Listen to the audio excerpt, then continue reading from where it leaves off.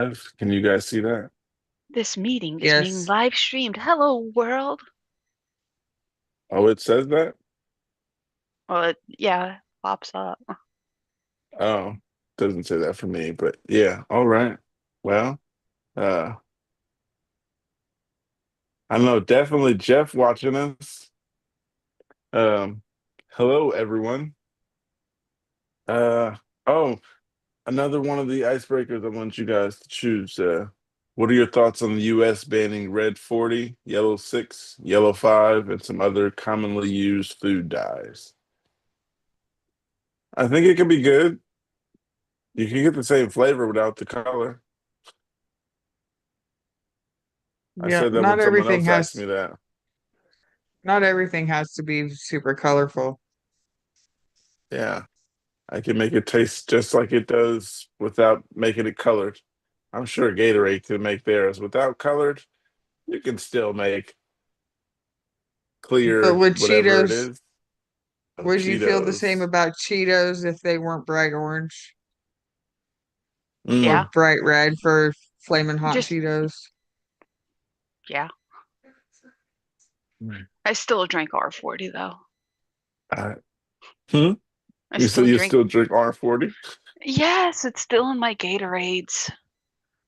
Uh, yeah. I was thinking of that the other day when I see someone drinking a Gatorade. That's why I said that.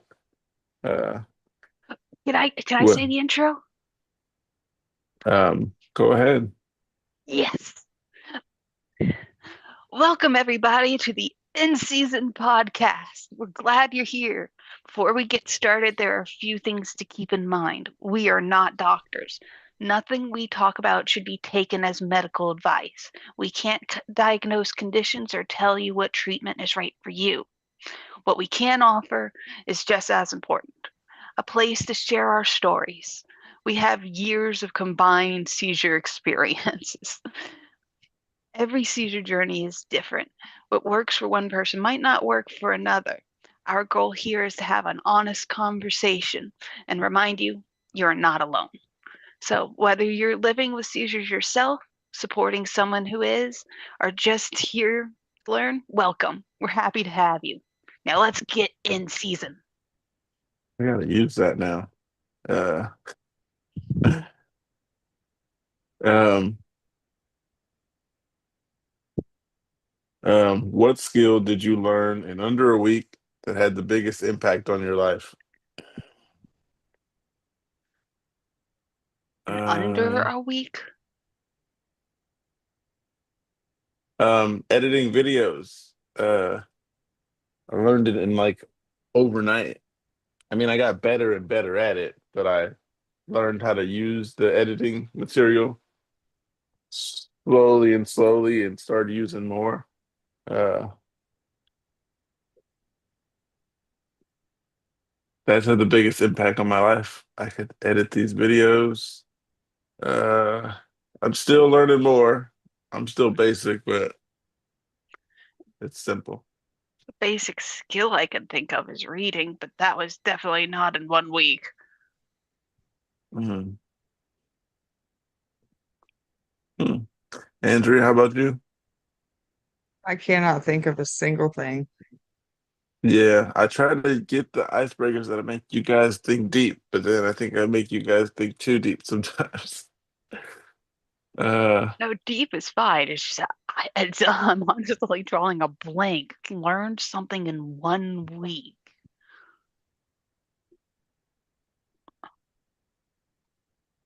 what industry is secretly on the verge of collapsing, but people outside of it haven't noticed yet?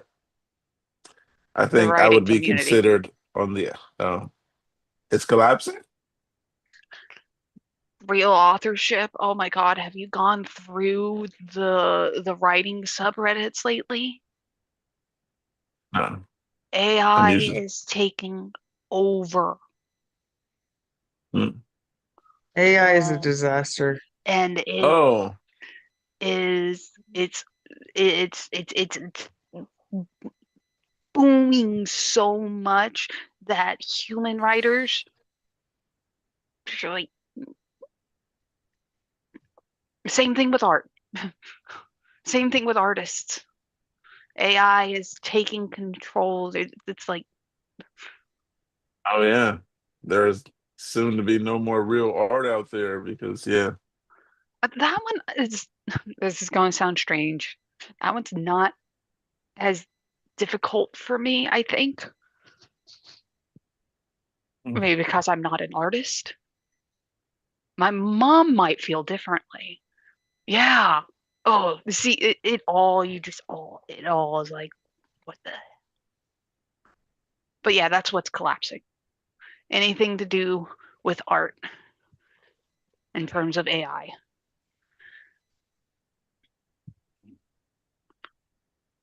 Yeah, I've seen somebody make a nice picture. Uh, they said make a Bob Ross painting, and it did what it was asked. It was a nice painting too. Uh, I think it was Chip With that did happy that little for us. trees. Yeah, Bob Ross. I forgot about that guy until Chip brought him back up. But not that Bob Ross wasn't a cool guy. Um, mm. but I had something that I was gonna send you a link to, Toaster, because you got to go see it. Uh, I have to see I it to shared believe it it. with Andrea. Uh, there you go. I can't Toaster, look I at send that that to and you. Um, I can't yeah, preview. did I say the icebreaker? Thought I did.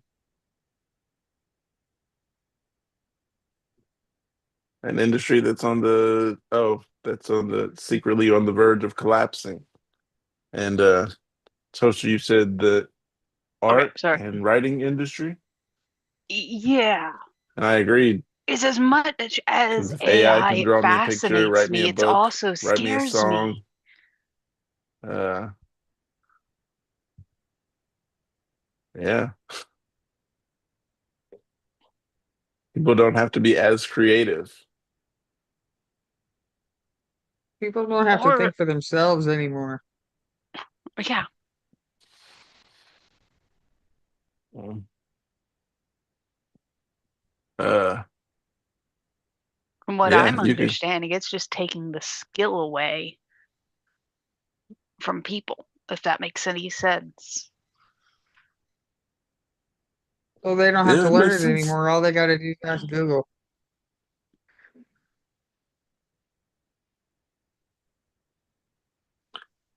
Um, okay.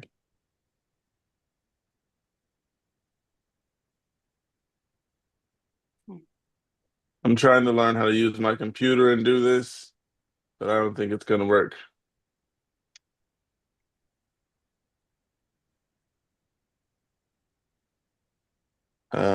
Give me 1 second.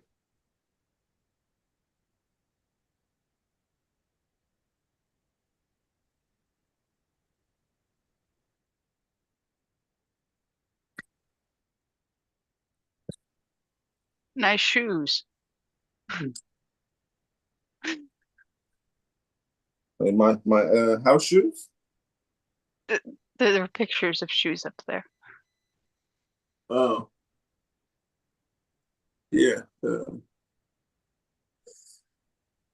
So yeah, it's easier to use the laptop. I tried to make it because it looks like I'm looking at you when I'm talking, uh, but it didn't work. There's Uh, a very easy way to do that. You have glasses, and so the glare always is on your glasses so they never know where you're looking at. Andrea, do you agree? No, it's just something I've noticed when I It can work, but that's why I got up and closed the blinds because I don't like seeing the glare in my glasses. there's no way to stop it for me. It's just where the light is. I could close this one too, but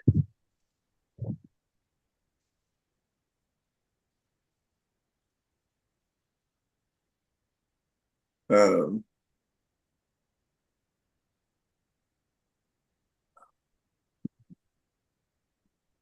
Okay. So back to you guys get like the shooting pain in my gut this morning. I don't know what that is. Maybe I'm sitting wrong. Yeah, cyclosporiasis or No, whatever it's called. no, but on that, they're saying that people are out here trying to get it. Um, yes, people are Why? trying to get cyclosporiasis and lose weight. Uh, I'm being called. it was on the That's news. Uh, yeah, it was on the news not too long ago. It would be 11 o'clock news here. But they're um, using it, talking about they're losing weight. Uh, that's going to be a great topic for tomorrow when I look more into it. But I for surely seen it on the news, and I'm just going to tell Mark about it. Um, that seems like an extremely unhealthy way to lose weight, if you ask me. yeah, I want to read the news article and see what they have to say about that. But earlier they were just laughing at it on TV. Um, people are purposely eating lettuce, more and more lettuce. Um, yeah, you got to check it out because I was surprised that it was on the news and they were sitting there laughing about it. But I mean, I suppose that's it's about the same as taking laxatives all the time to lose weight, which was a thing back in the 90s, I think. I'm sure oh, people still do. did not know that. Friend of mine's sister did it. Really not healthy though. Can cause a lot of So it's problems. just like it sounds like it could uh, just keep nothing in you, basically. Right. And Um, it like you don't even what you eat just goes right through you, therefore you don't absorb the nutrients and calories from it. mm, But it can really screw up your system because of how it all works and leave you very dehydrated and sick.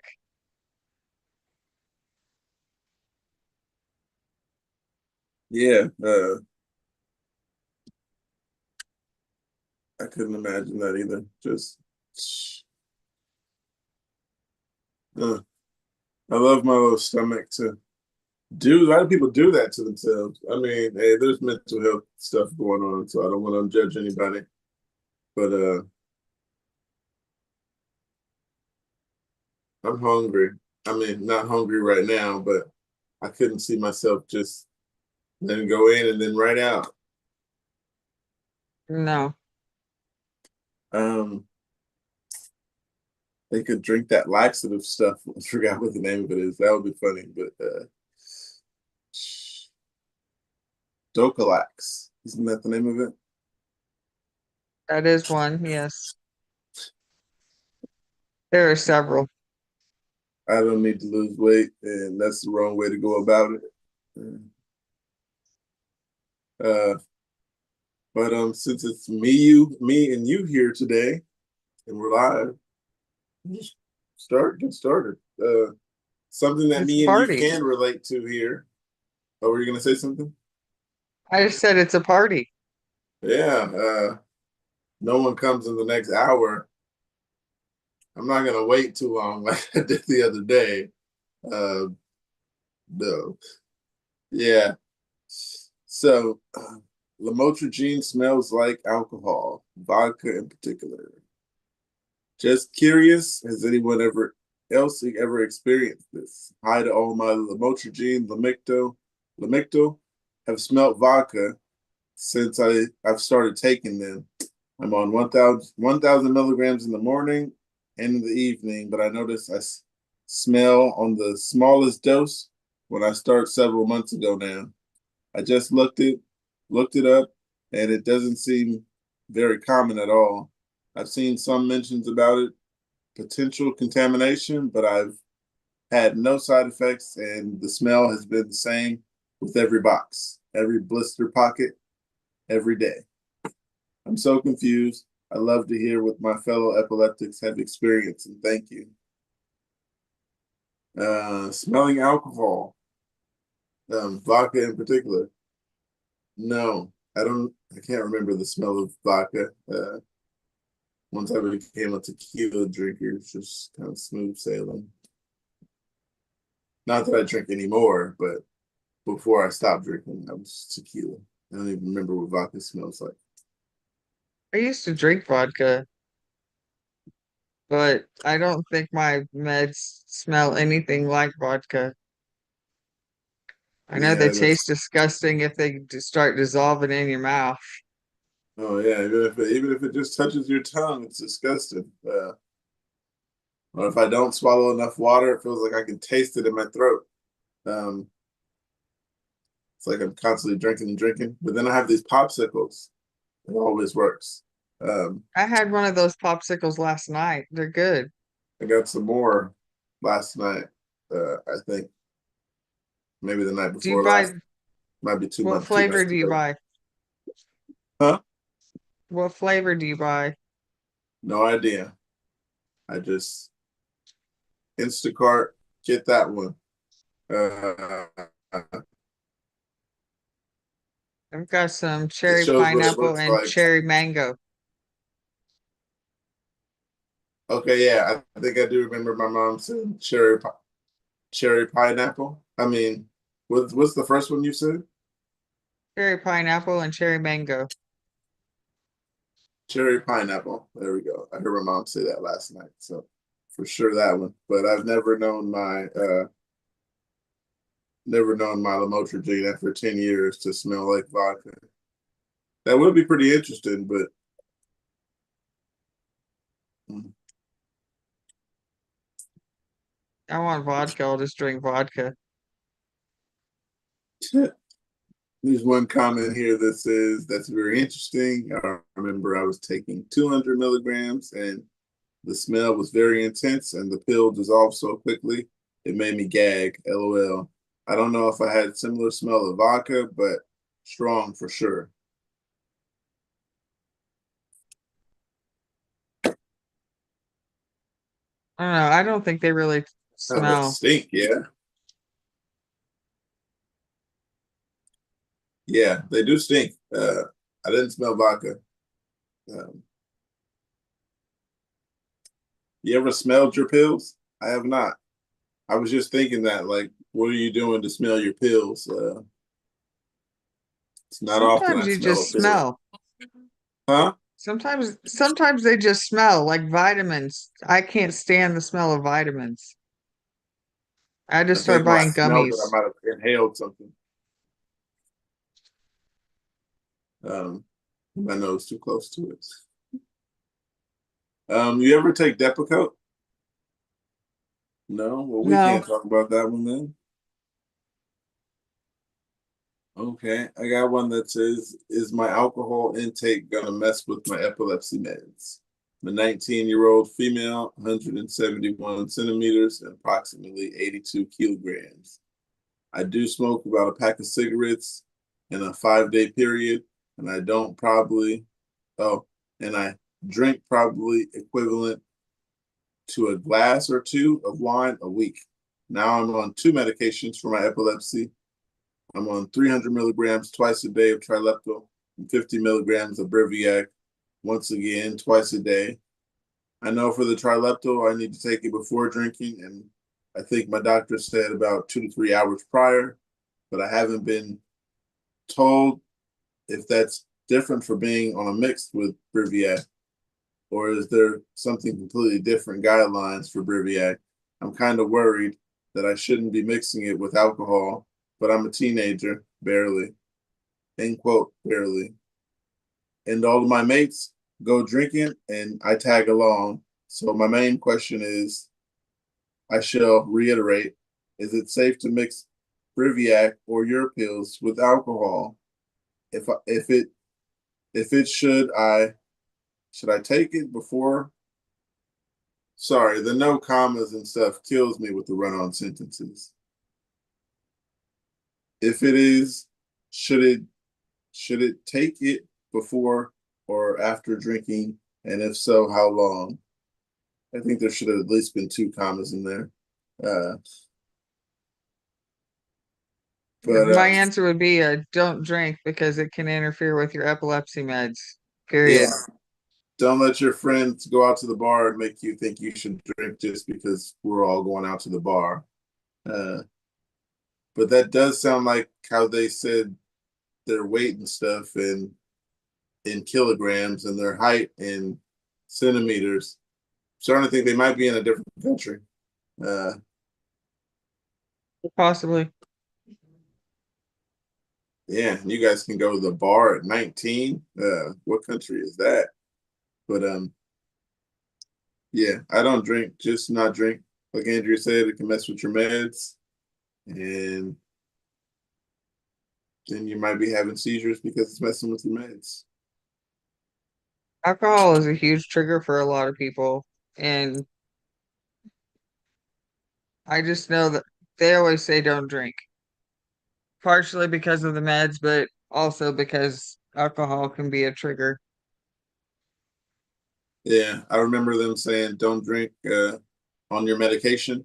Then I told my doctor, I told him, but how do I drink then? Because you said don't drink it with my medication. And he's like, that mean don't drink? But that was like 12 years ago. Uh, and I don't think I stopped drinking right then and there. I quit last year on Easter. Well, Easter of last year was the last time, I should say. Yeah, I haven't drank since for over a year now. And the last time I drank, I pretty much did everything they tell you not to do, and then ended up having a huge, huge tonic-clonic a little do while later. So you think don't push alcohol it. will trigger? I don't know if it was the alcohol or not. It was a huge amount of stress. I was out in the heat, so I was probably dehydrated. I wasn't sleeping properly, and I was drinking for like a week. And then after I got home, I had a big tonic-clonic. Were you alone? When I had the TC? Yeah, Yes. Yeah. sorry to hear that. And then I spent I think a day and a half or 2 days in bed, not functional, pretty much. I would get Been up to go to there, the bathroom and get more water. been there. To the water, to the bathroom, to the back to the bed. Yep. Yeah. Sometimes I wouldn't Yeah, I get was up because I'm like, all I need is water. How about I wait till I got to go to the bathroom, then I'll do both at the same time. Uh, the yep. struggles. Uh, I was like would wake up long enough to like text my friend and basically let them know that I was still alive, and then I'd go back to sleep. I would look at messages and I'd be like, that's like 6 questions and a long message. I'm not gonna respond to that right now, especially the long messages. Well, Then the people long start messages you can't calling. even read. You can't Come even again? get through a long message. You can't even get through a long message because it hurts too much to read it. Right. Then I just lay the phone down like it's too much. But on the post of drinking alcohol with meds, one of the comments say, I drank for 12 years after being diagnosed with epilepsy. This year I stopped because there was an obvious pattern of the drinking, then having a seizure at 2 a.m. I just smoked 510 carts of cannabis now and gummies. Hey, the 510 carts. I just found these. Good brand, 20 bucks. And it's hilarious that they said the 510 brand, and that's the one that I have next to me. Uh, the dispensary I go to, they just told me about it. And they're like, we'll give it to you $20 out the door. And I was like, any taxes? And he's like, no, $20 out the door. Like, give me four. And yeah, because I don't want to come back someday. And then they're like, oh, they're not $20. I don't know. If he didn't say it was a special thing, but I was like, while I'm here, might as well get four. Gave my mom How one, long's that and last you? Uh, that was about a month ago. Today's the 1st 31st. and 31st. I can check my debit card information. Let's see, because I use debit card for everything. Um, last time I went to the dispensary was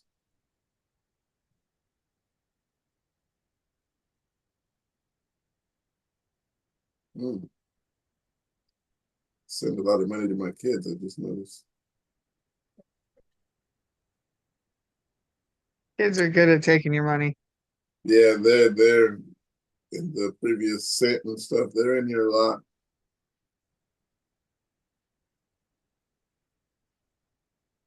Golly.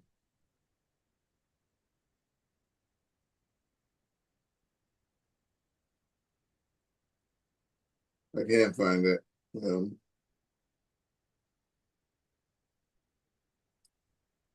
Yeah. Um, and it lasted me, I'm thinking like around like 2 or 3 weeks. I'm on the last part now, and uh, it's a hybrid named Guava Gelato. It sounds good. Yeah. I I don't think I've had guava gelato, but I've had gelato. Yeah, there's so many types of gelato. I just felt like this one would have a, well, no, I didn't feel like it. The guy said this one will have a sweet taste to it. And I was like, you know what you're talking about, I guess. I never go in there and have like a selection. It's like, give me a hybrid, and he's like, "You want this one? This has this and this." And he always names off a bunch of stuff. And I tell him, it's like I told you last time, man. I just need something, something for sleep, something to do while I'm on the podcast, so I can be awake. And yeah, he's like, "Okay, I got this, this, and this for you. Cool." But he asks me every time, this one is the terpenes for this, and he starts naming stuff in percentages that I don't understand. And then I'll meet one of the older ladies, and the old ladies, they're always like, no, directly. Um, they'll get a bunch of different brands, and I'm always like, I don't care which one it is. You don't have to get a bunch of brands. I just want an indica. Um, they're so specific. When I say I want an indica, she'll go get all the indicas. And I was just like, which brand do you want? I'm like, you could have kept those back there and told me. And but yeah, those guys at the dispensary, major salesmen, they'll get you if you let them. I stay away from indicas. Mm. Give me a hybrid or a sativa. I prefer the sativas, but it's hard to find sativas anymore, at least where I'm at. Can't find good ones, but you can find them around here.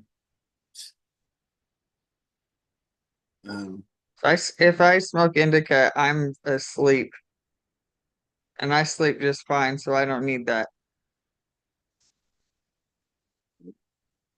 we got another post here. Something else that me and you can relate to because we both take lamotrigine. It says lamotrigine, second try, help and advice. I was put on 50 milligrams a few years ago and had a bad reaction, allergic reaction. But I was reacting to everything because of an underlying condition that wasn't diagnosed yet. I've since been diagnosed with the underlying condition, one that can cause or be related to epilepsy, and have responded to treatment for an underlying thing. But that's a long treatment road. The tonic-clonic seizures are better, but I'm having daily focal absences and focal awares. I've been getting for years, surviving the worst seizures with the low dose rescue Ativan and sometimes low dose gabapentin, plus low dose Ativan. It's all been hell. So now all the focals are all the damn time. I have the 50 milligrams of the Motrigine in hand, but I'm too scared. I don't know what actually to expect from the Motrigine or how to know if or when it is helping or how long will it take to help. Any advice appreciated? Did I read that You're right? not. The Motrigine, are they taking the Motrigine as a rescue man? I'm not sure. Read it again. Um, I oh mean, no, they I can't imagine they would prescribe lamotrigine as a rescue med. 50 milligrams though. Okay, yeah. Yeah, this person said now because I had some focals, I have a 50 milligram lamotrigine in hand, and that's why I read that and was thinking, wait, are you taking the lamotrigine when you're having a seizure, like as a rescue man? And that's what it seemed like. Uh, I think they got it as an add-on. 50 milligrams is nice and low. I wish I could be Y- on less meds. Um, I mean, lamotrigine's one of those that you got to take it for a while to get it stabilized in your system. So you're not really going to know if it helps until you take it for a while. yeah, mine started getting better when I actually started taking it when I'm supposed to take it, which was like in That's the a good last. start. Yeah, it's a good start. Without it, I wasn't having them every day, but it was like twice a month, maybe. Yeah. And yeah, then I started taking it more and more. And instead of asking people, can you take me to get my prescription? And then they're like, I can't take you. So then I'm just like, screw it, then I won't take it. I had to stop doing that. What I did is I started getting on the bus and going to get my medication alone, which I should not be doing. But hey, it got me to start taking it when I, and then all those trips to the pharmacy are just like hours on the bus alone, which is another problem. But yeah, as I started taking it more in the past 3 years, I've noticed a pattern. And yeah, every 3 months is the pattern. Uh, do you think, I think I asked you already, do you think I should ask for an up in the dosage, or should I just ask for an add-on? Because you know the side effects of lamotrigine and you're happy with it, I would ask for them to adjust your dosage first. But if they don't want to adjust your dosage, then try an add-on. What if they say no? What if they say, I just want you to take this? What if I say I don't want to take that? Would they just be like, okay, I can't deal with you anymore? Like the add-on medicine? You're saying like if you don't want to take the add-on they offered, Yeah, tell them you don't want to take that and tell them why and see if they will prescribe something else instead. Like ask them what the options are. yeah. Um, I've been smoking, which I have not been doing for a while. Um, but yeah, I've been smoking lately a lot. Smoking what? Weed. Um, your eyebrows went up like I smoke anything else. Uh, Just checking. I mean, like smoking flower rather than the carts. Is that what you're saying? yeah. So I'm usually smoking carts, but I've been smoking flower. And the only thing that I notice about that is you get used to the hand to mouth that it makes me smoke more when I'm actually vaping. So, uh, I have that problem, but it's nicotine. yeah, that's the thing there. I think there was maybe one blunt that so that was nicotine. But nicotine, it's way more addictive than weed. Uh, I'll agree with you on that one for sure. I need to stop again. Uh, but almost forgot that we are live. But what a day. Got something here that says planning for something that gets ruined.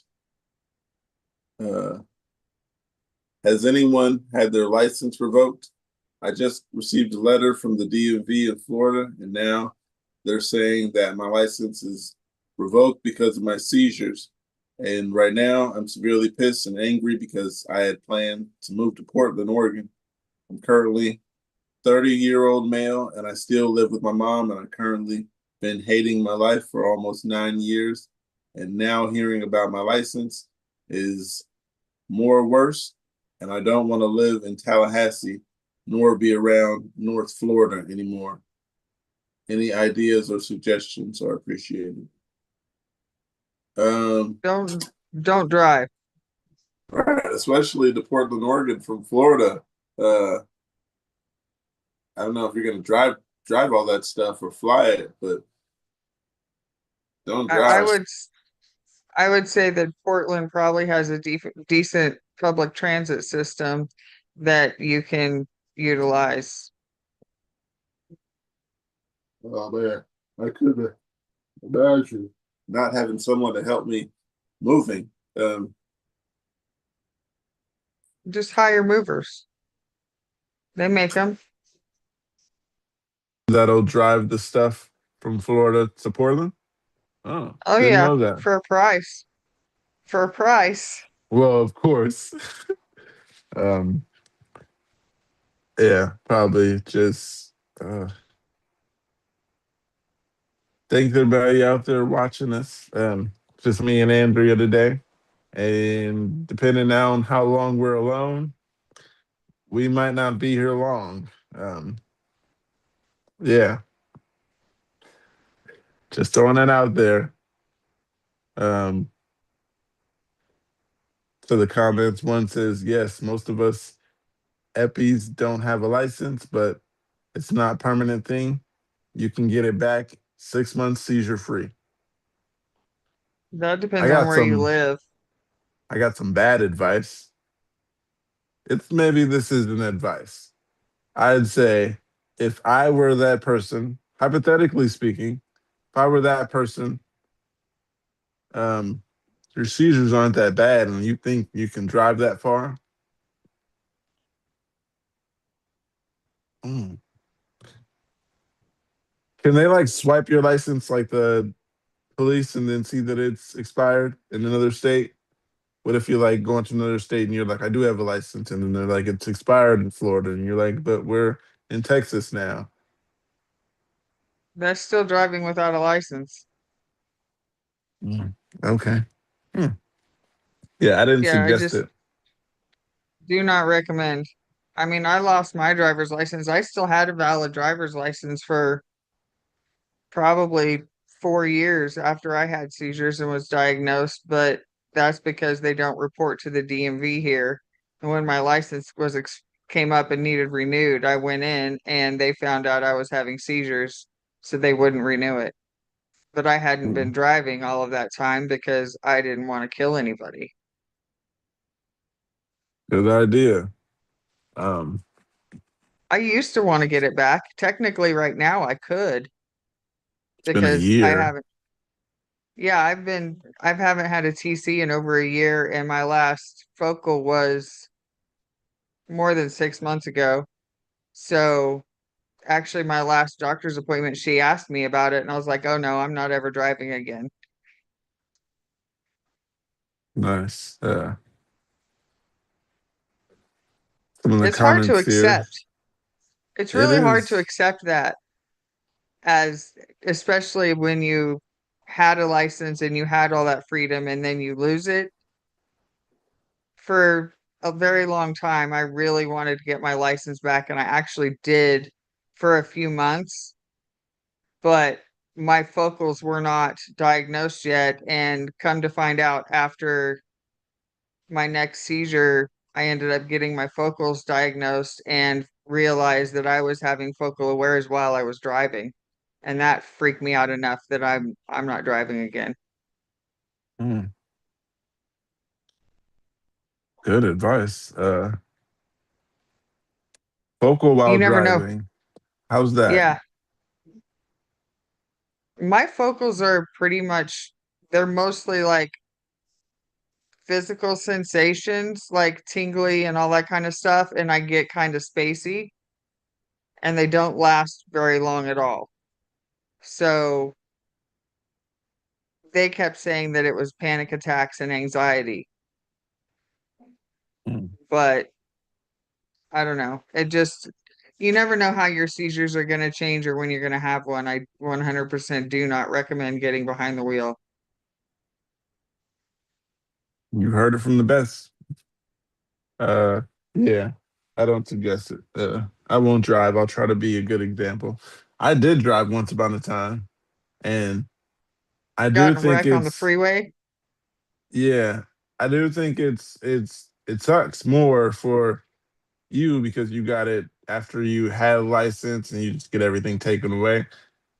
But I was a teen when I got it, so it was just like, all right, I guess me and my friends will continue to walk like we've been walking.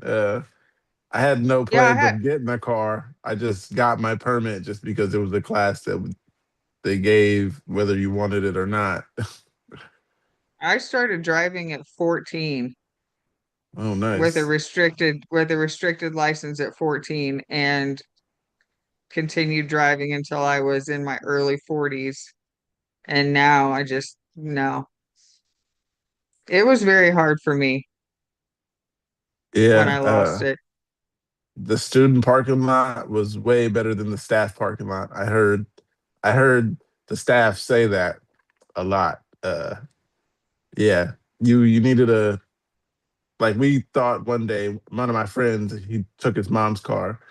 Hypothetically speaking, allegedly, I'll say, um, and they wouldn't let us in the student parking lot because you don't have a pass. But then when we see all these cars going by, and it was like a car show, uh, and then teachers were standing up there at the top of the hill just looking, and they were talking about how it's like this every day. These Corvettes come in and nice ass cars, and yeah, I had went to a decent school in a nice neighborhood. Um, yeah, did you have a nice car? Did I what? Did you have a nice car? Were you driving the Benzes back in high school? Oh hell no. My first car was a 79 Camaro. It was almost as old as I was. Nice. Um, that's a nice year. I don't know if you remember your cars. Uh, It was like baby blue.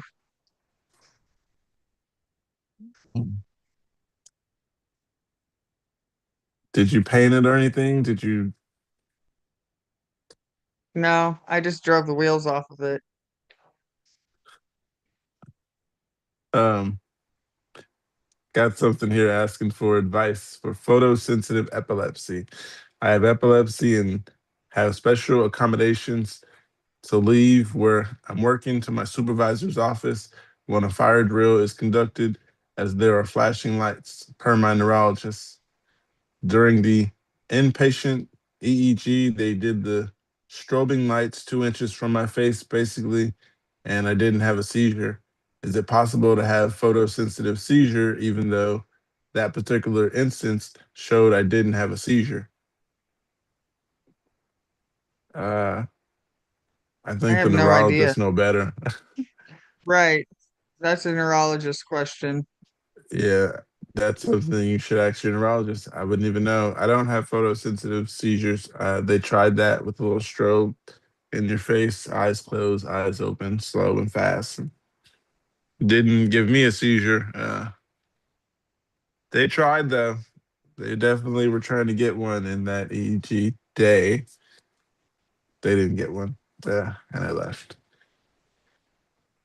But yeah, talk to your neurologist because uh, yeah, I don't want to give you advice on this one. 'Cause that one you could have a seizure. Anyhow, this one says life just got a bit harder. I think I posted here yesterday. It was about Depakote and all the awful side effects that I had been experiencing about a month ago. Oh, I'm sorry. Uh,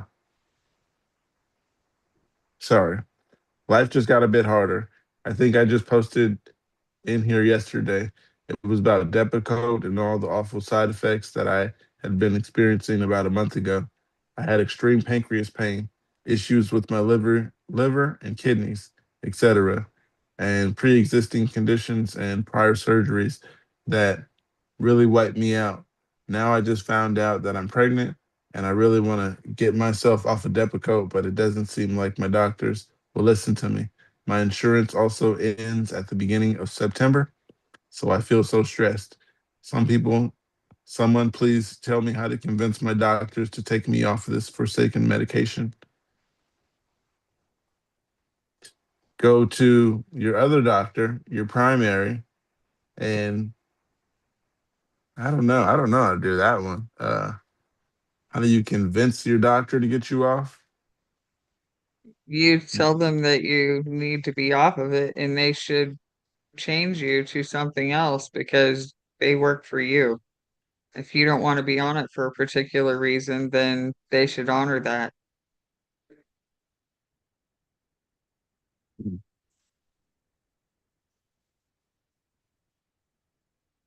Uh, okay. Got something else here, and it says, I just want to live a normal life. I'm on vacation with my family, and I had a seizure, and I feel like I fucked everyone's night up.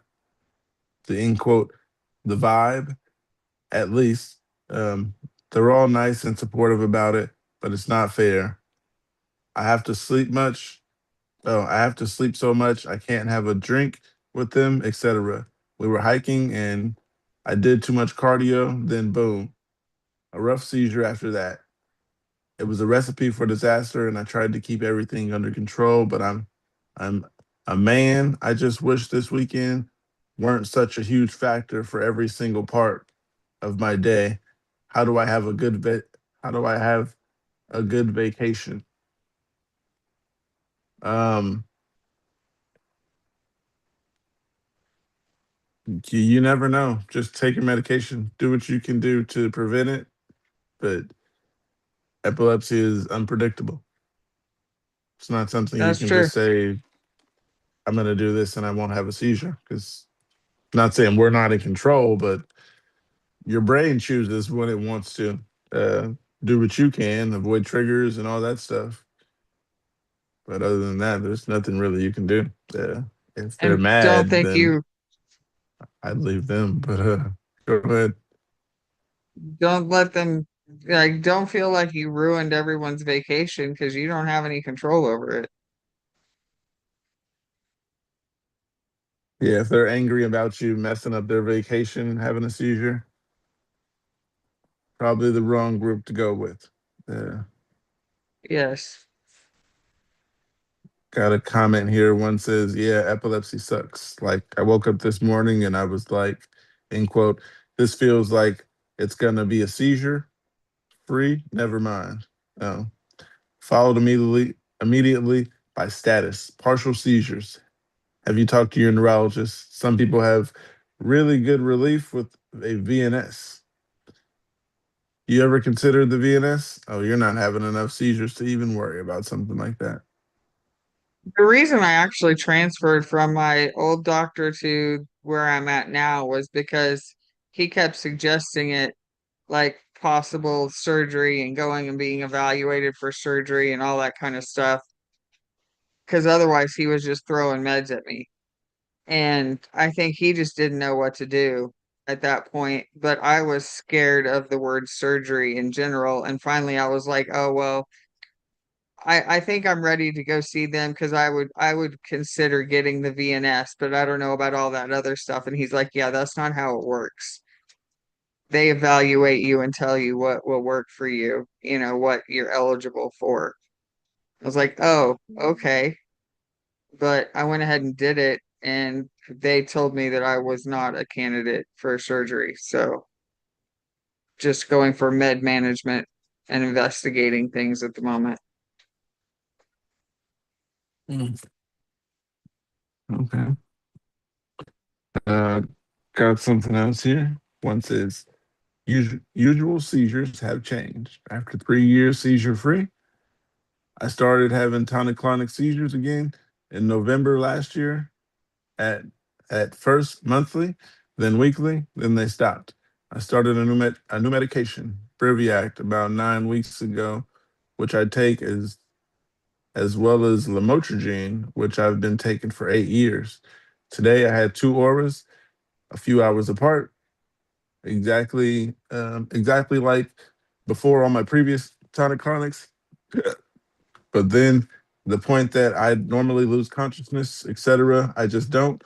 Obviously, this is great, and the medication must be kicking in, but I still had proper auras with auditory hallucinations to a point that uh, I felt the need to get on the floor.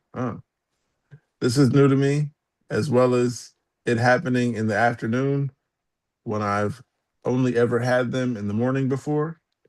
The weekly seizures I had earlier in the year were different to how they used to be. Some of them without an aura at all. Basically, if I want to speak to a neurologist anytime soon, I'll have to pay privately. Should I be concerned that my seizures are changing? Is it worth paying for an appointment with that as a main subject, or is it just silly? My family are pushing for me to just have an appointment, but I feel like I'm overreacting to see someone just because they've changed. Mm. I don't think I would like seek out a new doctor just because they changed, but I would definitely be in touch with my current neurologist and let them know because they may want to do a med adjustment, which at least here they can do med adjustments from information over the phone, you know. You call and tell them and maybe they'll adjust a dosage or something without even having to go in and be seen. But I don't think I would change doctors. Yeah, when I started doing this and started finding out more seizures, and when I found out that a focal wasn't just, I wasn't just blanking out and tripping, it was a focal. Then I pointed that out to my doctor, but that appointment was like the day before he retired. So when I told him I found out that I'm having focals, he was like, "How do you know?" And then I explained it to him, and he was like, "How long you been experiencing this?" And I told him like 10 years, and he's like, "Are you serious?" He got angry that I told him that I've been experiencing it for 10 years, but I did not know that was a seizure. I didn't know. I thought I was daydreaming, and I thought it was normal. Just give me a second. Got a little headache. I don't know why, but let's continue to go about the day. That's how things were going for so long, just ignoring it. Uh, so, and then I start having the wander off seizures. My chief seizures have changed so much, but like I said, when I was able to know the differences in seizures, I was changing neurologists because he was expired. He was retiring. I was going to say expiring. He was retiring, so um, I needed a new neurologist, and this new one doesn't really know much about me, but yeah, when they change, I don't think it's something you necessarily have to bring up unless you need a new pill for something else.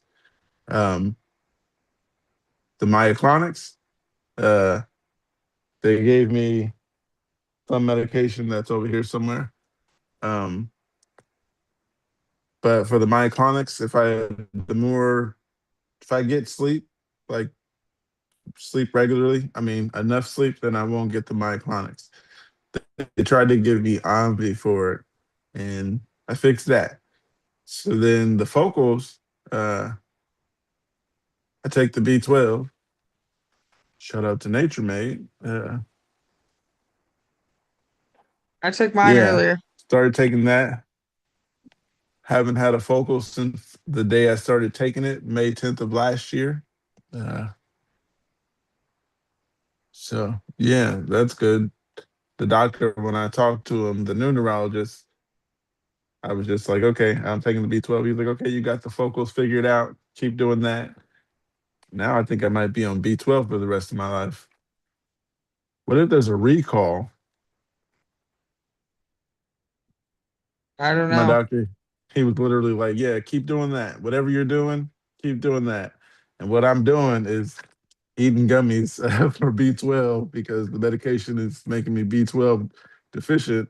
So, mm, I've been much better. For a while, I was just taking my B12 like sporadically, but I remember I had to go in for blood work or something, and I'm reading all of my blood work because it was kind of slightly abnormal, and discovered that all of the stuff that was out of whack could have been caused by B12 deficiency. So I started taking it and I'm feeling better. So, and still no focals.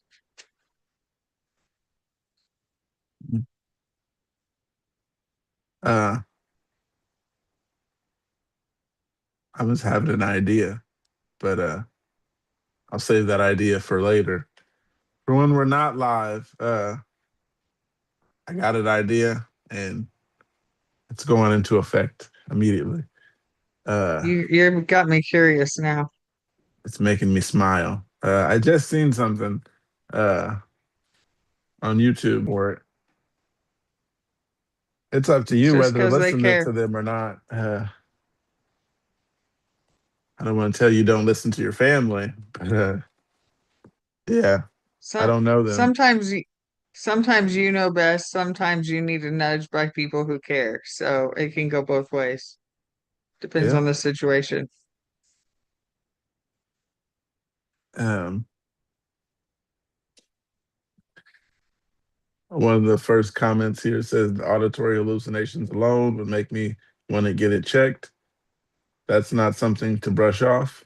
Med changes can shift how seizures present, but new patterns are always worth flagging. If your family's pushing for it too, I just book the appointment and stop second guessing yourself. Okay, I forgot I did read that the auditory hallucinations. Uh, get that checked out because hearing stuff isn't cool.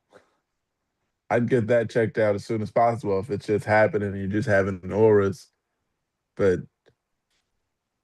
once I found out that I'm having a bunch of different kind of seizures, once I started doing this podcast, and yeah, my last appointment with my doctor was days after I started learning everything. So once I told him about it, he's like, "Oh, this, and this." Gives me a prescription for like 6 months, and told me he was retiring. Well, he told me ahead of time, but yeah, he was really disappointed that he did not know this. But I'm like, you guys don't tell people that seizures can happen other than shaking. No one pointed that out to me. I thought I was just, like I said, just having daydreaming spells. Thought nothing of it. People around me probably watched and thought nothing of it. Have your seizures? Did you have the focals before you had the TCs, or do you remember? No, I didn't. I just had a huge TC at like 5 o'clock in the morning one day. Okay. I was in bed asleep. Mm. Another comment here says, I also always have tonic-clonic ones, except for the ones after I got switched to Keppra to Briviact and the Motrigine. Then I had a first focal one. I was already preparing myself that I was gonna pass out, but I didn't. Never had that before. I had one TC one after that, and that was my last one until now. Never really linked that focal one to my medication though till now. Seems logical. To answer your question, no, you're not overreacting. You're silly. Um, I get that it sucks that you have to pay, but I can understand that you would want to see someone if your seizures change. That's not weird at all, and I would do exactly the same. They can also maybe alter the medication if you can still get some seizures, although they're looking not TC anymore. Definitely worth talking to someone. Okay. Yeah. The auditory hallucinations is the one thing that you can't brush off for me personally. Because I have the auras, but it's usually phantom smells. It's not hearing, because I couldn't imagine just hearing stuff other than the every now and then get the ringing. But you're gonna go see a doctor? Advice, Andrea? Absolutely. Auditory hallucinations would freak me out. Yeah, I can imagine just looking over my shoulder, asking people, "Did you hear that?" Don't want Yeah. to experience that. Uh, Especially, I mean, depending on what they are. I've heard some wild stories about hallucinations. so, everybody out there watching, and Andrea, if you didn't know, I was just thinking of something earlier. I was thinking maybe go live just like some other time, me randomly, uh, and whoever would like to join. But just an idea that just flew through my head. You might see me live one random night, 10 p.m. Pacific for no reason. What are you Uh, going to do on these solo meetings? I honestly, it was just an idea right now. I have no idea, but another podcast that I watch, uh, they have lives, but yesterday the guy went live by himself and he was just talking like, I'm gonna do this live and just tell you guys about this, this, and this. Uh, yeah, and then I seen that video on my phone, switched over to that, and I was like, oh, okay, I'm gonna think about doing that. Just random talking with whoever. I don't even know what I want to do. It's just a thought in the head right now. Audience, give me your thoughts on that. Always Thoughts good to on see your seeing smiling me. face. Thoughts on seeing me on a random day. I don't even know which day yet. I don't want to add another day to my week of live streaming so far. I could do it if someone paid me to, but I'm gonna get a new editor someday. Someday. If you happen to do video editing, um, somebody get in touch. Now is the perfect time. Um, no time better than the present, they say. Uh, I got some ideas. They're just flowing. Wrong time. We're supposed to be talking about epilepsy. Write them down. Uh, it's easier to say I'm live and then I can go back and look at the live stream. um, yeah, the ideas get to flowing when I'm alone or with you. Um, I got something here. It says accidentally swallowed the little EEG gel. Am I gonna die? I'm panicking for real. There was a lot in my hair and it somehow got into my mouth when showering. Tasted bitter. Do I need the ER? Am I dying? I 100% am not sure. I never got that stuff in my mouth, but I never seen the bottle that they squeeze it out of. Uh, I I would remember say them most squeezing out of a likely, bottle. You'll be all right, I think, maybe. But uh, I would say most likely you're okay, but you could always call like a poison control number or something and ask them. yeah. Uh, Obviously, if you start getting sick or having any symptoms, go to the hospital. right. To the comments here, one person says EEG technologist here. You're not the first one to do this. It's 100% non-toxic. Tastes a little gross, but you're fine. Uh, I have had both a patient and a service dog eat the gel out of their electrodes on purpose. We had the same panic as staff trying to figure out if it was safe to eat. LOL. Why There it would you ever goes. eat that on purpose? Uh, there's I no mean, more context. I could see like an animal getting into it but I just can't imagine why anyone would ever want to eat it on purpose. Mm. It has no nutritional facts. I don't know. People these days, they do things just to do things. You never know. They might have a camera That's near true. making a TikTok video or something.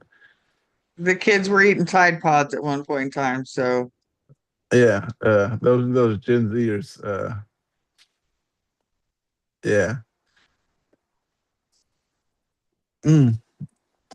Gen Z, Gen Z, Gen Z. Anyhow, one of the comments here says the bitter taste is the real tragedy here. That stuff is vile. You'll be fine. Just rinse your mouth and maybe eat something to get the taste gone. Good idea. Another comment here says adding this for you. Gel is non-toxic. It just got stuff that might make the stomach upset if consumed in large quantity. Um, yeah, very good to know. So you guys out there, do not eat the EEG gel. Uh, even though it is non-toxic, it does not taste good, I hear.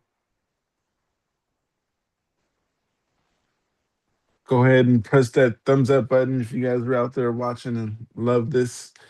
We'll be back tomorrow morning at 9 a.m. Pacific Standard Time. Yeah. Then again next Wednesday, 9 a.m. Pacific Standard Time. Or Pacific Daylight Time, they say now. So I got something here that says anyone else used to anyone else used to enjoy their auras? Hmm. I used to have mild auras that I enjoyed before I was diagnosed with the first seizure. Now the aura is a fearful event, making you hope it's not going to escalate into a seizure. It is like a temporary high without the long-term side effects. I do not enjoy my auras. Uh, yeah, I there's two that I can remember, and I just wanted to get out of the situation and avoid where I was at and run. And one time I was in the backseat of a car and I was just not wanting to be there, but the car was on the freeway and I was having an aura, and it just feels like you get claustrophobic. Feels like you just got to get out of that space. But being inside the backseat of the car, and it's an Uber, um, going a very long distance, I couldn't just hop out. And that's the part that I was just sweating, trying not to have it turn into another seizure. I kept rocking like this. I kept stretching and trying to just let the aura go away, and it wouldn't. The only thing I can remember helping is running away, or yeah, like I said, you can't run away in an Uber. But then you get that nausea factor too.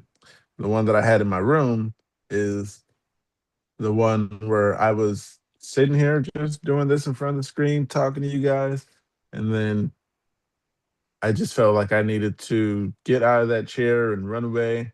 It felt like something was going to happen, and you don't know what, but it feels like something's going to happen. And just nervous, and an anxiety attack is what it felt like. Um, mine felt a lot like that too, just really nervous and anxious and I don't want to be here. And then I would get all the physical sensations and stuff. And I finally figured out that they would go away. So I would just wait them out pretty much. yeah. What I learned after the second one, well, during the first one, I was nauseous and I didn't have a vape pen on me, but I called someone and got a vape pen, and smoking took away the nausea, and without the nausea, took away the impending doom feeling. So I'm not gonna say weed helps, but you know, it worked for me. To each his own. Know your body. But I started hitting the vape pen. The nausea started going away, and like I said, without the nausea, the impending doom went away, and I was fine then. But that was not fun. But the time I could not vape was in the back seat of the Uber. So I was just like, Of course. oh, what do I do? The only Breathe. thing to do when you have a long trip and you can't ignore the aura and you can't smoke it away, or I decided just to put my head against the door and try to go to sleep. Uh, Did it work? uh, for some time, I woke up sometime later. It's a very long Uber ride. It was like 3 hours. So I went to sleep when it was 2.5 hours, and I woke up when it was 45 minutes left. And then I had another aura. And then I was like, how about we just close our eyes and listen to the music? And that's what I did for the rest of the ride. And I'm here to talk about it. That's a good thing. We're Yeah, glad to have you here. this post here is asking anyone else enjoy their auras. Did you enjoy yours? I did not. No, not at all. Because I would get all anxious and spacey and would try and figure out like what's wrong. Right. Um, It just felt wrong. yeah, it felt like something is gonna happen. I don't know what it is. Something is weird. I don't know what. I don't know why. I don't know how.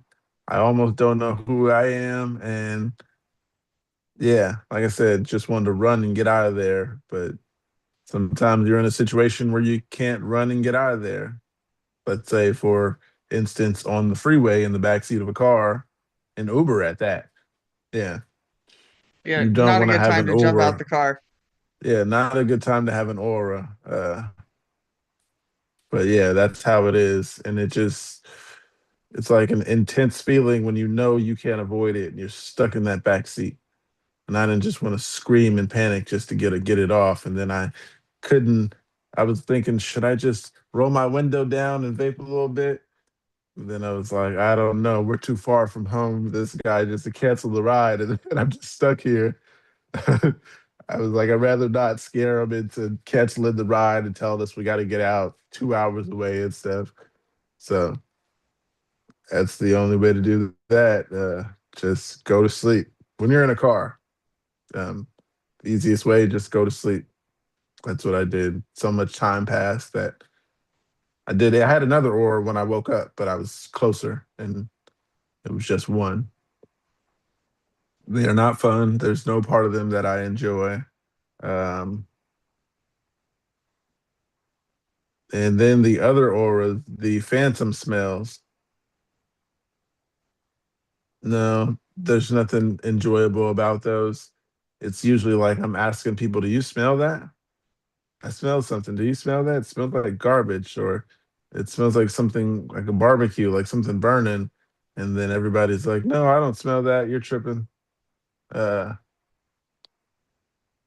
One time I smelled something burning and my mom didn't smell it, but she was like, I do smell barbecue. Someone was actually cooking, but I didn't smell the barbecue. I smelled fire. I smelled a burning smell. And Does it come and go really fast? Or is it just no, for a second? it's just lingering for like 5 minutes.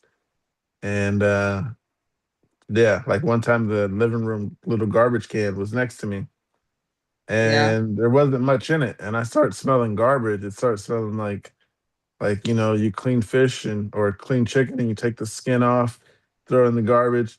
There was none of that in the garbage can, but it smelled like or for instance, the little tray that you take the meat off of and you throw the tray away, it smelled like one of those would have been in that garbage can. But I kept looking in there and I'm like, there's nothing in there. And that's when I learned more about phantom smells. Sometimes I might smell things that people don't smell. Then I know I'm having an aura. And like life of an epileptic. That's some shit nobody will ever know you're having an aura just because you're like an aura is a seizure. So I was sitting there having a seizure, but I think I need to ask people: can an aura progress into a seizure, a TC? Uh, Yes, I yeah. believe they can if it generalizes. Uh, okay. So now I get the phantom smells. I should also sit down, not go looking for the smell because that's what I do. Go looking for the smell. Where is it at? I get Uh, like weird smells every once in a while, but they're usually like I smell something and then I can't smell it again. I'm like, where did that come from? So I don't know if mine are just, mm, I don't know. I don't know what mine are. They um, don't ever last. yeah, mine lasts, or like I said, it's usually like 5 minutes at the most, and usually it's like in the middle of looking for it, it just goes away, and then I'm like, okay, well, it went away, but I didn't find it. That's usually how it is. It went away, but I can't find out what it is. I still haven't figured it out, but the smell is gone, so I can't keep looking for something that's gone. And like I said, the garbage can next to me was empty, and it smelled disgusting. Uh, not inside of it literally, but sitting next to it smelled like it was full of stuff that the Raw garbage. You chicken. know, how they said the garbage is ready to go out. Yeah, it smelled like the garbage was ready to go out, but there was just like papers, a couple water bottles, maybe nothing like that. What it smelled like. So auras Leave enjoyable? No.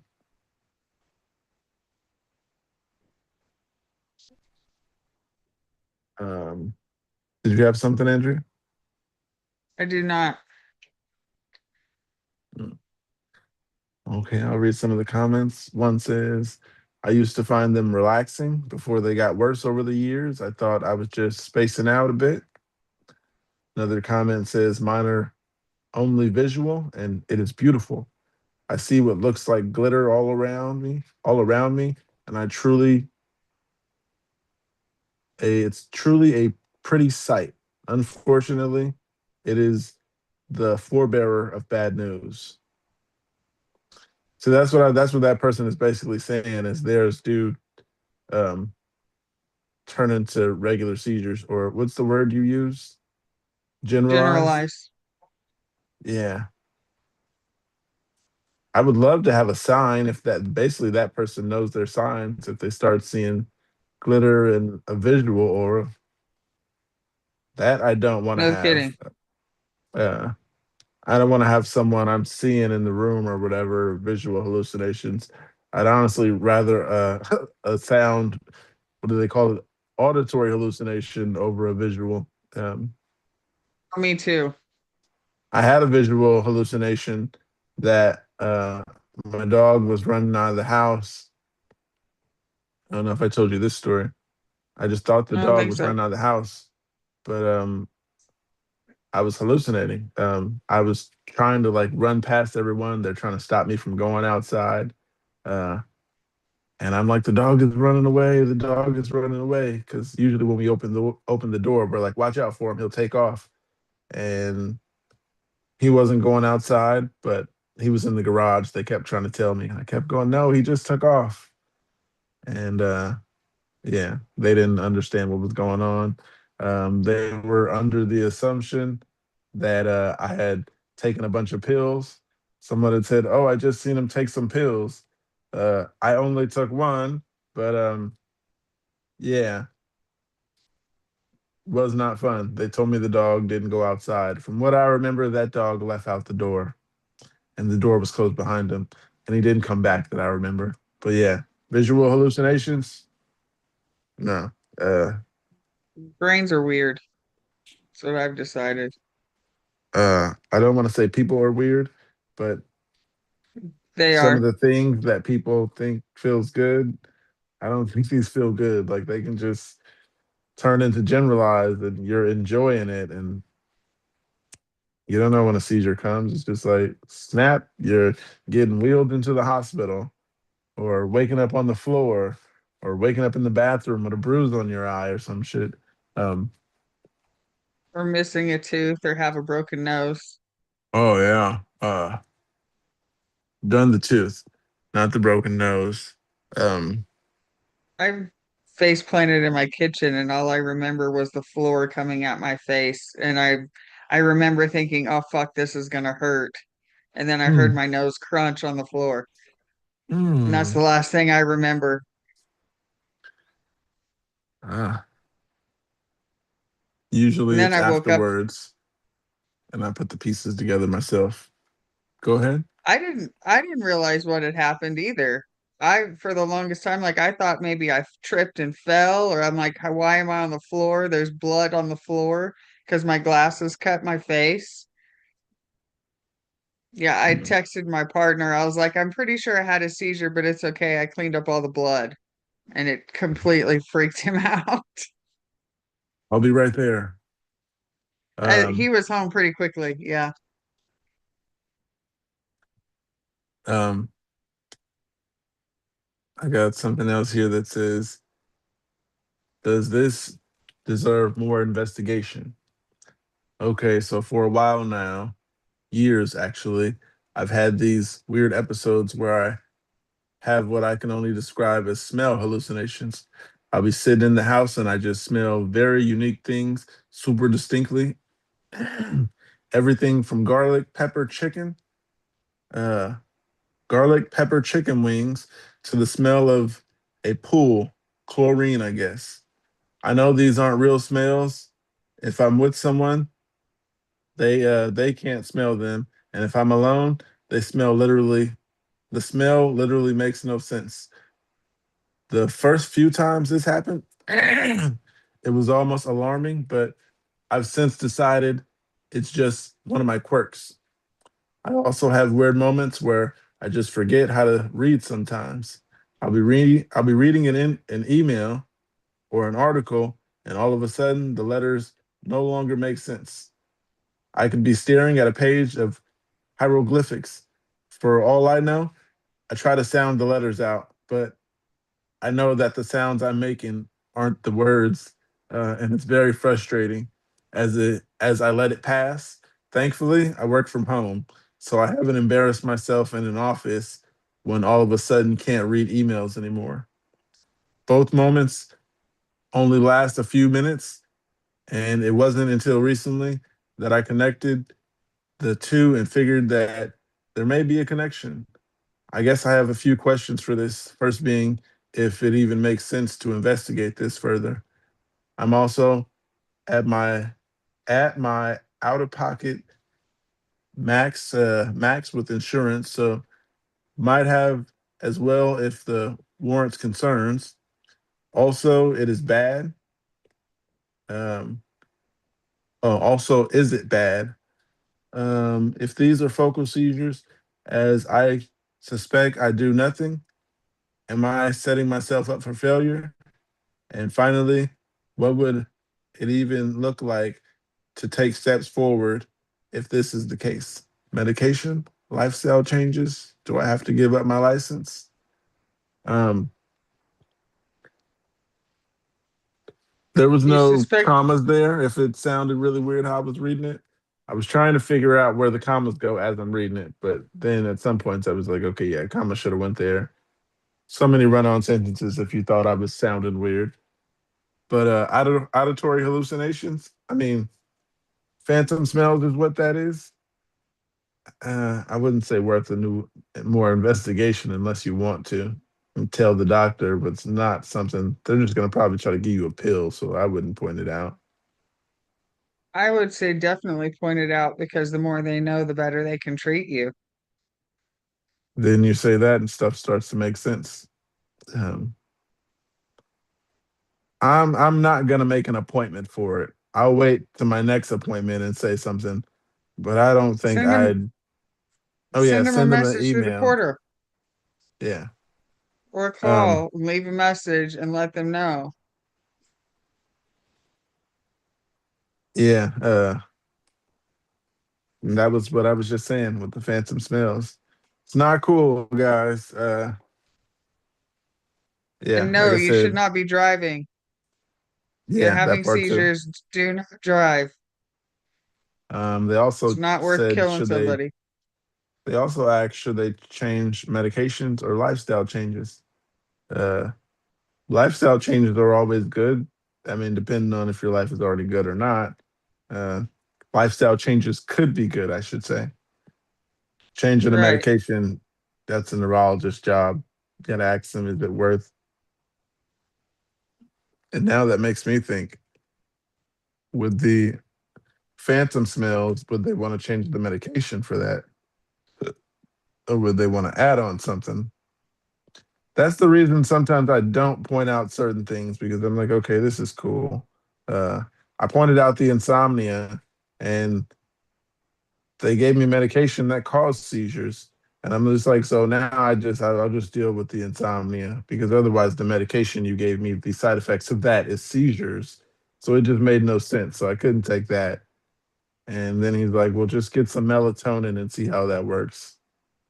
You Mm, realize that pretty much every medication that is out there says that it may cause seizures or it might make you constipated or give you diarrhea. They're completely contradictory. They're going to yeah. make you lose weight. They're going to make you gain weight. They're going to make, I mean, it's just, they list every single possibility of anything that they have ever been told while someone was taking this medication, but that doesn't mean that that's a common thing. It doesn't mean you're going to get that side effect. Right. And Mm, what affects one person one way could be completely different for another person. Just like you get the insomnia really bad from lamotrigine. I've never had insomnia from lamotrigine. So you don't know. you're right. I do not know. But yeah, like I said, certain things, if I think they're small enough, I just don't say anything. Then I just be like, okay, this isn't a problem, so I won't point it out. But it does make sense what you just said, Andrea. They just need to know everything.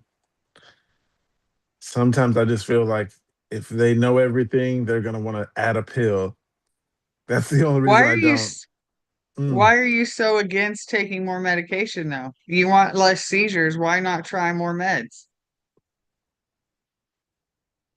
um, for instance, for the phantom smells, I don't mind it. It bothers me at But the you've also time, like smelling it, and it sucks, yeah. But it's like a few minutes. I don't. It doesn't but bother me enough.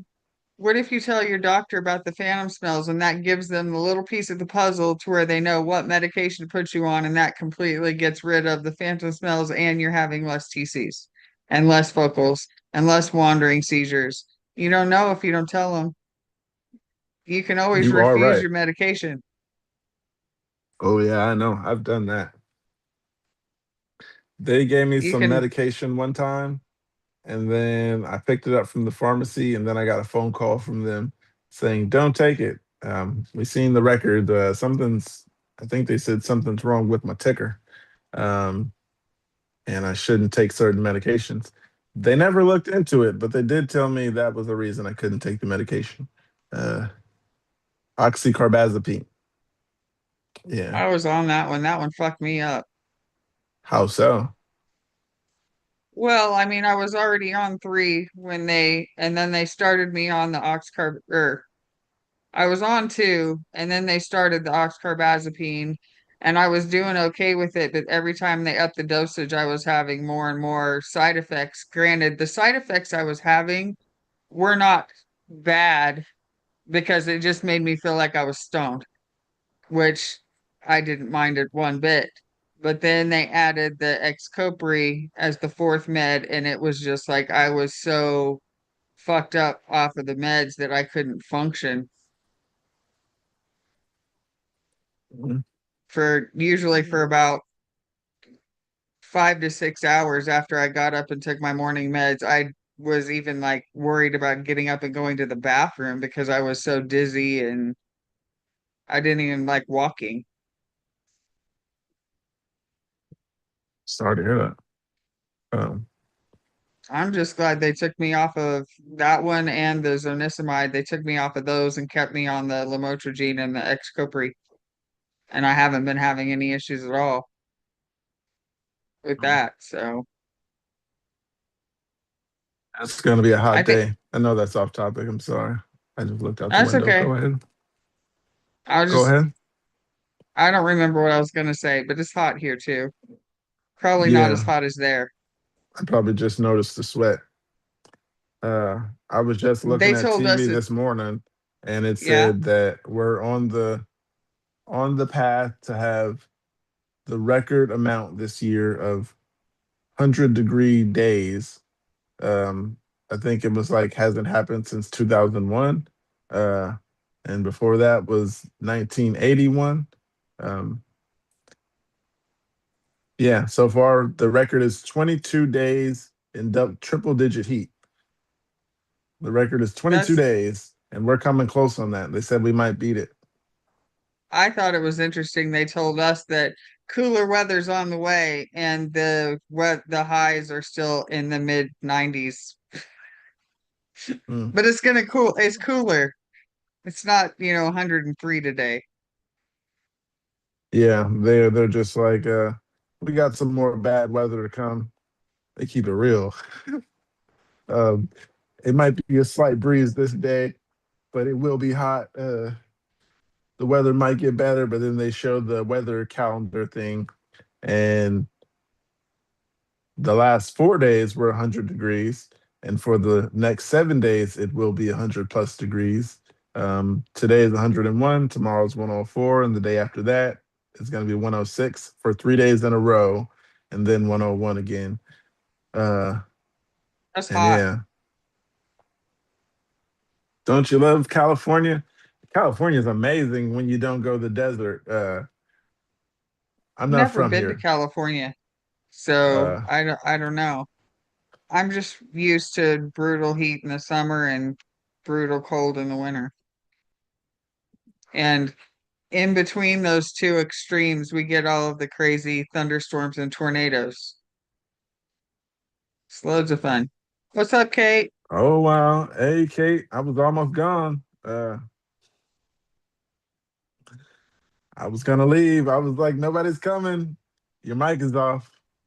I just got done sweating my ass off scrubbing this place for no fucking reason. Nobody's even here on Fridays. Don't even Mm. bother. Anyway, I'm supposed to be grateful for a job, right? It's Ah, exercise. yes, it's exercise. And these fucking random Snapchats got me thinking somebody's stalking. I don't Mm. know. I don't know how Snapchat like blows up in the last week. That's freaking me out. I mean, when you have your phone, like I have the location turned on for the emergency contacts, but I don't know. It's creepy. I'm just Yeah, suspicious of anything AI. yeah, Oh, I don't. merch. Now that you guys are here, let's talk merch. If we narrow it Yo, down, like what it'll Okay, definitely we're be. live. Oh, We're okay, live. right. Okay, so save that shit for another time. yeah, we can do this later because I got some ideas. We Oh, definitely got to talk when we get off of live. Uh, but yeah, to everybody out there watching, if you already heard Kate say, so you might already know, um, we got merch coming. So get ready for that. We got merch coming. We were going to talk about ideas, but not in front of you guys. But unfortunately, wait, But fortunately, if there is particular merch that you would be interested in, feel free to drop it in the chat. thank you. yeah, or send me an email or find out some way to get in touch with me because that might help. Or Kate or Andrea, anybody, find out how to get in touch with people. You Pookie got the might, break. yeah, I got some ideas. We're gonna put some other ideas together. We might have, you guys might be seeing me another day of the week. Never know. Um, just an idea as of right now. Uh, anyhow, I got something here and it says, my family refuses to understand my illness. The title speaks for itself. Most of my relatives don't believe that the seizures can be controlled by willpower and that I choose to be sick myself. I literally take medication. I often feel like a disappointment, especially from my father, because he's the one who constantly tells me to control my epilepsy and how useless it makes me. Some people also say that I must feel when I'm going to get a seizure, and I don't. Was anyone in the same situation, and what do you do? Avoid those people. I don't get in those situations because I've probably seen their behavior and seen that coming from a mile away. People who I know will act like that are not in my life. So to prevent all stress, if your seizures are stress related, yeah, you don't have to be around your dad, depending on if that's your living situation. Find a way I was gonna out. say that's gonna depend on their age, and their age wasn't mentioned, but avoiding people who are like that is wonderful if you can do it. Consider, depending on your situation. It's worked for You me. avoiding somebody? Yeah. Oh, all right. You figure out how to say it gently, but plan on not living with them, not having them in your life for much longer. Because as soon as you're able, that you will find that you can have the motivation and like dedication to put all of your energy into like getting the fuck away from them. Maybe fun Another personal experience. another thought would be make your father go to one of your neurology appointments and have the Yeah, doctor explain to them that it's completely out of your control and you're doing the best you can. yeah, I'm that's not cool. gonna believe that, doctor. That would be messed up. But yeah, like you But it said, depends on age. uh, yeah, that's what I was gonna say. It depends on the age. If you just can't get away, if you can, then I suggest doing better for your mental health and your epilepsy. Uh, avoid the I stress, and if the stress is the I second person, that. avoid the person. Uh, I got some people I'm just avoiding just to avoid at this point. You said too much about epilepsy that I didn't like. Well, let's put it this Uh, way. I haven't had a seizure since the last time I talked to them. So, hey, that and that that that could be the pattern. You maybe seen the pattern. Um, it took me, 5 years to figure out my triggers, at least. At least I'm assuming that's a trigger because it seems like every time I've had really bad seizures, there was something really stressful going on in my life. mm, So,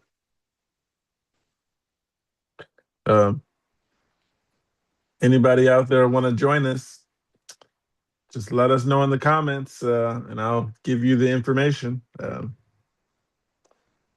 Yeah, I'll read some of the comments. One says, I had to wait for them to finally accept it. Enough hospital admissions and injuries sadly did the job, but it took years, I'm afraid. Shouldn't have to go through that just to prove you have epilepsy to family. no. I think they should just take the doctor's word. Uh, I'm really curious how young this OP is, just because I don't know. If it was a child, the parents would be there for their appointments, typically, so they should know. But if they're older, that's not necessarily the case. hmm. Another comment here says, my seizures are almost nocturnal or are mostly nocturnal, and I developed epilepsy later in life. So my parents just straight up do not believe I have it despite hearing it from multiple neurologists.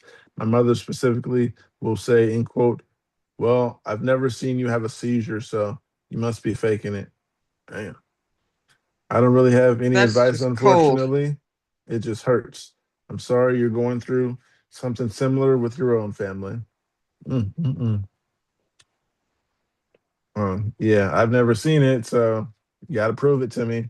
No, not gonna happen. That sounds like that's what that person is saying. Prove it. Prove it. How do you prove you have epilepsy? I do not know. Without having a seizure, or you could be Well, if like, I they're had an aura. That is a seizure. If they're having TCs that are obvious, they could put up a camera and then show them the footage. I don't have the best advice, but something stupid I probably would do. Like, all right, you don't believe me? Let me have one in front of you. I don't know my triggers to do it, but people like that who tell me stuff like that, I feel like you just need to see one. You need to understand how hard it is to see this and deal with it from the other side. Well, and the fact that it's not just the seizures, it's the side effects of the meds, it's all of the things that come with the seizures, I think are worse than the seizures themselves.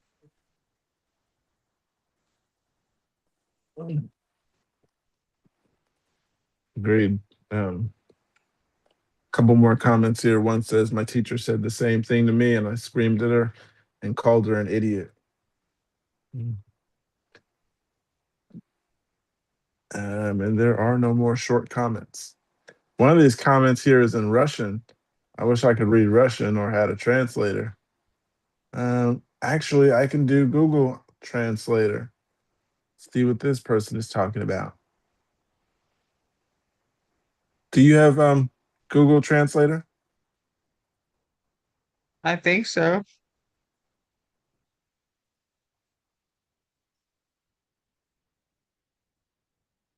I don't translate a lot of things, therefore I don't know for sure.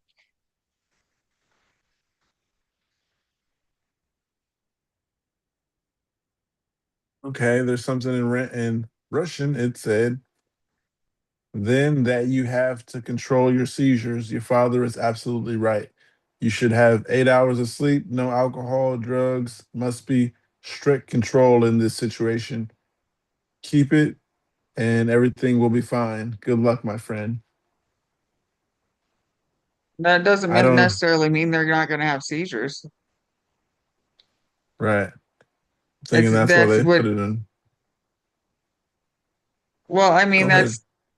that's good to do everything you can to minimize your triggers, but if you don't even know what your triggers are, you do the best you can, but that doesn't mean that you're not going to have seizures. Correct. Uh, got one some might think is obvious question, but it says dehydration and epilepsy. Just had a grand mal seizure yesterday and have not had one in over 5 years. There goes that example. You could not have one for so long, and then out of nowhere you can have one. Anyhow, I have not had one in over 5 years. I am on Depakote ER with normally good coverage. However, I have been severely dehydrated and doing physical work in 100+ degree Fahrenheit temperature for a week straight. The dehydration is a major trigger for epilepsy. Any experiences and advice would be greatly appreciated. Thank you.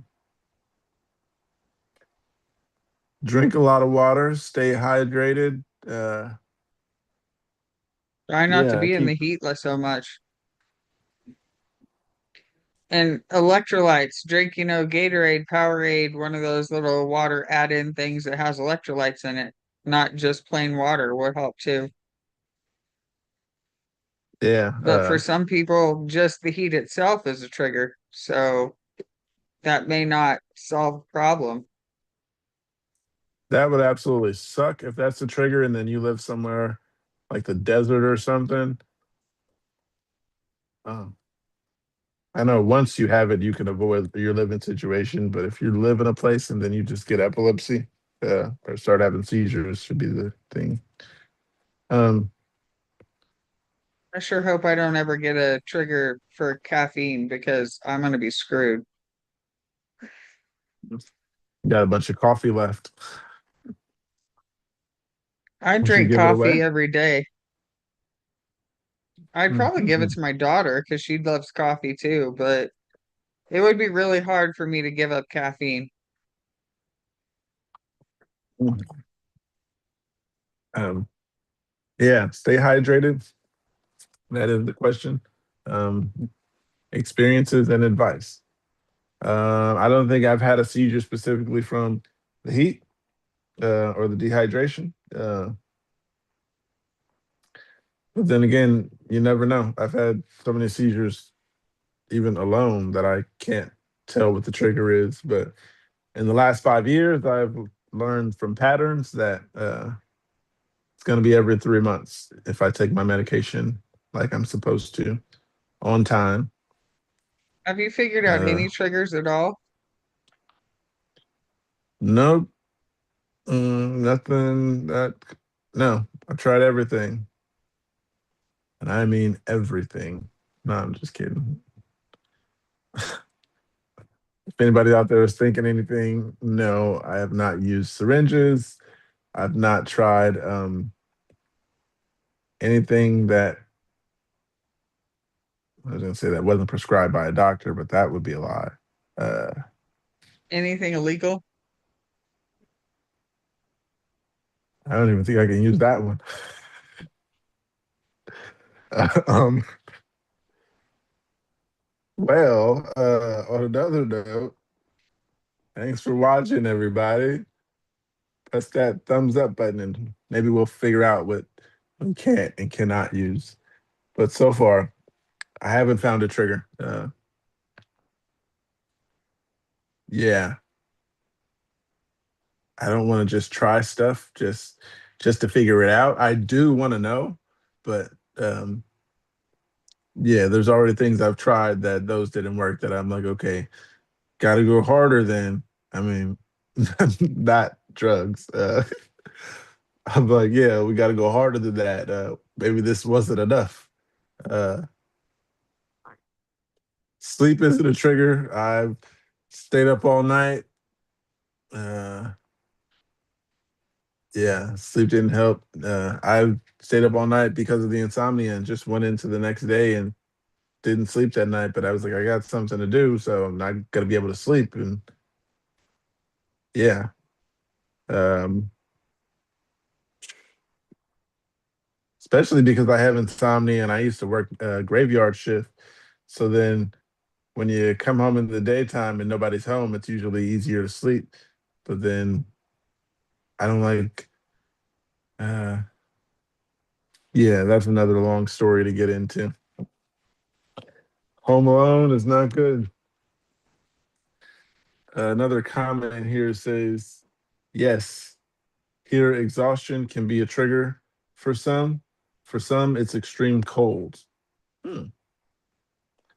Another says dehydration and working in the heat is a trigger for me. Sometimes just sitting in my hot tub.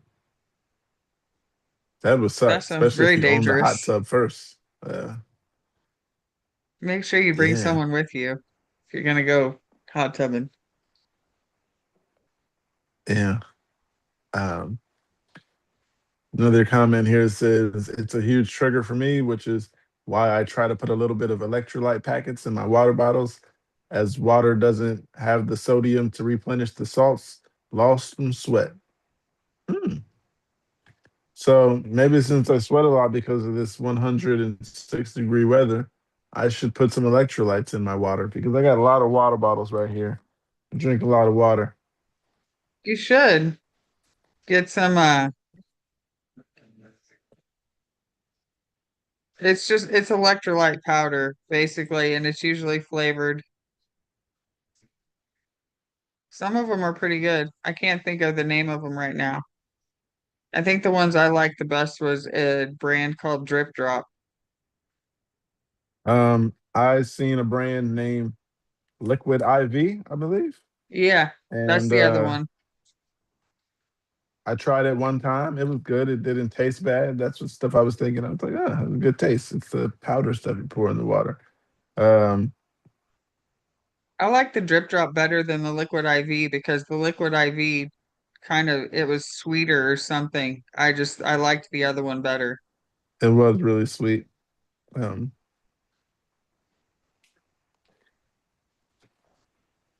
so one more comment here says dehydration is my number two trigger. Overheating has also contributed for several seizures of mine. I stay dehydrated and I love drinking water. So just keep lots of bottles of water next to me. One thing you can do is you like drinking water, or are you drinking a lot of Monster over there? Oh yeah, there goes the I'm drinking a Monster. Monster right now, but I was drinking water before I got the Monster. I There it actually have, goes. the little things that put the 5 gallon bucket 5 gallon jars of water on. I have one. Mm, It gets me to drink more water. that's cool. Yeah, what I do is I freeze so many bottles, and then I have bottles that are still in the cases. I take the bottles out, well, a bottle out, and let it unthaw in like 2 minutes, enough to pour another water bottle. Like I'll get this water bottle. I'll have basically a big ass ice cube because I froze the bottle, and then I'll just keep pouring bottles on top of that ice cube until it melts, and I can drink like 3 bottles of water before the cube is gone. But otherwise, if it sits here on the couch, it could be dehydrated and room temperature in 30 minutes. I mean, unthawed and yeah, room temperature in 30 minutes, definitely. Or sometimes when it's hot, I'll put the bottle on my body, and then after a while, it's just thawed out. 101 today, gonna be fun. Um, got something here. Somebody always asks this question, but it says, "Does this sound like focal seizures?" A while ago, I had episodes where I would suddenly feel really off. I'd have a horrible feeling in my stomach, as if I was about to either be sick or have diarrhea. I didn't. I'd then get a really cold and tingly sensation in my chest and my arms, and just feel very weird in general. But I find it really difficult to explain it very well. I also had a pretty strong metallic type taste in my mouth. I feel very spaced out or disorientated after each episode. I remember talking to my mom after it happened once, and she said she was talking to me and I was answering, but with a yes no answer, which was spoken very quietly. I didn't recall this conversation though. I went to the doctor, who said my blood pressure was low, so prescribed me meds to raise it. I have these episodes around 10 times a day, and they stopped about a week after being on medication. Fast forward to yesterday, it happened again and again and again and again. Happened at least 10 times a day, if not more. I checked my blood pressure multiple times and it was totally normal. So, wondering if that was causing these episodes before. Someone said to me, it sounds like focal seizures, but I've never heard of them. So, wanted to ask from advice from a community of people who understand it more. That sounds Um, almost identical to mine, honestly. You get the weird stomach thing, the like weird tingly thing. You're there, but you're not there. You can answer in like one word answers. Yeah, it. I would definitely think that it's looking more like focals. Whether the blood pressure has anything to do with it, I don't know. But I would definitely get into a neurologist. hmm.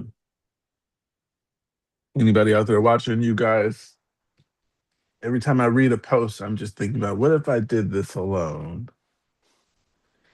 We might have to do a podcast, another one with just me and you, Andrea, randomly out of nowhere. We're doing it now. That's what just keeps making me have ideas flowing through my head. Like maybe we should do this a different day too. But I don't want to flood your schedule. But I might do that. Anybody out there think that's a good idea? Please let us know in the comments, and we'll take that thought into consideration. Uh, We always like suggestions. yeah. I always like people who judge me. I like to know how people really feel. Let me know your true feelings. Anyhow, don't be mean about it. Yeah. To the comments here, one says basically everything you are describing is exactly how I feel when I have a focal seizure. I think this is for sure important to bring up with your doctor and really advocate for yourself. Another comment here says, yes, these are focal seizures, 1000%. I'm willing to bet $100 on it. Hmm. Another one says, dude, that metallic taste is a huge red flag for focal seizures. Lots of people get that weird taste or smell stuff right before this one hits. The stomach drop and the cold tingly wave you described sounds exactly like the aura I get before mine. Definitely get back to your doctor and push for a neuro referral. The fact that it came back after stopping for a while means something is going on, and blood pressure meds masking it is not the same as fixing it. Hmm.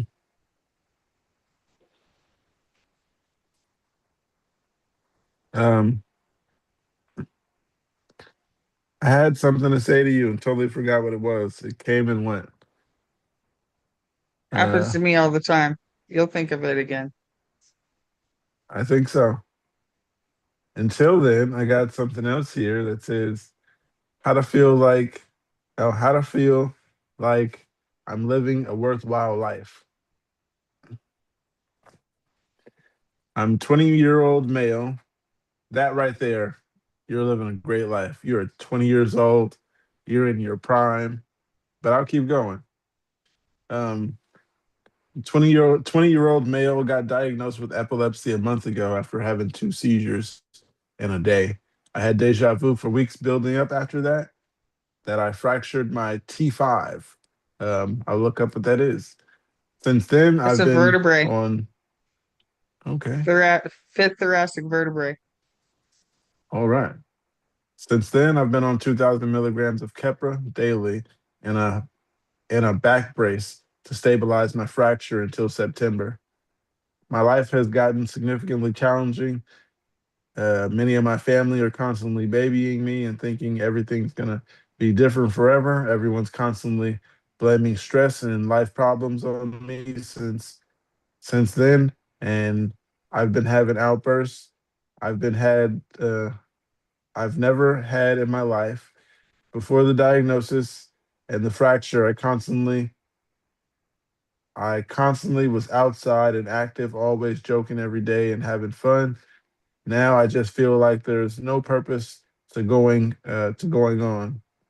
Life feels like it's bleak, and I don't know anymore what to do. I don't know if I'm the same since everyone's pointing it out, and my life's changing. Screw those people. Uh, I'm just kidding because that might be your family. I mean, well, that is your family. Um, yeah, you have a worthful life. I mean, a worthwhile life. You're alive and you have epilepsy. Um, do what you can. I Things are mean, that, definitely going to change because you have epilepsy, but that doesn't mean that it's not worthwhile. yeah. Um, People are gonna baby you. I can tell you that because some people uh, don't know how to treat people with epilepsy. For my word, I would use the word delicate. And always treat me delicate, like I'm just gonna have a seizure if the small things happen. Um, yeah, And that's a lot of the people. the mood changes and outbursts could definitely be just due Kepra, to the stress. Well, yeah, any of the meds you might be on could be causing it. I mean, epilepsy kind of screws with your brain, and depending on where your seizures are at, they can affect your emotions a lot. Just the stress of having epilepsy changes a lot of things. Having a fractured back in the middle of it is awful, but you can get through it. It's one of those, as Jeff would say, one foot in front of the other situations. Just take it a day at a time.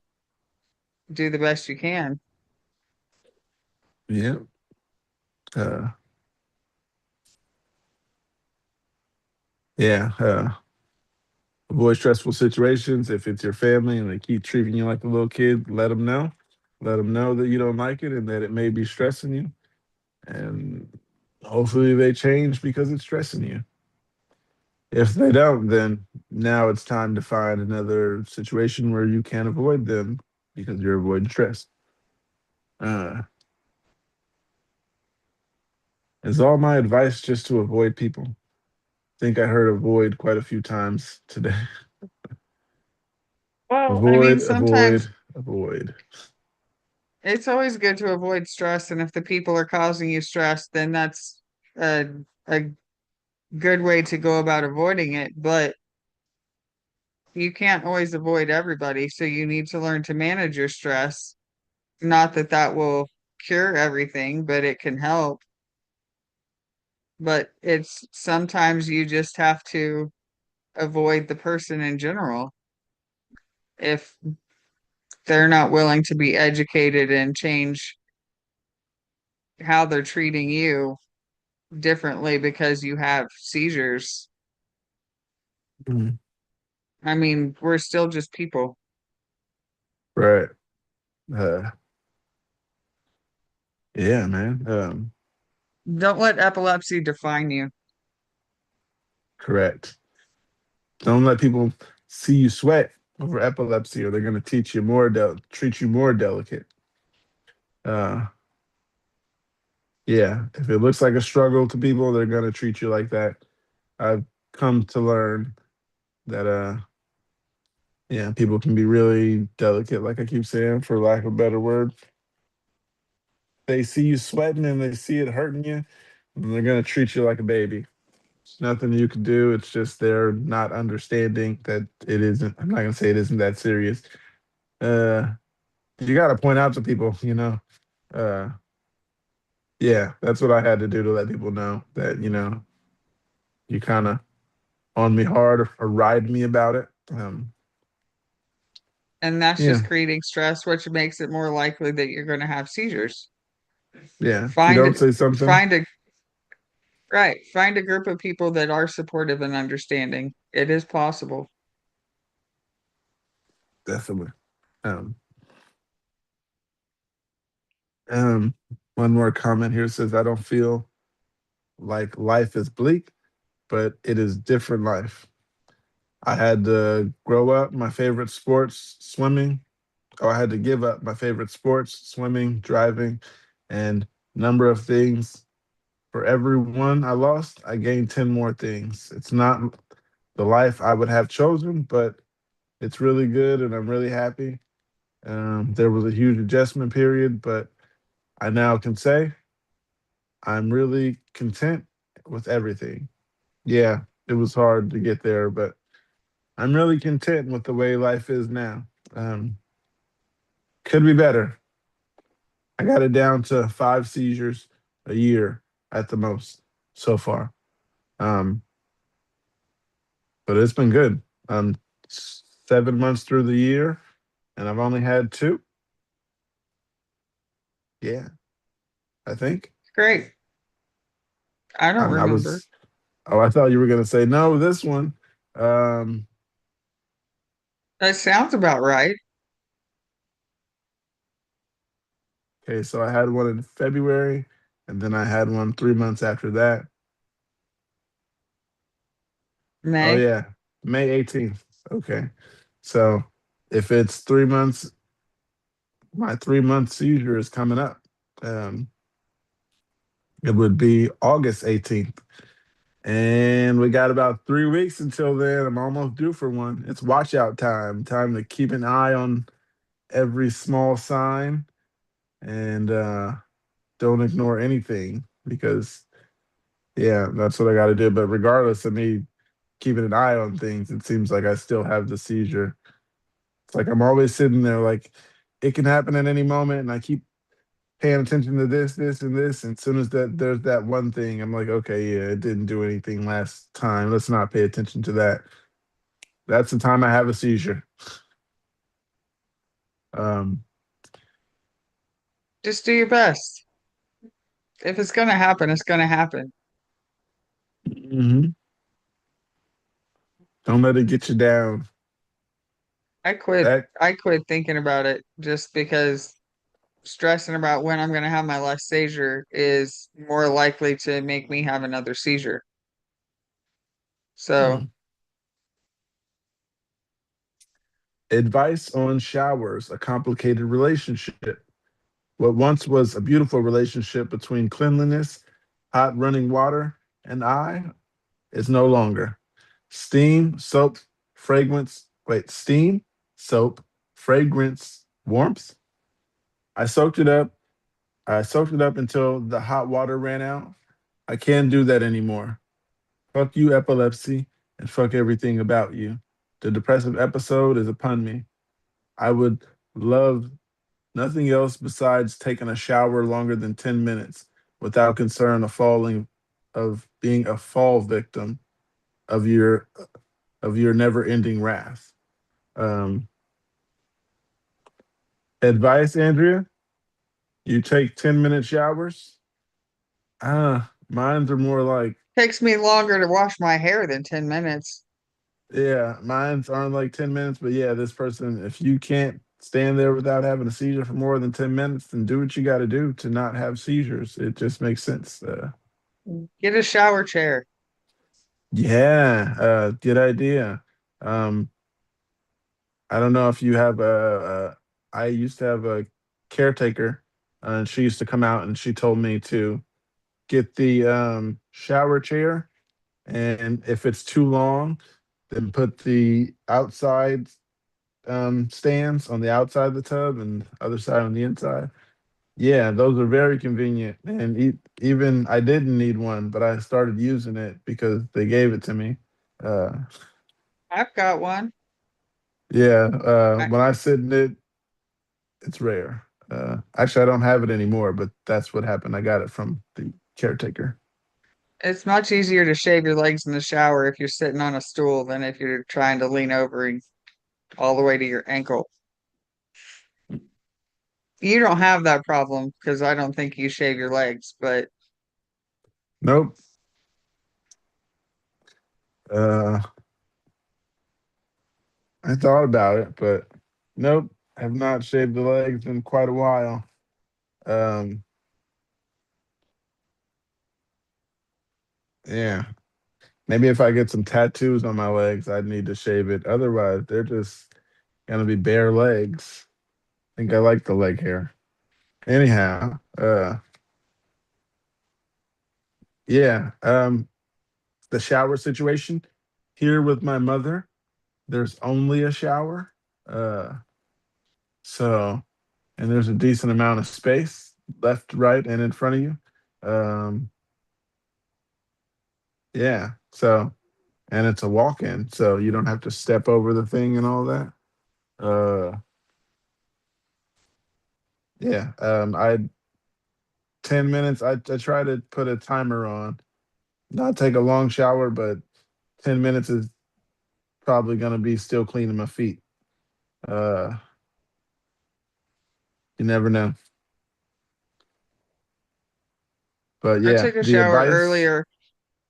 I took a shower earlier. I think mine was like 20 minutes and I didn't even wash my hair. So if I couldn't be in the shower for more than 10 minutes, I'd be screwed. But I mean, there's always, you know, soap and water and a washcloth. Yeah. There um, are other ways to get clean. yeah. Standing up. It'll be some days, not very often at all. But there will be those times where I get dizzy in the shower. And there's this little thing right there in my mom's shower. And you can just sit there for a second and I just wait for it to go away, let the water run over my hair, I mean, head, and go down through my hair. And usually I turn it on cold when I get dizzy. And it helps. I kind of wonder Yeah. what is about the shower that makes them seize. Like, is it the heat? Is it the, you know, have they narrowed down the particular trigger? Because, if it's the heat, they can take a colder shower, or if it's a fragrance thing, then they could get unfragranced bath products.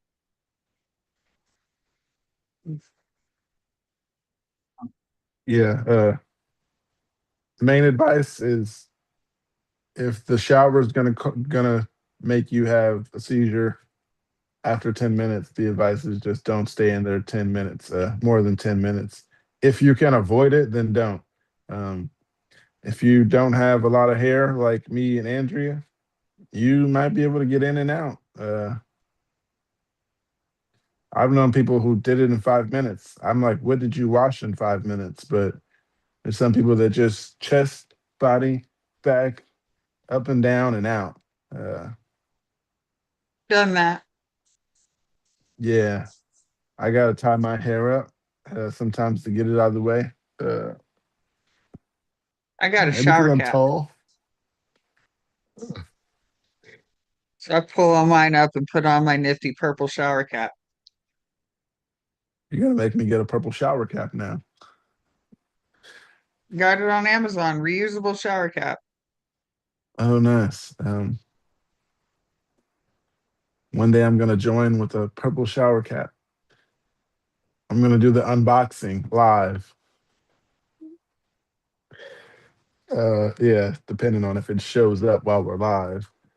Anyhow, yeah, I keep going back to I can't stress it enough. Don't take a shower longer than 10 minutes. And to the comments, one says Demarius Thompson, who was a great wide receiver in the NFL, died from a seizure in the shower. So that does stay on my mind, but preferably over a bath, in my opinion. I just keep the door unlocked. Same here.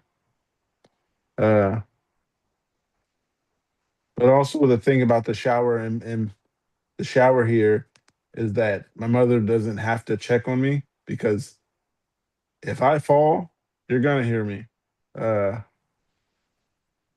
some people might be able to hit the ground and not make a loud noise, but I'm gonna hit the wall either direction because I'm tall. Uh, there's no mistaking if I'm having a seizure.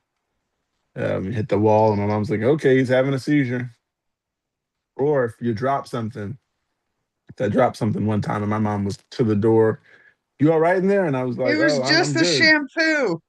Right. I was like, yeah, but she can tell when I fall and have a seizure. Uh, if I knock something over too many times, she might come in and be like, "You all right? You keep dropping things." But my seizures are unmistakable. Um, is unmistakable I a word? Yes, it is. Okay. Okay. What were you gonna say? I don't know. Mm. If it was Uh, something, it was obviously not too important because I don't remember. okay. Another comment here says, I had to sing in the shower growing up. If I stopped singing or talking, my parents knew to check on me. Mm, good thing. Good. Very good way to go about that. I've also if at being home alone, I would text somebody and be like, "Hey, I'm getting in the shower," and then text them when I get out. I could imagine getting a text. I'm getting in the shower. I'd be like, all right. But for us, I can see. Uh, It At least that way if you fall and you're having a seizure and you don't check in after, however long it usually takes you to take a shower, then somebody's going to come check on you. yeah. Uh, that's why it's good to live with people. Although I would love living alone. That'd be amazing. Just I don't know, It's nice. the freedom, Andrea, just not being around, well, not being around people, but away from Privacy? parents, away from parents. Uh, that's what I mean by living away from home. Um, There's it's amazing. Yeah, yeah, I mean there's it's no way I amazing could live living with with my my mom. parents. Uh, If I could live with your mom too, but I can't there's no way I could live with my parents again. It's not gonna work. yeah. Too many personality clashes going on there. All right, I got something else here. It says, anyone else get uber depressed after having a breakthrough seizure? So, for context, I'm 19 and I had a tonic-clonic seizure for the first time in over a year about 2 days ago. I'm technically on medication, but I frequently forget to take my meds and go through periods where I just don't take them at all. Sometimes that leads me to having seizures, sometimes it doesn't. This time it did, though. So I know this is technically not a breakthrough seizure. However, I haven't had a seizure in over a year, and it was clear. Uh, it was scary. On top of that, it was 4 minutes long, which is the longest seizure I've ever had. I'm officially back on my meds, but does anyone else just get super depressed after they have a seizure for the first time in a while? I already struggle with depression, but it just feels like 100 times worse after I woke up from my seizure. Does anyone else get this struggle? Um, I used to. uh, yeah, I was gonna say I kind of get that, but it's a kinda because uh, I don't go a year in between mine. I haven't been able to even get close to that in a while. But when I wake up, it's usually like, damn, I had a seizure. Just a depression of like, I know it's going to be every 3 months, but I'm hoping for the best. So I'm like, damn, it happened again. It isn't like depression to where I go in the room in a corner, turn the lights off, and be to myself, or not that type of depression, or not to where I need to um, use sharp items or anything like that. Never that much depressed because it does say uber depressed. So I'm assuming uber depressed is like the worst of the worst. You're at the edge of. I would get really mad. Mm, I think that's mostly because when I was experiencing that is when I was still hoping to get my driver's license back. And the law here is 6 months, and I literally would have seizures every 6 months right before I got my driver's license back. So I would get all depressed and really mad because I had a seizure and had to start the clock over again.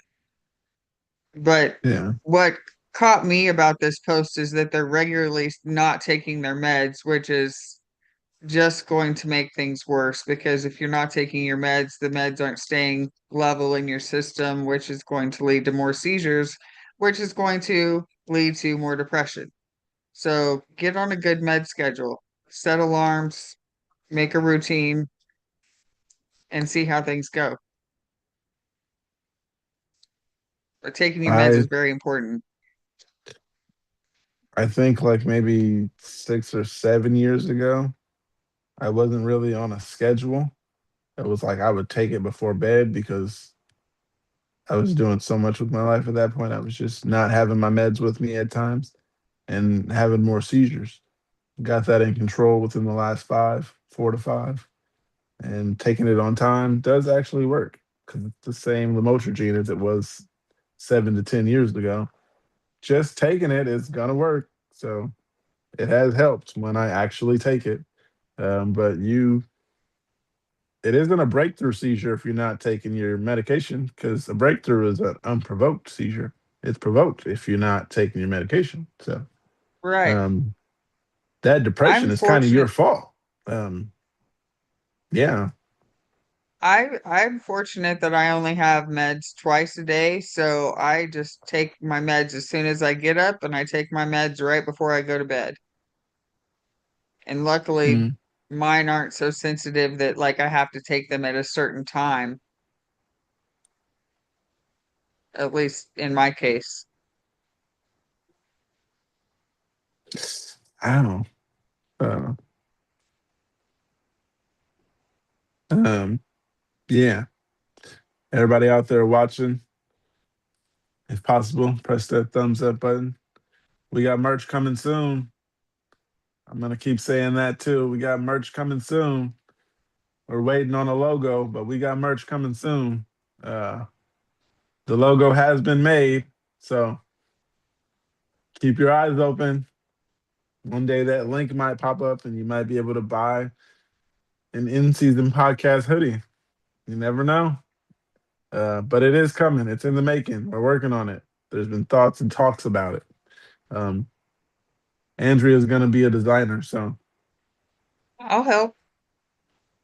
nice. I think we definitely need coffee cups, so I can have a coffee cup. uh, yeah, that'd be nice. Get a coffee cup that says tonic clonic.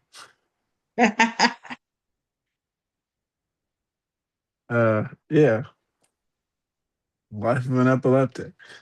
Anyhow, to that post about uber depressed and the breakthrough seizure, like I was saying, it's not a breakthrough if it's provoked, and it's provoked when you don't take your medication. So I'll read a couple of these comments, and one says, also, I'm 19 and I get the exact same. And right after the seizure, I can't even keep my thoughts to myself. Once a paramedic told me to see a therapist and went through medical records and an ambulance sheet. Not sure what they're called. They say I've got anxiety, which I'm not even diagnosed with, just because I got so depressed and have sense of impending doom after a breakthrough seizure, which are the only ones we now call ambulances for, as they're normally the worst. Um, a breakthrough seizure doesn't exactly mean a TC. Uh, a breakthrough seizure is a seizure after a year with no seizures. Because they're like, we only call the ambulance for the breakthrough seizures. Uh, if you're calling once every year, that's nice. But if not, I think that one's worded wrong. Anyhow, I got some more comments. One says, yes, had a couple yesterday, and my anxiety and depression has been awful today.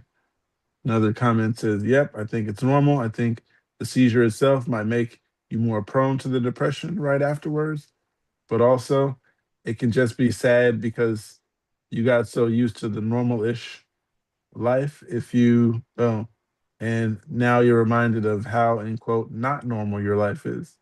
That's kind of how I was saying. It was just like you wake up like, damn it, it happened again.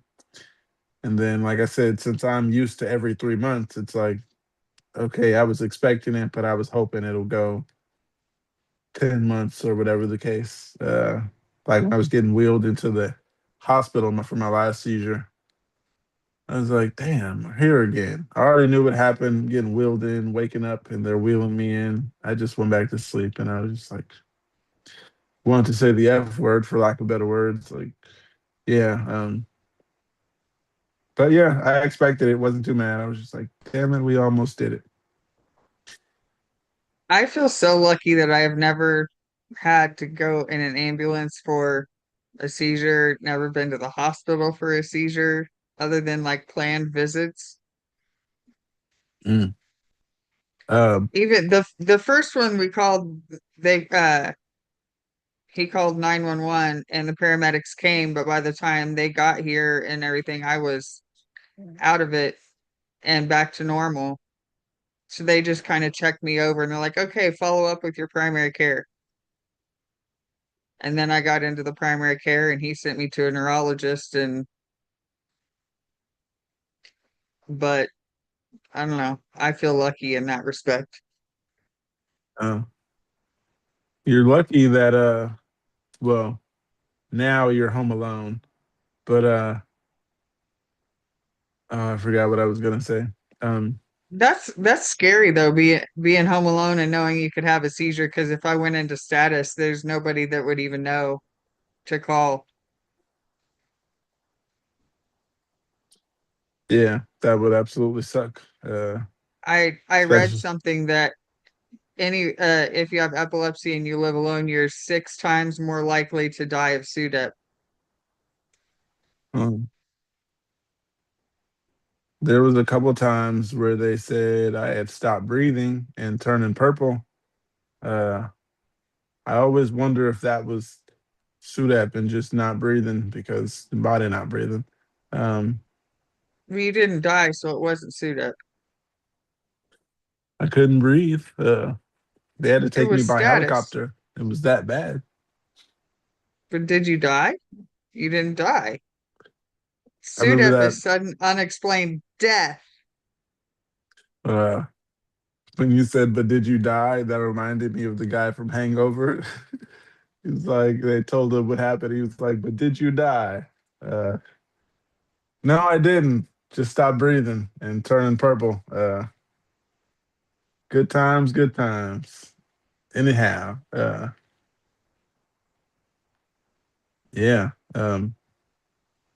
It's getting to the middle of the day, time where it's time to start sweating. I can feel it. Uh,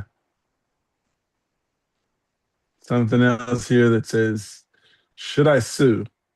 I have a disability of epilepsy, and I have had most of my seizures over the past 2 years. My employer has wrote me up yesterday by documenting my episodes. They informed me that the seizures I have at work, which I had to leave early, was counting against me. I cannot move or speak, and they had to wheel me out in a wheelchair to take me home. I was unable to work in this condition. I was left in, and I had another seizure about 2 weeks ago at home, and my fiance tried to reach out to my manager on her phone with no answer. She then proceeded to try 3 numbers of my management team, that informing them that I had a seizure and I need time to recover. The next day, they had marked me for a call out. I came to work the day after the call out. Thankfully, I had been feeling a little better and was able to go into work. Otherwise, it would have been apparently been considered another in quote call out for my medical emergency. Should I sue? Uh, Call an I don't. attorney. Yeah, I was gonna say I wouldn't know personally, but they got those. What's it? I forgot. It's like somebody you can call, a little line where you can call and say this, this, and this happened. What should I do? Advice line. Yeah. I don't know what number it is, but I've heard people say it quite a few times. Call the advice hotline. They can tell you medical stuff and should you look further into lawsuits and stuff like that. I wouldn't know the suing part. I can help with the medical, but suing, uh, That's a lawyer question. A lot yeah. of lawyers will do a free consultation. So I would, like you said, the advice line or set up a consultation with like a disability rights attorney. A couple of comments here. One says documenting your seizures to use against you is a massive ADA violation. Talk to your employment lawyer yesterday. Another one says hold them accountable. In this, in the least, this could discourage them from oppressing someone else. Right. Another comment here says, LOL, I've lost some jobs due to my epilepsy, but never have I been written up for having an episode at work.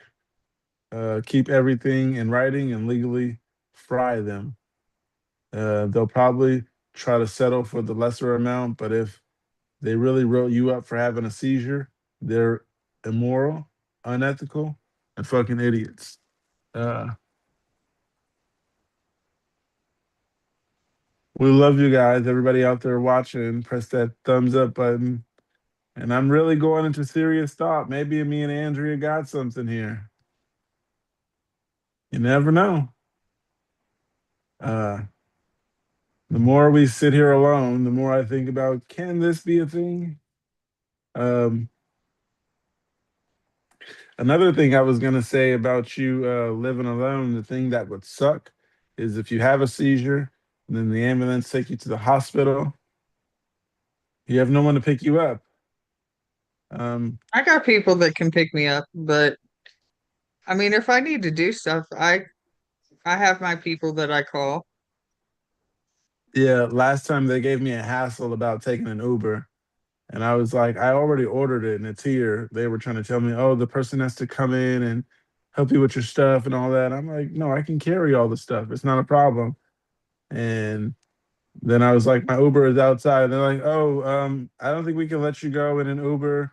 You need to call someone. Is there anyone we can call for you? And I'm like, no, I'm okay to go in an Uber. So yeah, I didn't I'm have sure people that near has to me, do with that probably is because of some liability on them. and it was nighttime, like 12 at night too. But that's why I didn't have anybody because it was late, and they were trying to not let me leave. But yeah, I decided I'm gonna leave anyway. And the Uber was already there, so if I would have canceled it, they would have took the money anyway.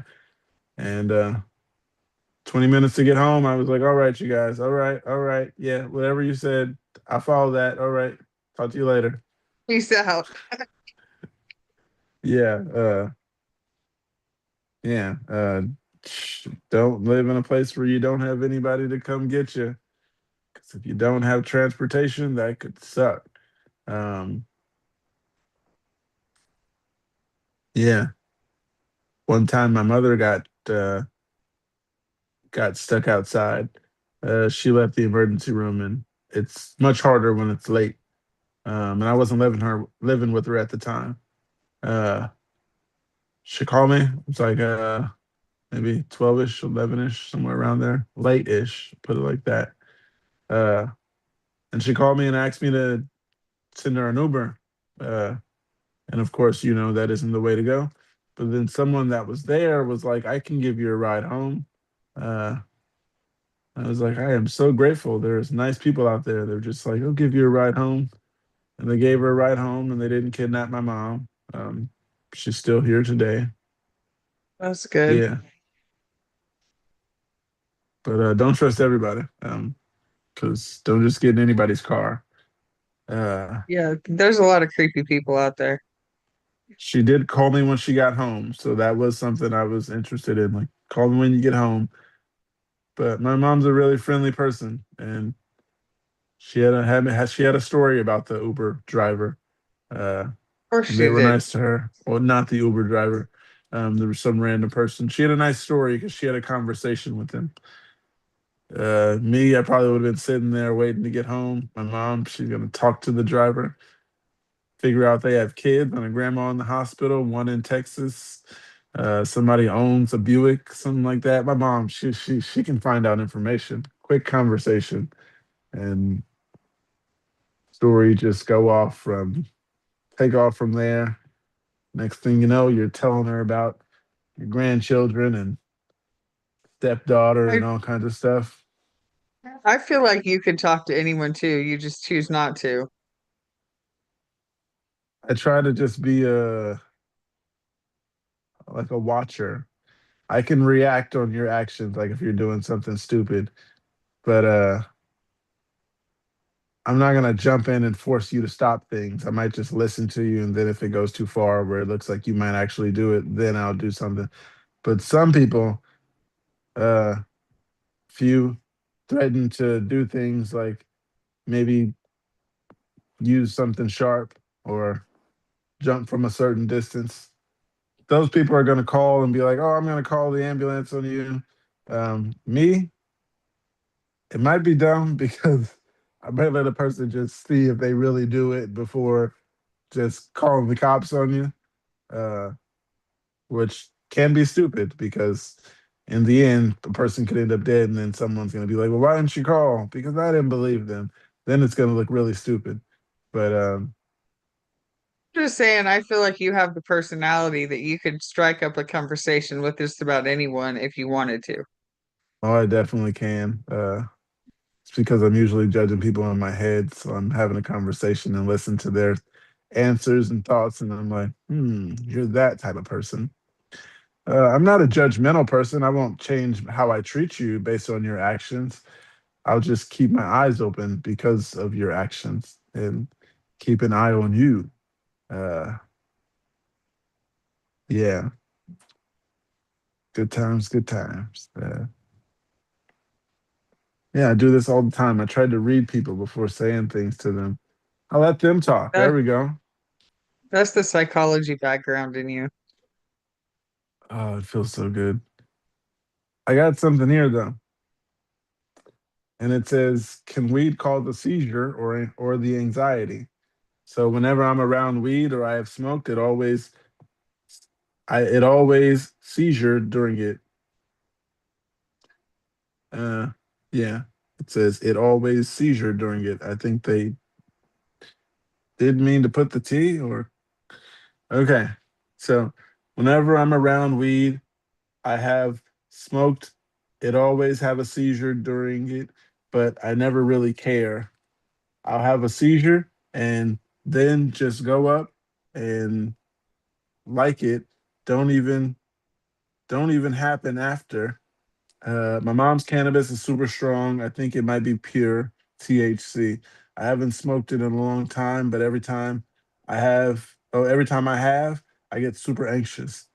I couldn't stop shaking. I'd be breathing heavy. Uh, I would be paranoid and anxious all the time, unable to stand still. And then I'd feel an aura and be like, in quote, "Oh, I'm about to have a seizure." And then I have one. Hmm. I haven't smoked since, obviously, but I've heard weed can cause seizures. So could it be the anxiety of it or the amount of THC from it? You got to know your body. Um, yeah, everything is person specific because weed is very good for some people and weed is very bad for some people. Um, and I got that from reading posts with this same thing. Can I smoke and seizures and epilepsy and all that? Read so many posts over this last year. Everybody's body is different. So the anxiety does not make me have a seizure. The anxiety is usually during an aura. Then I'm like, oh, this is an aura. My weeds never cause anxiety. How about you, Andrea? Weed's never made me anxious, but I could see, I mean, like you said, some people are very sensitive to it and it causes them to seize. Other people have no problems with it. And if you get really anxious when you smoke, that could also be a trigger. Yeah. So, like you said, know your body.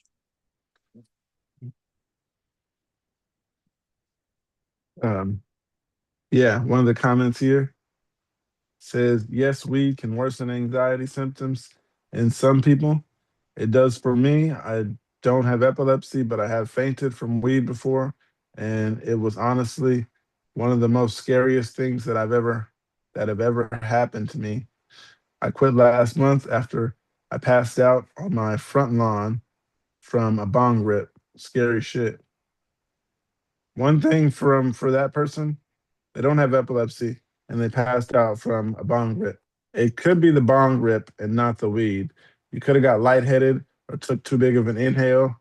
Um, could be the weed, but I'm just saying I didn't want them to blame it on the weed. So I'm saying the inhale from the bong rip could also make you dizzy. Uh, and you don't have epilepsy.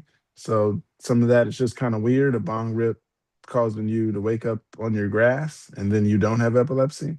Um, weird, right? Um, That never happened to me, so, but I see where you're going. yeah. If you don't have epilepsy and you wake up on your front lawn, look further into it. I'm not sure if it's a seizure. I'm not sure if that's what this person is getting at, but it says weed can definitely worsen your anxiety symptoms. To each his own. Another comment here says weed can cause seizures. Absolutely. If I smoke too much, it'll trigger one, but just the right amount and I'm good. Depends on the person. You're not a weed person, obviously. Another one said weed lowered my seizure threshold and would have many when I smoked. Another person says both. Another person says THC definitely can cause seizures. Another one says yes, it can. Yes, it can, and also can change the way your medication gets metabolized. CBD in particular can. Hmm. I hadn't I'm heard gonna look that. further into that. Yeah, definitely looking I mean, further into that one. I guess it makes sense. Anything you put in your body, I suppose, can has the potential to affect your meds. Yeah, Mark, if you're out there watching, we're here. I'm just Let us saying. know. Mark, let us know in the comments if you're here. Uh, we're trying to figure out. Hold on, change up earpod time. Can you hear me? Yeah, All I hear right, you just making fine. sure the earpod works. Um, yeah, I have that post here. CBD can change how you metabolize your medication. Anybody in the comments, if you know anything about that, let us know. Um, it will help. Everything helps. If you don't know, um, thanks for watching, and we'll continue.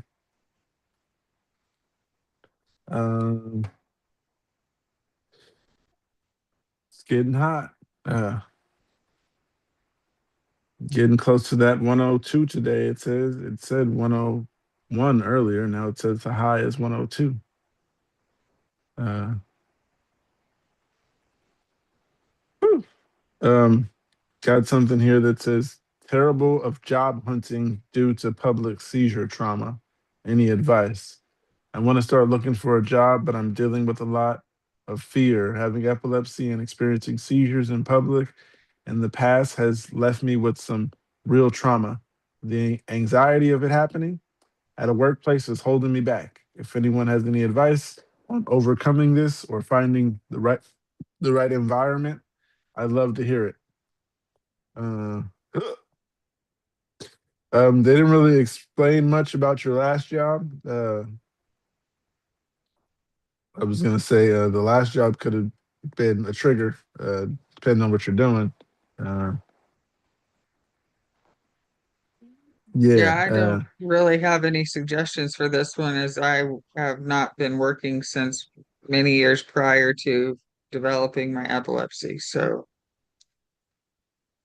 but don't let it stop you. Get back out there if you can.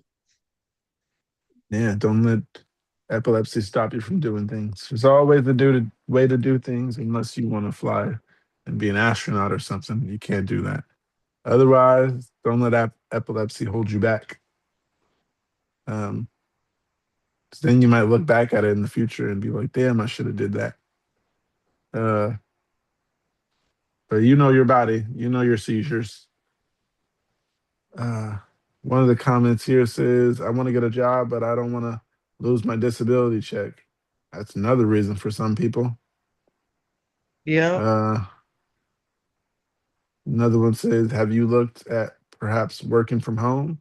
I've done it in the past, and it really wasn't for me, but I'm glad I did it so that I know what it's like." Uh, yeah, out there, if you're getting disability check, uh,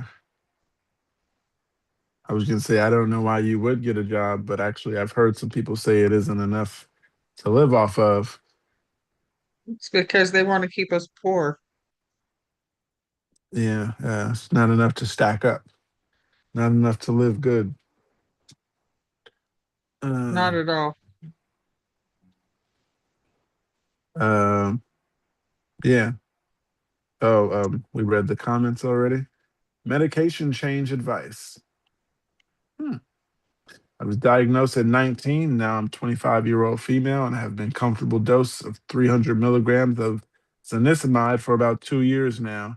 I still get a breakthrough seizure every 6 months or so, but I can't take any higher dose of it because I'm unable to eat anything eat on anything higher.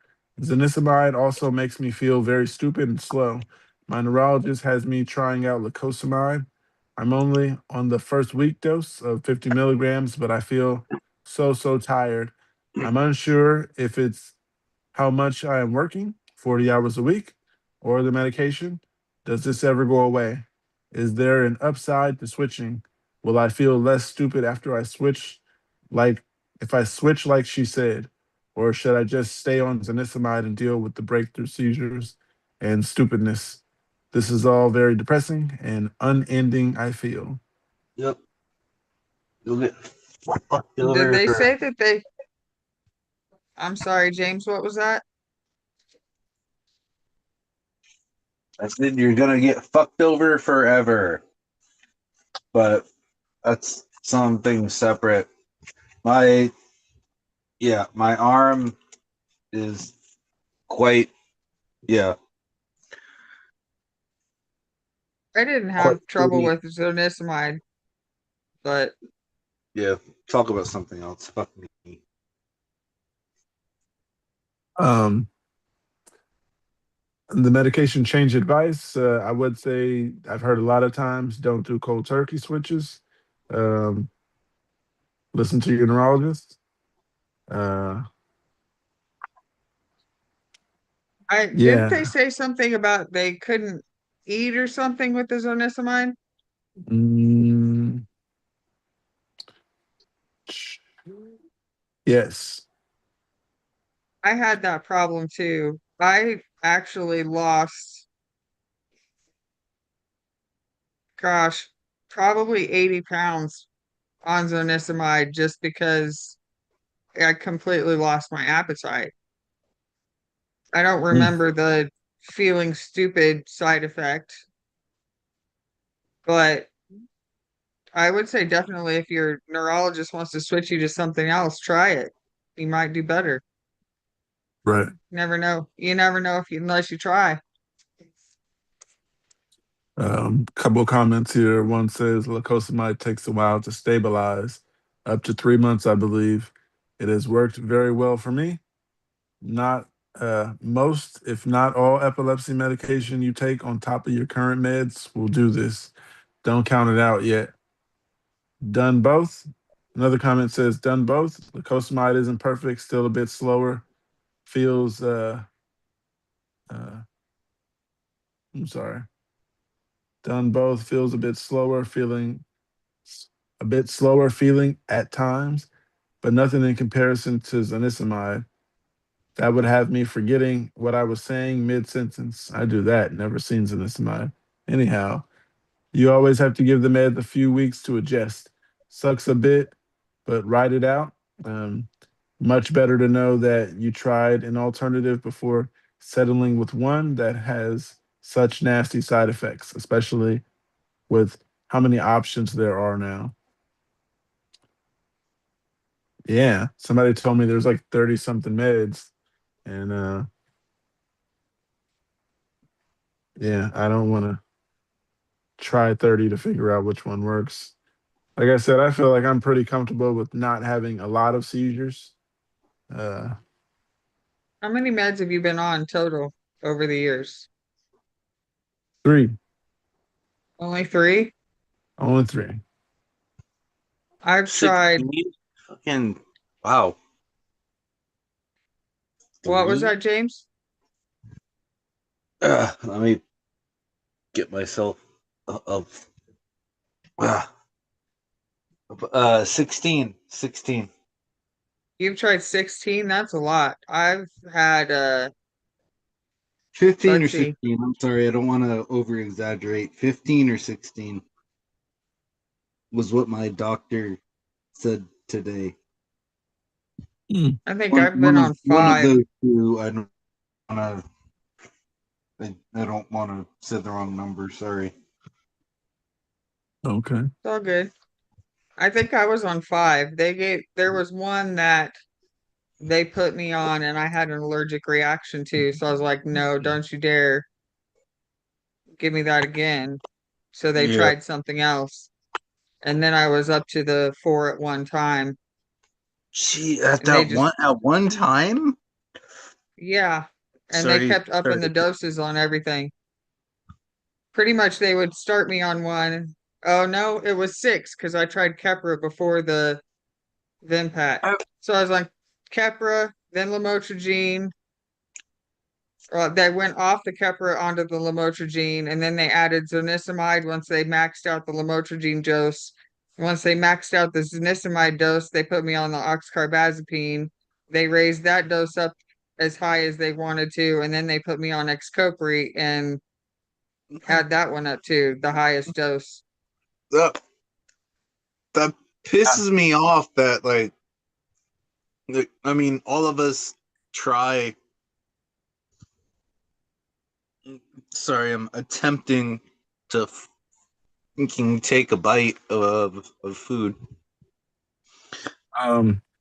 You I'm could just grateful that, But you were on that many at once? yeah, I was on 4.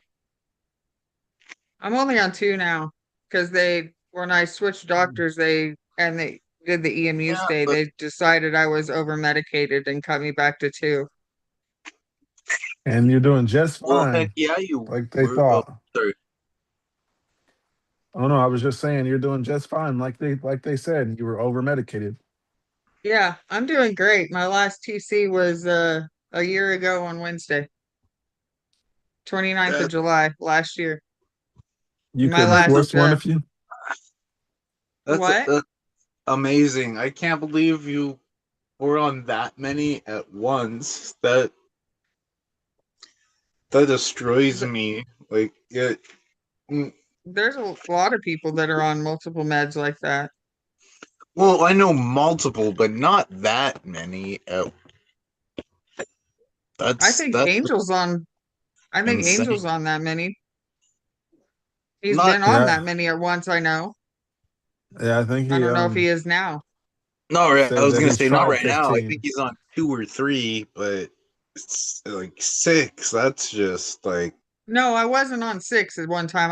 I've tried 6. I was on 4 at once. oh, okay. Well, I mean that's still nuts to Plus me, but plus I all thought my you other said you meds. were 6 at once. I mean I'm on I think 7 different prescriptions total, but only 4 of them were for epilepsy. I take That's a how I am. handful of Like meds. that's how I am too. I'm like, yeah, I'm on these meds, but then I also have ones for my pancreas, for this, for this, for this. Okay, when you said that, I thought you were saying like that many No, not epilepsy 6 at meds once. at once. No, I was like, holy shit! Like these doctors are just throwing shit at you just for no reason. Um, everybody So, out there watching, if you're hearing a do not, voice and you don't see James, it's because he is here. Uh, and I should not be on camera at the moment. why? But Because you're eating. What are you eating? mac and cheese, but that I sounds was gonna. good. Yeah, it does. I'm not supposed to be. Yeah, do not put me on camera or anything for the moment. Yeah, he's not supposed to be eating that. Not Um, just to eat, but whatever. yeah. Don't switch cold turkey was the advice that I'd give for the medication change advice. Um, I Yeah, did cold under turkey. doctor supervision. Yeah, the only time I did cold turkey was when I switched from Keppra to Lamotrigine, and it was mainly just because of the life I was living at that point in time. It was like, damn, I gotta do up the dosage thing, going up this many days and add the next week and all that. And I forgot that. Titration. Yeah, I forgot that paper. So I just took the whole pill, and I ended up not bringing the Keppra, so it made sense. And I was like, well, I'm just gonna jump over cold turkey. But that was 10 years ago, so That's not I the would safe way not. to do it. Right. That was the only way to do it that night, was to take it because I had it on me, or I could take none. But I was just like, all right, they want me to take it, and I didn't have seizures, but I don't suggest it. Yeah, no, and yeah, the night I was forced to cold turkey, I definitely 100% had one. So I definitely do not recommend anybody doing that. When I Right. had to, it made me have one. So yeah, nobody ever do it, because it will be a bad reaction. Definitely high potential for a bad reaction. Mm-hmm. Like we always Um, say, everybody's body is different. But yeah, when it did, yeah, when I was forced to go cold turkey, just take it, off it for a night, it it did give me a bad reaction. So, and that was just the first night, not even the second or third night. So no, nobody do it. I don't want to wish that upon anybody, even like everybody says, like my worst enemy. Like I wouldn't wish that upon that for somebody for 3 days. It's Yeah, it's it's not not good to fun. switch meds or skip meds. That's what I meant to say. Yeah, yeah. Not just like switch them, but yeah, skip them. And sorry, I was pausing for a sec. I was just thinking, You're, reflecting how I got you're good. screwed All over good. all that stuff. So yeah, nobody do it. Nobody stop their meds instantly, or even skip down them just for an instant. It's not a good thing for any reason, just for skipping down them, or yourself, or yeah. All right, I'm shout done. I'll out, shut up for a minute. shout out to everybody out there watching. If you're wondering who was saying that, that was James with the great advice. But I got something here though. It says brain control loss. Is it normal to feel less and less in control? I feel like my brain can't translate my thoughts, and the words that come out of my mouth aren't matching what my thoughts are. And it either doesn't make sense, or or conflating a bunch of thoughts and not being at all what I'm trying to say. It feels like my actual thoughts, intrusive thoughts, depression thoughts, etc., are just getting melded together, and sometimes they straight up opposite. I think it's also happening with my presentation. I'm having a harder time controlling my face. The question is it normal to feel less and less control? Uh, Yes. yeah, I'll say that because one time, well, there's times where my eye would twitch. I guess I get a little jitter right here, and it's uncontrollable. Uh, it'll have me blinking like, what the hell is going on? But it keeps feeling like the tip of it is jumping a little bit. Specifically on the left eye, I have noticed. I don't know if that's brain control loss, but less and less control. Uh, I wonder what kind of seizure that is, and hoping it doesn't happen as often as it has, which is like once a month. Um,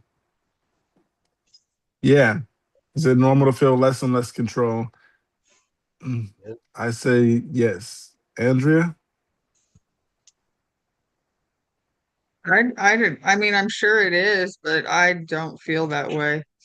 I feel like I'm getting more control over everything as time passes. Maybe it's Yeah, just because I'm getting more understanding of what's going on with me. I will But say that too. I screw up the words and the talking and all that all the time. I'll especially like switch words or Me too. can't think of a word. It causes some pretty good laughs on occasion, I'll tell you that. Being that I read a lot, 4 days a week, um, I do get tongue tied sometimes, and I feel like sometimes I see the wrong word. Somebody told me that could be a thing, but sometimes I gotta paraphrase because, uh, or I'll say the wrong word. Yeah, I'm good for replacing words. Um, but yeah, I understand what you were saying, Andrea. Um, you feel like you're learning actually more, and I do. I feel like I'm learning more, but that I is the only thing that I haven't had a chance to get control of. So you might get more, you might get less control. Um, but I think maybe these things have been happening to me. I think I'm noticing them more because because I'm getting more knowledge coming here all the time and talking to you guys about it. And yeah, now I'm starting to notice things and I'm starting to think maybe just these have been happening and I just been ignoring them because they weren't pointed out as a problem to me.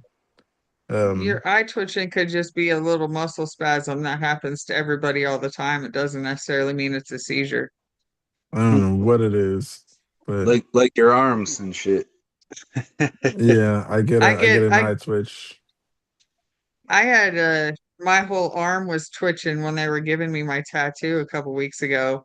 He kept asking, "Are you okay? Are you cold?" I'm like, "No, I'm fine." And just like my arm was just twitching. Damn. I don't know Mm, why. I was I fine. I can, yeah. yeah, glad you got in and out and finished.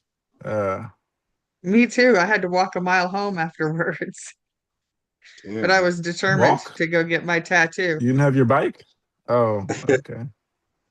No, I didn't take Determination. my bike. I didn't want to take my bike because there wasn't any place to lock it up outside the tattoo shop, so I just walked.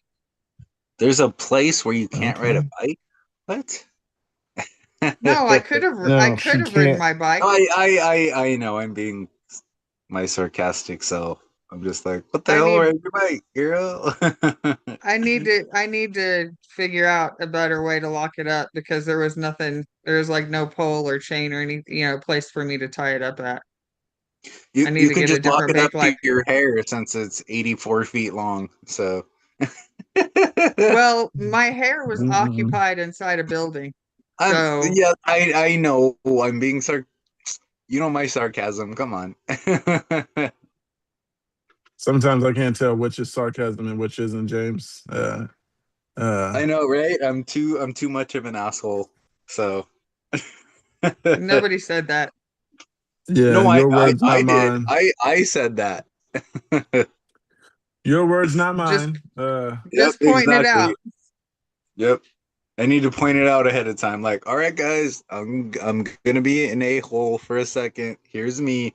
Like um, I got something here though, and it says any pot smokers here get seizures. I had a seizure 2 years ago after a night of drinking. I had one in February after another night of drinking. So I'm off the booze, but I had one this morning again. I had skipped my Kepper last night, but I've done it before without tremors or signs. I only know one person who has this condition, and he smokes weed every day. I've been smoking weed every day since my last seizure because I lost my job and license, and I'm quite frankly bored at home, and the weed helps. I'm starting to think now it's because of the pot use. I don't want to quit, but I'll do whatever helps my health. But I can't find anything online linking pot smoke to seizures. So I It will sounds to say, me more like they skipped their Keppra. They skipped their meds and had a seizure. It's most likely because of the missed yeah, meds. But I mean, as to the weed, a lot of people smoke weed and it helps them. A lot of other people smoke weed and it is a trigger for them. So it's a know your own body type situation. yeah, Exactly. because I've heard quite a few people say it does bother them. Quite a few people say it does not. We actually just read something that said it does bother quite a few people. Uh, but I will read these comments here. One says, "No, it's not pot. You may have epilepsy. Have you went to a doctor yet?" Oh man. They already Uh, said they're on Keppra. I'm I assuming think they they have were already being been sarcastic. diagnosed. Oh, okay. Is, is there a way to be sarcastic and yeah, you wouldn't be able to tell, I'll find especially with the run-on sentences. It would really help Mm, if you wouldn't have run-on sentences. I could tell the sarcasm. Uh, I don't think anyone on Reddit knows how to use any kind of punctuation. I started doing that because I started telling people they should do it, and I was like, if I'm going to tell people they should do it, then I should do it. So I've been working on my punctuation, and it's getting. I'm starting to see more and more people just destroy words or whole paragraphs just with no commas, just a simple period every now and then. I But certainly wouldn't commas, want Toaster or Mark to criticize my writing. I would. Oh That I goodness, need. they would destroy us. I like judgment. I like judgment that actually helps. If I don't know something's Constructive fucked up, yeah, constructive criticism. But constructive I criticism. understand how you Sure. mean it could. They could. Yeah, I know what you mean. But I like the straightforward part of Mark and Toaster. Um, Of course. they're It's straightforward with it, always better to be straightforward with things rather than like Mhm. beat around the bush and not tell the truth. right? Exactly. They would both be like, no, this is what you need to do. This is how you need to do it. They'd be like a first grade teacher and tell us the exact like things They that we would need give to do. excellent advice. Exactly. I'd be like, damn, I'm in second grade again. I'm learning all this shit for the first time. They would be the best people to learn it from. To the comments here, one says, I used to smoke so much I'd have seizures. Now I'm not smoking and I still have them years later, non epileptic seizures. Mhm. Another comment says, me, my first seizure happened at the age of 44. I'm not sure if these two are related, but is it rare to get seizures for the first time at the age of 44? Don't drink, but smoke every evening. I got it when I was young. Yeah, it's just it's what they say. Uh, is it rare to get it from seizures at an old age? I wouldn't say rare because there's quite a few people that I know, but I mean, I don't know the correct statistics. We should have had Mark here for this. Um, what's your preference You would know on like the number on it. right some What's my type of preference on something? what? Um, rare. This person said it's rare that you get seizures at 44. At No, it's 44 in not. particular, that age, uh, that number, I can't say 44, but in your 40s or later in life is a thing. Yeah, I got mine at I think I was 40 or 41. And I think it's really pretty common for people to start getting seizures at an older age. I wouldn't Okay. say it was rare.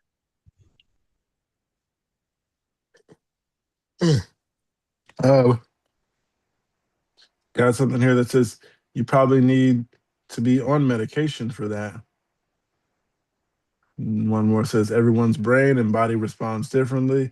I've been smoking weed for many years and never had an issue. I started a year after I was diagnosed. It helps with the side effects I find. Some people report having bad experiences and need to stay away from it. Depends on the person. Well, I didn't say it depends on the person. That's also what I read. If you guys heard me say it depends on the person. Uh, everything It's is just, know your body. yeah, I mean, it's just like some meds work for some people and some meds don't work for some people. Mm. It's a very individualized thing when it comes to medications or with weed. Yeah. Um, got something else here and it says seizures. Does anyone else have seizures or epilepsy? Because I do since I was born. I just want to see if some people can help me find out what triggered my seizures out of nowhere. And thank you. That's just like everybody else, man. Everybody else is trying to figure out what triggered a seizure to start. I had a seizure when I was 5 and didn't have any more after my car accident, and then started having them when I was 16. So I had always wondered, what caused it to come back at 16. We'll never know. Well, mine actually, I got a TBI here, so I do kind of know. Um, but yeah, I always wondered why 11 years later, why couldn't it wait like 20 years later or longer so I could finally drive or something before that? But yeah, I'm actually glad I got it younger because when I think about how it takes people's lives away once you're adult and have built your life around everything you're doing, now you can't live alone. Now you can't drive. Yes, you So, can. Not drive. Don't drive, but you can live alone. oh, well, they say you That, shouldn't live that's alone. not a They say smart you shouldn't idea, though. drive. Uh, But some people can. I do it. yeah, I, I didn't say you can't. said shouldn't. I just said it wasn't the best idea. That's that. Sorry. It's all good. Okay. I'm I think for a lot of people it's not recommended, but I've never been Yeah. told not to. So Okay. Hmm. As long as Um, you haven't been told not to, then I'm a happy camper. But I mean, I didn't ask permission. It just sort of happened, but yeah, I just yeah, wouldn't want you to be alone while one of those are happening. she has been perfectly fine alone for. I've had most of my seizures while I'm alone. Oh well, there you Yeah. go. Even So even when I was living with someone, I had most of my seizures while I was alone. yeah, So that's what it. Yeah, that's what it is with my parents. There's been a couple of times where I've just woken up, you know, face face down on the floor, and that's always fun, isn't it? yeah, Right. oh definitely, that's the best. Splash. Why Like am Uh, I face, here? face down on the floor with them not even hearing a darn thing, so it's just like, I've what's the point of still having to live with you guys if y'all ain't gonna hear it? Like uh it's they a they frustration for just might walk in. That's why. But if you don't It have is, anybody there, there's no percentage chance of them walking in. yeah. yeah. It is definitely safer to live with people and be around people. That way, if something happens, they can call for help. But Exactly. That's why I'm like, Andrea, live with somebody, but I obviously don't know you. So,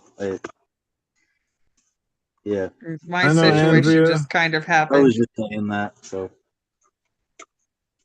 Yeah, I'll go ahead, Andrea. You were speaking and I started talking. I I was just saying it just sort of happened. I didn't plan on living alone. It just happened.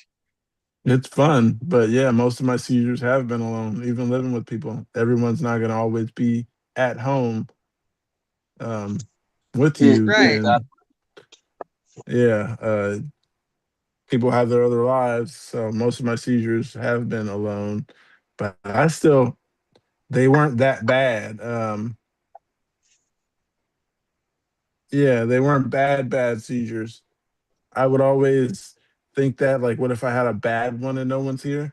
But it was never a bad one. It was always like I wake up on the floor and I'm just like, well, that sucks. You got to keep That's going. pretty And much then I'm home alone, so there's not one I can call and be like, hey, I had a seizure, come right over.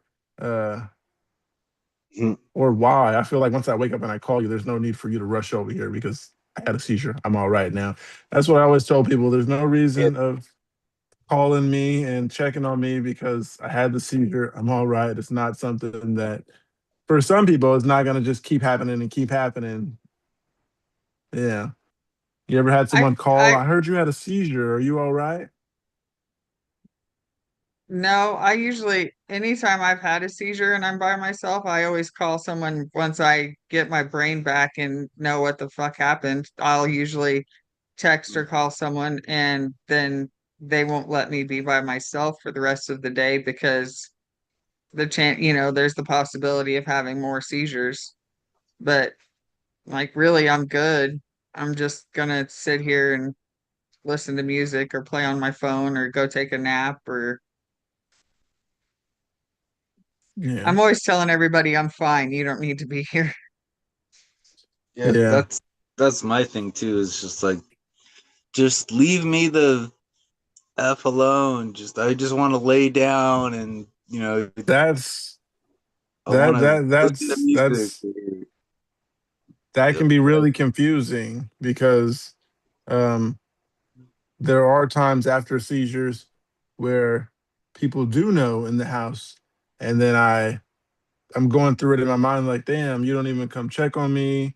Uh, no one, you heard I had a seizure earlier. No one's came to check, see if I'm good. There are times I think like that, but then there are times where I'm like, damn, I just want to be alone.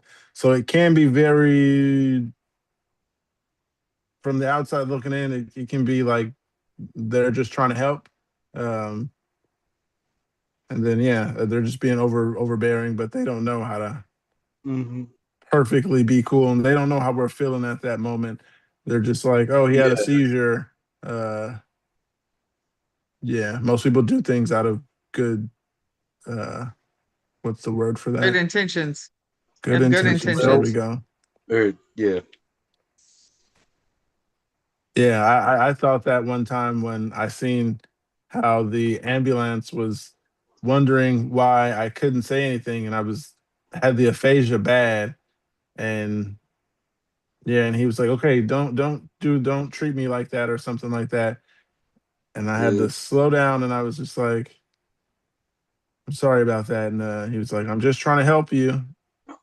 And yeah, they don't know when we're not feeling good or how we're feeling or what we're thinking about. Like I said, it can be very confusing for others too. Well, yeah, definitely. I had the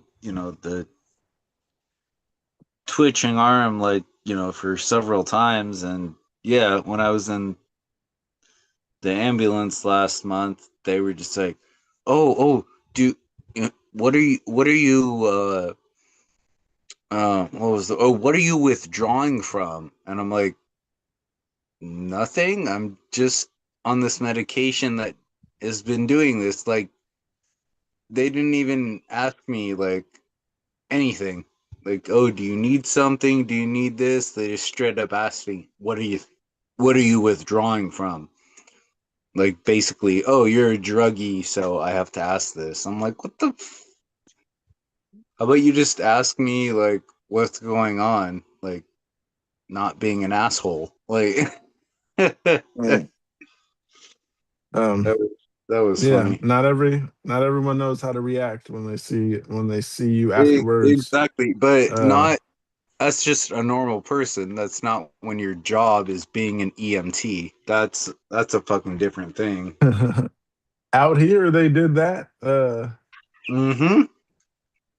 Yeah, they didn't ask me what I was on, but they put on my paperwork at the emergency room that it was a non-epileptic seizure, and I had my bracelet on that says epilepsy. It's not near me. Oh, there it is. It says I have epilepsy right under my name. Uh, my mom's number and my name, and my weight on the back, my height, medicine I'm allergic to. They didn't even look for the bracelet. I Wow. feel they were asking me my name and stuff when I woke up. And That, like I yeah. said, ambulance should have known that's something they should check for. I wonder if that in their training, check for a bracelet first, because that is so helpful. They would have known what to give me and what not to give me, how much I weighed and all that. Might have helped. But yeah, now I got another bracelet. Yeah, Uh they don't care. They don't care. yeah. Got my mom on here, my weight, epilepsy, my height, my name, my mom's phone number. Mm. That's the only way to get my mom's number is if I'm knocked out. Uh, Uh, but I don't go out often, so yeah. But when I do, and if I have one out, then this is a good idea to have. I mean, if you're not here, because this county and hospital stuff, they freaking suck. Uh, yeah. they should have known what was going on with me. The watch literally, I mean, the bracelet literally says, I have epilepsy in those exact words and caps. They didn't notice. I don't want to know. I don't know if they didn't notice because it was red, but that was the reason I got red. I thought it would stand out. Um, and You then would my favorite think. color is red. Yeah, didn't stand out to them. I sure it was. I had a T-shirt on when I woke up, so I'm pretty sure that you know I had this T-shirt so they could have seen the bracelet, but still didn't help. Well, the bracelet didn't help, Yeah, and they but gave me Ativan. Uh, mm, why is that the first rescue med? I think because it just shuts down the seizures.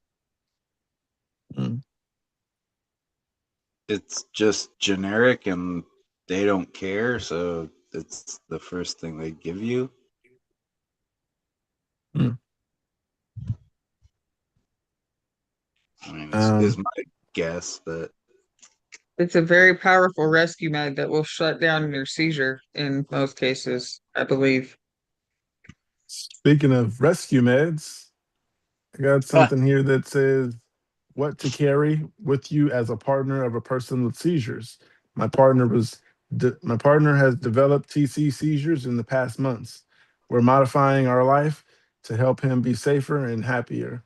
I'm wondering, do you carry anything when you go out to help you with a seizure? Are there any gadgets or seizure things that are common knowledge within the community?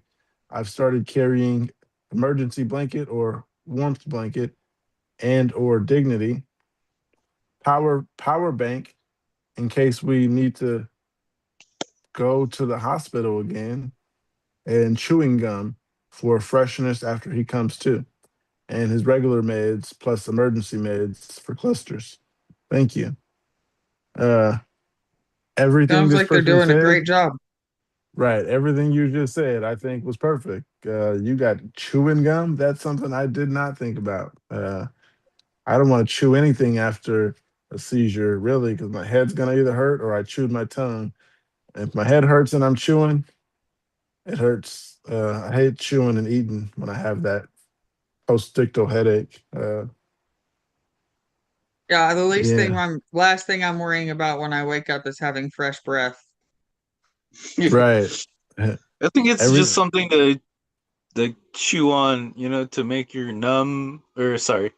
make your gums better. If you've chomped on your lip or your tongue or something, Would that think that might. I would think gum would make it worse.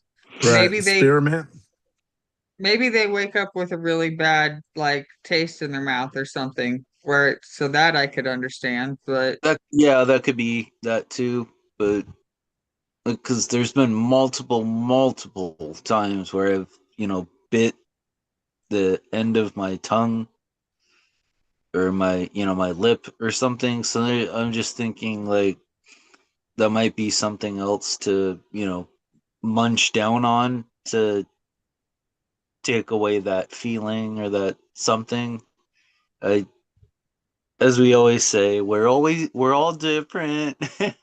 So I don't know what that might feel for that person. Another thing that caught me is when this person said, "I carry an emergency blanket for warmth and or dignity." That is perfect. Because there's times where I've woke up and not know where my pants are. I'm wearing an ambulance, and I'm like, "How did I get in my pants? Did you guys take my pants off outside of the ambulance before you put me in here?" Uh, so bringing an emergency blanket is genius. I mean, it's Yeah. another item to carry if you don't have a seizure, but still, for those times have been good. And it has not been just one time that I've woken up without pants. Because of the obvious reason you guys know. Yeah. You pee on yourself, so I lose my pants most of the time. Not most of the time, but ages Good. ago, it was way more common having waking up wet. These days, it's been a while. It's been quite a while since I wet myself. And if I do, that's a sign that it was a bad one. Uh, Yeah. That's yeah. funny because I think I told you guys before, but the the when I did the EMU, I had a seizure like 20, like half an hour when I was there. And so I had one, and the first thing I remember like waking up to was like nurses.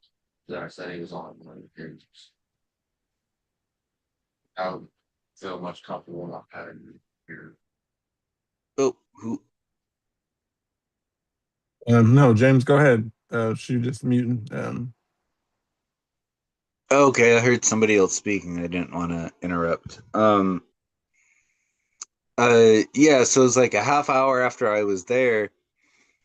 The I'm there for a little bit, and then all of a sudden there's like nurses like pulling up my pants, and they were like, I don't know what you want to call it, like your like hospital type pants.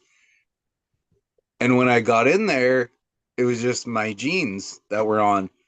So I was just, out of it, obviously, because I just had a seizure. So I was just, like, what happened to my jeans? Why aren't my jeans on me anymore? Mm. I was like completely out of it. And they're like, "Oh, you had wet your jeans. We had to change you." And they were pulling me in the new ones, and then finally, after everything had happened, like one of the nurses had explained it to me and like everything that happened, and I was like, "Oh, okay, now I get it." Like like one of them had to explain it to me. I didn't even remember the entire thing. It's weird. It's weird when that shit happens, man. Yeah. Um, Back to this post, what you carry with you as a partner. There's a couple comments. Somebody says CBD. I take some when I get an aura sometimes. Sometimes it stops it, sometimes it doesn't. Another comment here says I have a seizure pack in my purse and it helps me out for sure. GRO seizures and absent seizures. I'm I carry liquid IV, water bottle, and a small snack, extra shorts and undies. Rare, rare to need, but has helped in a pinch. I'm sure those of you with seizures know we don't have control over it. Gum and rescue meds if you have them. Heart monitor, ready to crush ice packs. That's a lot to carry. I don't have a safety pack. That makes me think, because yeah, that's a lot. Everybody's like, oh, got the gum on deck, the rescue meds, heart monitor, um, crush ice pack. Mm. Makes me think, am I missing something? Andrea, do you have any of those things in a? I was going to say rescue pack. Not a thing. I'm Right. just These winging it. right. These things make me think, damn, people are really out there carrying packs. I do not. Not that I go out often, so there's that. Um, It's good to do. I mean, especially if you're having seizures frequently and have rescue meds, you definitely want those. um, I got something. I know this ain't right. um, when I start getting an aura, I heard that it could be a good idea to smoke so it doesn't generalize. Would that be a good idea? It sounds like this person is trying to use weed as a rescue med. Uh, that's what I thought when I looked at it. Uh, that's hard to tell. It might. Well. Actually, I have done that now that I think about it, and it didn't generalize. But I had the aura and the impending doom and all that, and I was nauseated, and the only thing that helped was to vape. So I made a call, got a cart, vaped, and it took away the nausea. And when the nausea went away, the impending doom went away. Um, yeah, to everybody should know their body. I don't want to suggest it and just say, "Hey, you should try this," but it helped me. It made the nausea go away, and with the nausea away was impending doom, and I was, I'm gonna say perfectly fine, but I was done. I didn't need to take a rescue med. Uh, is nasalium something you should take if you get an aura? I don't know. It, I've never had it. Because some people say they'll feel themselves have a seizure come on, and they'll take a Klonopin, and it'll dissolve under your tongue or something like that. I never had a dissolvable on I, hand. yeah, I don't know. I've just had the nasal spray for like 3 or 4 months, so I haven't had one, or I haven't had one while within the vicinity of a person that had it. And then Mm. I also had my checkup appointment for my VNS today. They were, supposed to check up on the scars and, all of this. And we're like, oh, how am I supposed to use the bracelet? And they were like, oh, when you feel one coming on, you just do. I was like, I don't have auras. I don't have anything. I don't have zero knowledge that one is coming on. So you're telling me that this fucking bracelet and the surgery I just went through is absolutely pointless? She's like, That's not no, no, true. no. Yeah, that's what they said. I was just being my Yeah, Dramatic I know self. that. sarcastic self. She's like, no, it can help because it Dramatic. sets the way, I don't know what the word she used, but like the waves between your head and this and that. And I'm like, okay, that seems like a hell of a lot less than like what y'all explained to me about it. Like, like I was still kind of upset and like kind of annoyed, Mm. but it seems like a hell of a lot less than like somebody that has like auras and everything ahead of time, compared to it. It's just me being grumpy, I guess, but for them to be like, Um, "Oh, so when you have an aura," and I'm like, biatch, I don't have those. Like, that ain't gonna happen. Like, why are you giving me this bracelet I gotta wear for the freaking magnet and everything? Like, that's what I was thinking, like at the first second. But she kind of explained it to me. I was a little bit happier, but at the end I was still a bit annoyed. Like, y'all had to cut me open for this stuff. Like, ugh. Mm. Go ahead, guys. I'm done. I got something that says getting stupid after seizures. I've had 2 seizures now, one about 3 months ago and the other 2 weeks ago. I've noticed my brain power decreasing significantly after each. Specifically, my recall and sharpness is totally gone. I am having a hard time enjoying playing D&D and my friends because I can't think fast enough to improvise. Something I was really fine with before seizures. Has anybody else experienced this? Does it get better? D&D. Dungeons and Dragons, Dungeons and I think. Dragons. Okay. Yep. I'll My go my with that. question would be if they're on any kind of medication, because the medication can definitely do that, but it could also be the seizures. I think it's both. Yeah, and to the does it get better? I'm not sure if it started. Okay, yeah, they said 2 seizures 3 months ago.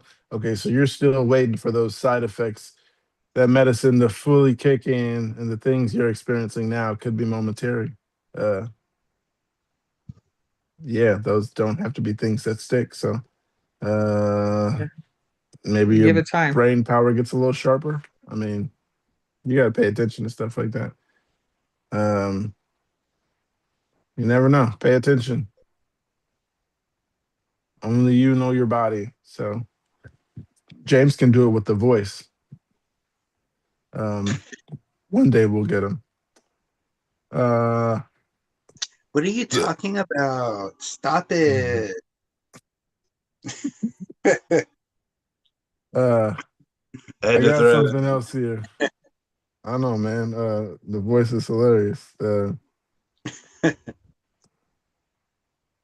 And somebody sent me a picture with their hand on a pizza, one slice, still not big enough. Uh, Does it have cheese on it? it Y'all came are just from making me hungry. Philly, so Philly big pizzas. Ooh, Philly pizza. Talking about Damn. pizza and macaroni and cheese. You're gonna make me hungry. You're gonna make me order a pizza. Wait, pizza with mac and cheese on it? Or Oh No, no, you were talking about mac and cheese. He's talking about pizza. Now I'm I'm I talking wanting know, I about was food. just wondering if there's like a slice with it on it. That would be amazing. You've never had mac and cheese pizza? I heard of it. I No, because I can't really eat that, but that I Oh haven't even seen yeah, it. I haven't even You said seen it. mac and cheese pizza. Yeah, I did. yeah. You I, guys, I I've had gotta go there ahead. used to be a place around here that had mac and cheese pizza. It was good. Mm, mm. That's Um, That sounds so good. All right. So Andrea, I'll see you tomorrow so we can get some mac and cheese pizza. And I um, don't think it's open anymore. oh this is the darn. pizza I Well, was telling clearly you I'm guys joking about. anyway. Can you see the slice? Oh Yeah, I yeah. see it. Oh, Damn, it that's looks a big ass delicious. place. Yeah. Makes you want pizza, right? Uh-huh. And he has big hands. So yeah, that's a big slice. I gotta go to Oh yeah. Philly. Um, yeah, man. Good times, good times. Um, Mm-hmm. I got something else here, and it says, "Any tips for dealing with exhaustion?" Today was a really terrible day. If anyone has any tips to quell the exhaustion that comes with the seizures. I greatly appreciate it. Thanks in advance. Um, Let's not ask me. Wait it out. get you, Take a nap. I'll yeah, be drink back. some I'll be water. back in a few. Um, drink you a decent amount of water, and water usually helps me feel good. As soon as it hits my body, it's like that little feeling like it's refreshing. Body gets cold, then it 15 minutes it's back. But it cooled me down momentarily. Um, I got something here that says no driving. Anyone struggling with not driving, best tips on how to get around it. Will you ever be able to drive again after being diagnosed? I'm just so sure. I'm just so unsure. Don't drive You get again. used to it. Yeah, you get used to it. There we go. That's a good one, Andrea. Uh, yeah, you figure out this is the norm, or you not have seizures and do stuff at your own risk. But I don't It's suggest not it. worth trying. It's not worth risking other people's lives. Find a different way. Where there's a will, there is a way. Some of the comments here. It says my fiance still drives to work occasionally. Close things like the store. I can't get him to take the bus. His seizures are pretty well controlled on the meds, though. Another comment here says I have to go 6 months without one and get a doctor's note saying it's okay. I've only gotten to 3 months once since my diagnosis. It's a lot of rides. Uh, it's a lot of rides from my insurance for medical appointments and from family for other stuff. Sold my car a few years ago because it wasn't looking like it would happen anytime soon, and I was right. LOL. Couple more comments. One says, I have to drive. There's no way around it. I live in the middle of nowhere with no buses, no Uber or taxis. Not that I could afford it anyway. And I work in a different state. I'm medicated and can tell when they're coming. So I feel okay about it. There's really no choice out here. I There's mean, if no there's public nobody, transportation, huh? I don't I have any mean, access to public transit either, so but yeah, I won't drive. Where there's a will, there's a way. yes. Buy a bike. Uh, got a comment here that says there's a disabled bus through the county I live in. I also use the bus. I also got an electric scooter and a bike. I'll never drive again. I can't chance killing someone, including me. Good luck. I like that. That comment is from Chip. So Good nice. ship.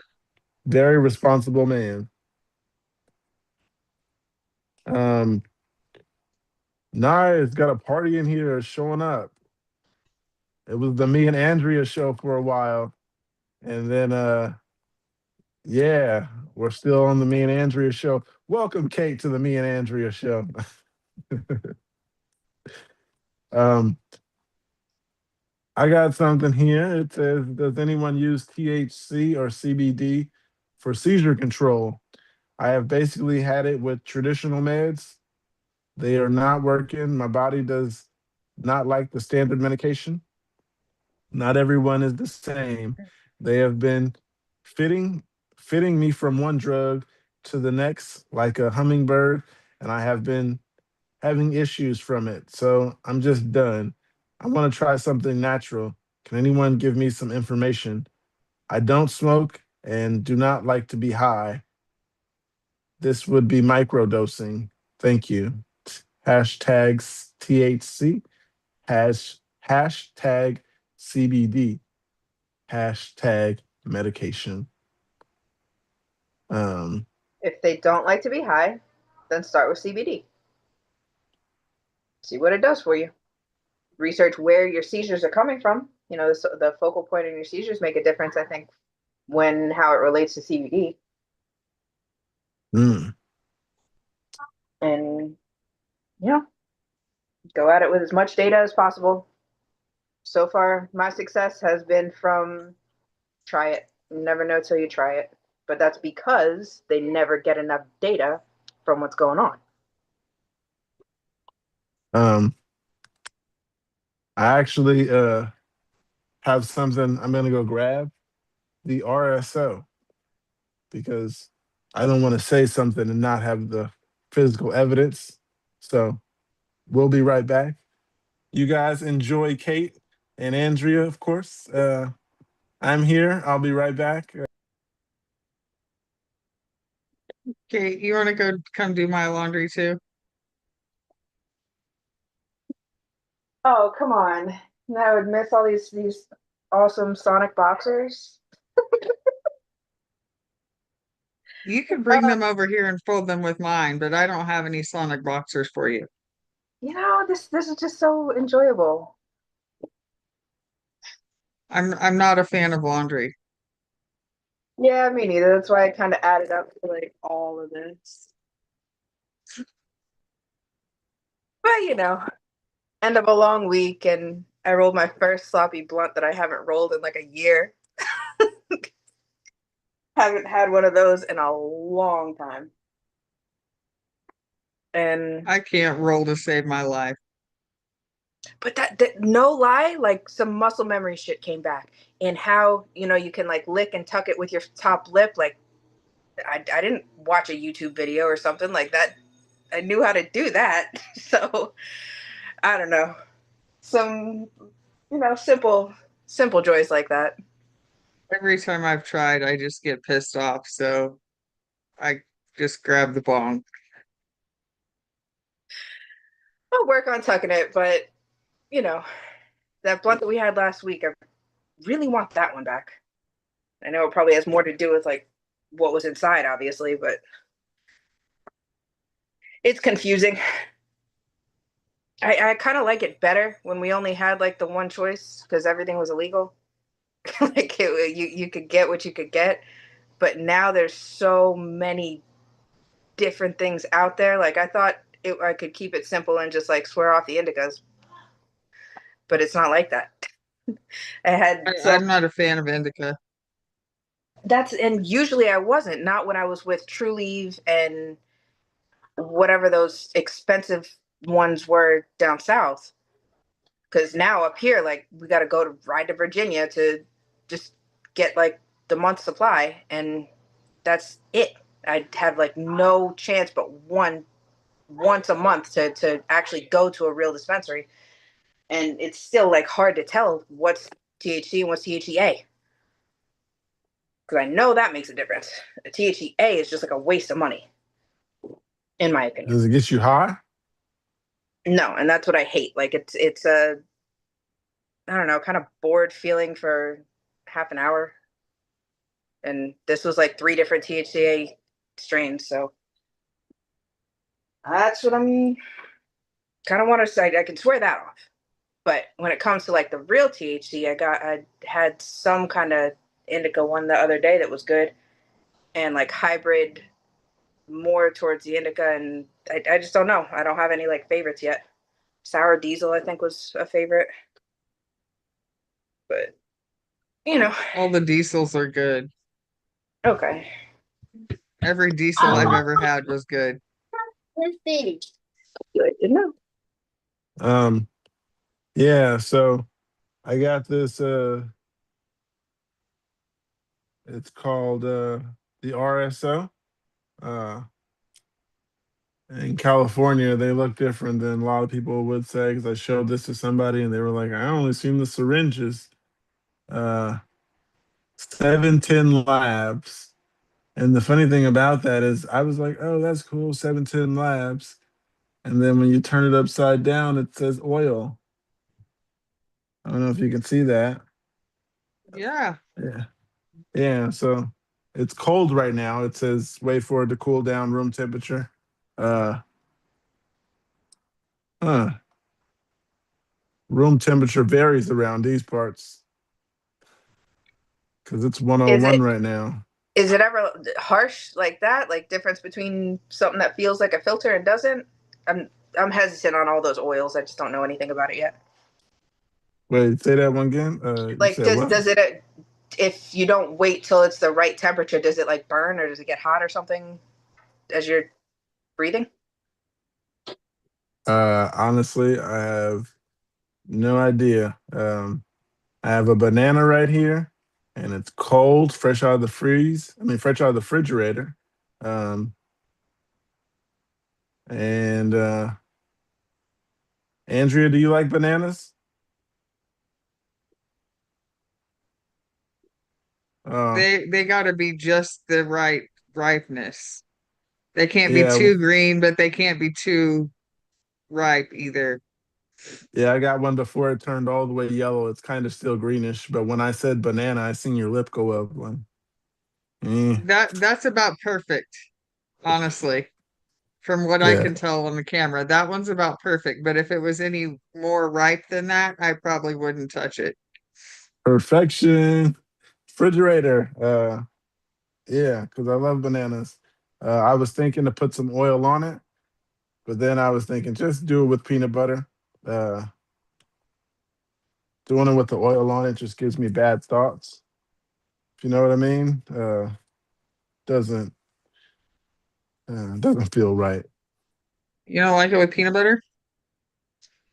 I do like it with peanut butter, but to do it with a banana, um, it's just like we could find better ways to do it. I Just don't don't know if never you do it on get my camera. That's drift. all. I'm definitely not going to be doing anything besides eating a banana the regular way on camera. Um, Maybe I shouldn't have taken a bite right now. Um, Enjoy, sir. do you guys ever known for like THC helping with like the postictal feeling? Well, yeah, because when you're postictal and confused and getting frustrated, and then you take a couple good hits, then nothing matters. Like, you're chill. You know what I'm saying? That's my I explanation like how for you why said pot's nothing better than matters. morphine. Because if when I was on morphine, you still hurt all the time. It's like when I'm high, I still hurt, but I don't care. Right. Well said. And Definitely. the other thing too, like personally, when I'm postictal, like I start okay, like yesterday, this shit happened in the salon. I just got a facial, and when you're getting the facial, you're in a towel and like it includes stuff all here. So like, yeah, I was not dressed. And the next thing I remember, I'm, you know, just small talk chat with this girl who's doing this amazing thing. And it felt so good. I was like, how many people have fallen asleep on you? And she's like, plenty. So I just went ahead, let my eyes close, and like totally enjoyed what it was. And the next thing I remember was, it's over. I'm sitting up, I'm dressed. A friend was there, a couple other people were there. And then I hear the stretcher rolling down this itty bitty little hallway, and there's EMTs in the room. And I was just like, oh shit. So, like, This those is kind of getting situations too. Like, I always have to remind myself, like, shut up. Whatever I'm going to say doesn't make sense. So just like, don't open your mouth, don't say anything. And yeah, that's Surprised you something can keep else. that in your mind. That's something else that the weed helps with. Like back in the day, I was yeah. I was on the train. I don't know. Oh, I was on the train a while ago. Actually the same day I had my last seizure. I was talking to a guy about um epilepsy and podcasts and all that. And he was like, that's cool. And then he was like, I have narcolepsy. And he was like, if I fall asleep, don't mind me. Um, He wasn't your and he Uber kept, driver, was he? no, we were both on the train. So I'm glad he wasn't driving because he was falling asleep. And that's the first time I got to experience that. Um, and I just looked at my phone. I looked at a picture of me and it was on the train. That's what reminded me of that.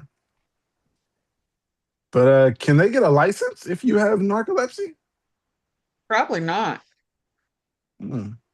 Because I don't If know they, if it's it, something like they fall asleep driving or is it just something like randomly sitting still. I think they have to be diagnosed before they get their first license. Mm. I went to the DMV and got an ID 2 weeks ago now. I expected it to be here. And I get a letter in the mail saying your license has been canceled by the state of Tennessee. Never No got a license. explanation? No explanation. I didn't. Oh no, it said like clear as day because it was canceled in Florida. It was removed in Florida or revoked for. I think it said medical, but either way, like it did give me the history of, my license. But what the fuck? I didn't pay for a license. I went to the DMV and got an ID. That's it. Took the picture, did the whole thing, and now I got a letter 2 weeks later saying your license has been canceled. So Call them. yeah, this Call place. them and see what they say. Go figure. I get it on a Friday. So we'll set a reminder. See what happens. So far, everybody's been accepting my Florida ID. So whatever. One less thing to stress about. If I don't have to start handing my medical marijuana one, then no, I'm all right. I got a couple questions here related to weed. Luckily, both of you guys, what's the word? Partake. There we go. Yeah. Right on time, Andrea.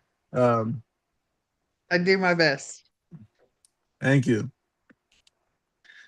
Got something here that says, I've been seeing a lot of videos on the effects of CBD oil, and I want to know if it's worth it.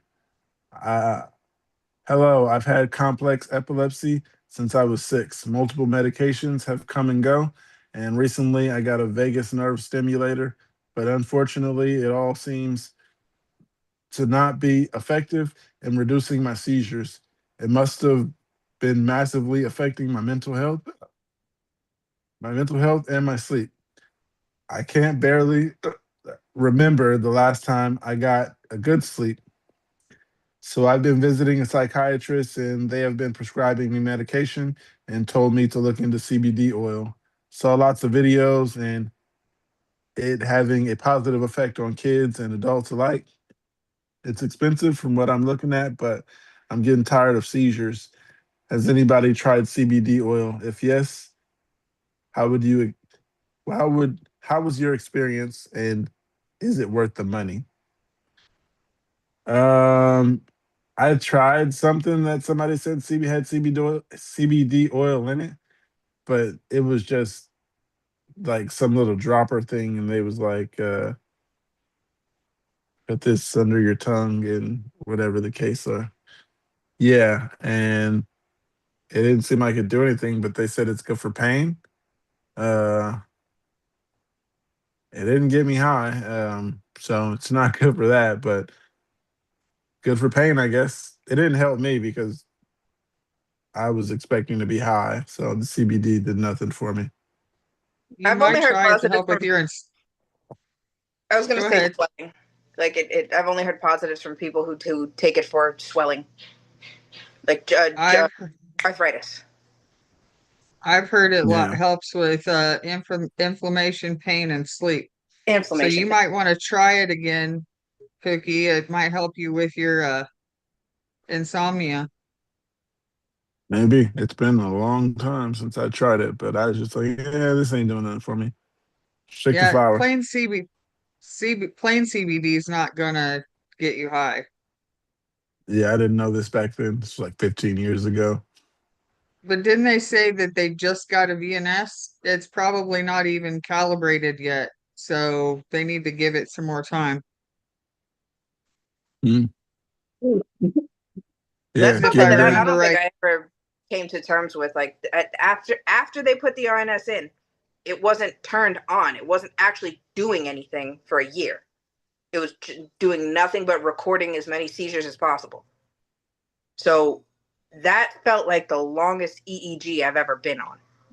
Literally. Like every time a bad one happened, I would have to just rationalize it by saying like, hey, maybe this is meant to be because it's the data that they need and just take it from there. But holy shit, that whole year felt like so backwards because I didn't even have you guys. So yeah, this thing now, all these medical implants, I don't think patients are ever really informed well enough that, the length of the journey and like severity of what it's going to be when initially they sell it to you by saying, in this amount of time we can start titrating off your meds, and it's just Yeah, like this amount of time after you've turned it on and been successful, and you know and had it calibrated. exactly. And they're still switching the settings on this. I don't know what Right. they're doing in this new state, because I don't want to get the battery changed, obviously, but that shit's gonna happen.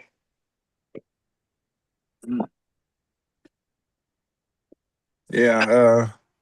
My suggestions for CBD. I know they sell those at the corner store around here. Uh, it's up to you. I haven't had any experiences that I would like to try again with that. Um, Maybe I should use it for the right thing next time. Uh, yeah. One of the comments here says, I take Epidiolex, which is prescription CBD oil. It hasn't completely stopped, but definitely significantly reduced the amount of TCs I have. Curious how the VNS is affecting your sleep and mental health. I wonder how it works though, because VNS has to, it's like those steady, standard, consistent like impulses or whatever they call it. I don't want to call it shocks, but that's what I think of. Like it zaps you every, like on a regular schedule. So Yeah, I think someone said theirs is like 1 or every 2 minutes or something like that. Uh, yeah, so I mean, before it's saturated, are they just, is that another kind of test it out, see how it works kind of? I wonder. I think they anybody? adjust the strength of it. Oh, okay. Yeah, that makes sense. Like once they put it in, then it heals. They got to wait for, the healing from the surgery itself, and then they turn it on and it's real low, and then they'll kind of up the settings until it gets to where it's controlling your seizures the way they want. Mm, At least that's my understanding of it. okay. The OP responded to that post. Um, they said that's great news. I'll look into Epidiolex and see if I can get my hand on some. The VNS is supposed to help reduce seizures, and it did at first, but over time it lost its effectiveness. Even when they increased the stimulation, if I sleep in the wrong position, my left arm will start hurting like a bitch in the morning. I'm actually telling my doctor if I can get the surgery to remove it. Oh, wow. Yeah. Your I arm? didn't So, know. I didn't know they could remove it. I thought it was something you just get in. It's a for lifer. yeah, I I was don't always know. told, like, even if they turn it off, like, I could let the battery die, basically. But Yeah. Tom there's Hill no, still has his in, yeah. and his has been off for a while. Uh, Didn't we have that other regular, the that brunette guy that was on for a long time? He has the VNS. Is his still on, though? I'm trying to think of a brunette. Got brown hair, had, like, longer, I don't know, like, medium-sized hair, always talk quiet. He's been on for, like, longer than me. Kevin? Yeah, that one. Is his still on? Is he a brunette or just a brown haired person? What I don't know exactly what color brunette is. Brunette is brown hair. Oh, Brunette is okay. brown. Okay, But yeah. yes, I believe Kevin's VNS is still on. Okay. Yes. And he is 8 years seizure free. So applause to him. Amen to Continue that. your streak of good luck. Well, not good luck, of no seizures. Somebody like Um, that though, who anybody who gets their seizures to actually stop like under control for more than like 3 months, I would start playing the lottery. Like I would literally feel like that they must have some different kind of vibe about them. Because yeah, That parent, you saw that post with the parent who has the 11-year-old with like uncontrolled ones now. That's what came to me too. Like, I'm so happy this didn't start any earlier in life, because like, yes, probably did, just undiagnosed, whatever, but that's got to be so unpredictable and just like, yeah, can't control it. Yeah, I don't remember what direction I was going with that now, but that's got to be rough. Hey, Mark. How's it hanging? It's hanging. A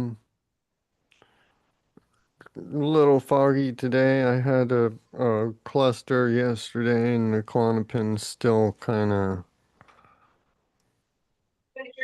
So far, 4 of our regulars had ones yesterday. I think it's just full moon or something. Is the moon even full? I don't. Holiday. Four, No, including I'm just me, or kidding. do I make it Yeah, five? it was me, you, Sailor, and Toaster. Was it and Toaster? Yeah. Oh, well, But mine wasn't tonic-clonic this time. The Hey, one that I what I had was thinking earlier this week, I is bit my tongue, but not yesterday. all the moderators good, had seizures. good That's job. I not funny, didn't. but no, I No, was just no tongue saying. chewing Um, is always a Kate, win. Mark, Toaster, and who else? Uh, Sailor. so And Sailor Mom. yeah. Yeah. Hold on. Mm-mm-mm. Hey, you guys ever mailed Nasolam by chance? Mailed it? Yeah. I've never mailed drugs. Wait, Well, mailed fucking say what? it like that. Shit. I'm just saying. I'm just. Sound like my We mother. Uh, are we are live. yeah, Yeah. yeah. I've never put a package with drugs in it in a mailbox. Uh, And neither Probably have not the I ever smartest considered thing. it. No, yeah, Yeah. That was a um, hypothetical question, right? The entirely. United States Post Office is actually extremely good about privacy. If you want to mail anything illicit, and this is not an endorsement, a recommendation, a suggestion of any sort, simply a statement of fact that the United States Post Office is bound by the Fourth Amendment in a way that third party, commercial freight and delivery companies are not. So they do All right, not Mark. open packages. They do not look in there for contents unless there is something blatantly coming out of it falling apart. It is a very, very high bar that the USPS has in order to snoop in anything. So we're one to choose to mail, let's call them Suboxone inhaler, right? Narcan sprays, right? Nothing wrong with those. Send those in the mail all the time. Anyone, everywhere in the country, you need Narcan, right? So, mailing Narcan, then, yeah, post office is the best way to go. Anybody told you you're a Just genius today? Huh? come Anybody again? told you today you're a genius? No. All right, you're No, a I've genius. been sleeping all day. Well, good Mm. morning, sir. You have definitely just taught me something I needed to learn. Thank you. Thank you. Kitty probably said it and you didn't hear it. Um, Mm. I said Kitty probably said it and you probably didn't hear her. Oh, Kitty's been sleeping all day too.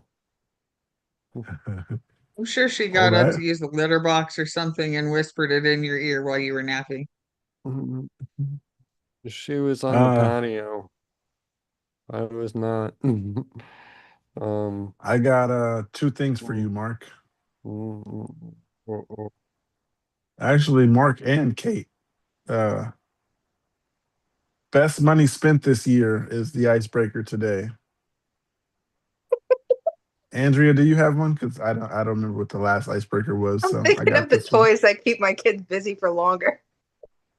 In the last Which year, my this house. year, this year.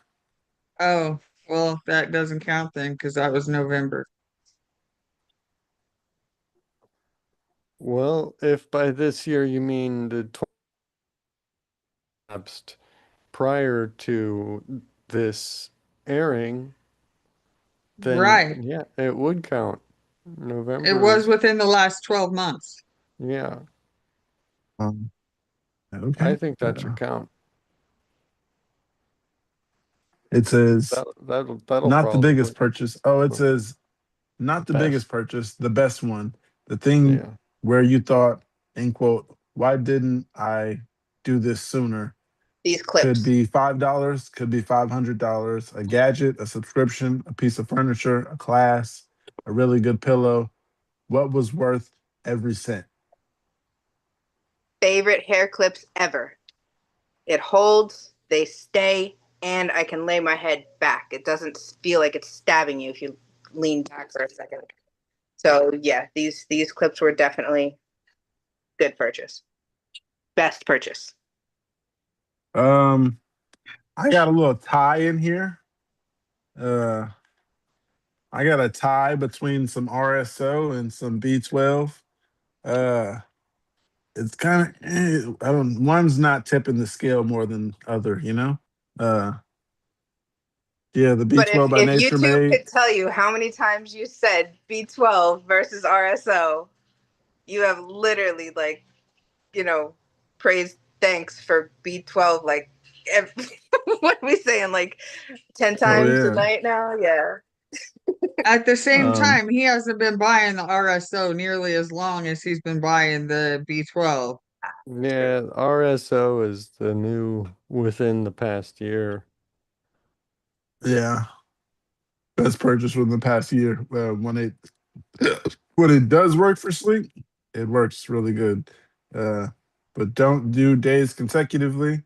And I haven't used it in like 2 weeks, and I have not been getting good sleep in 2 weeks.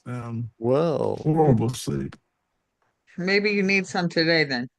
I'm glad you yeah, see the trend. That's I the first. yeah. am. I'm gonna take some today. I'm gonna take some in a few minutes, and I'm gonna see if it kicks in and I need to leave, or can I sit here and just be high as AF?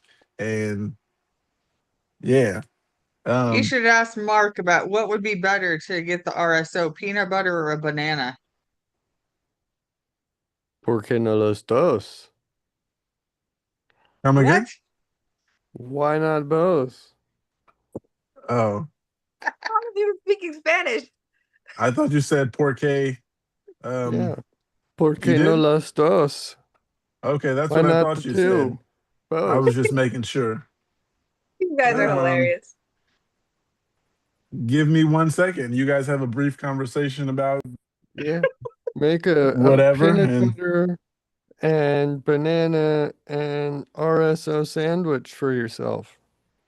I'll be back with the RSO and I'll do it on camera. Oh boy.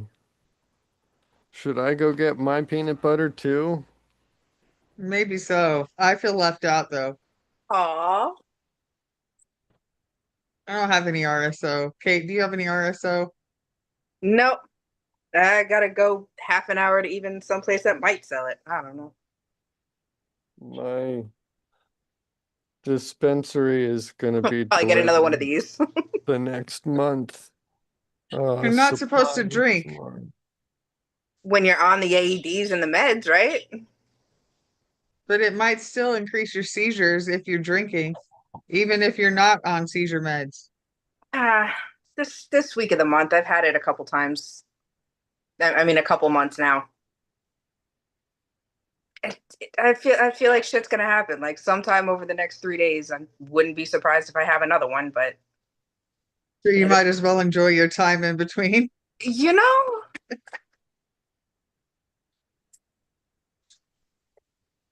especially I if I'm mean, I stuck can't say home. when what? especially if I'm stuck home.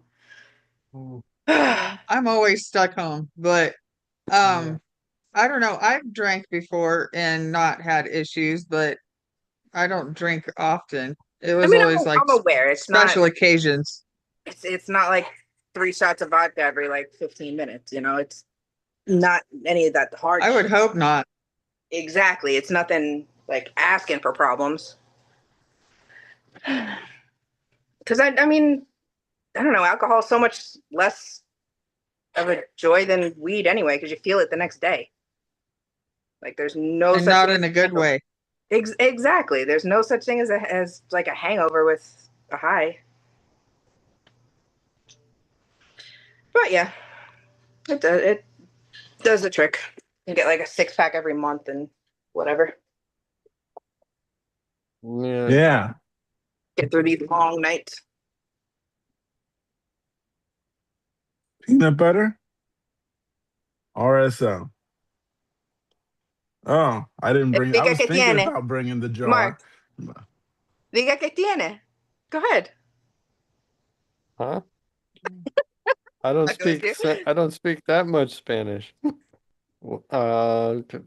Tiene.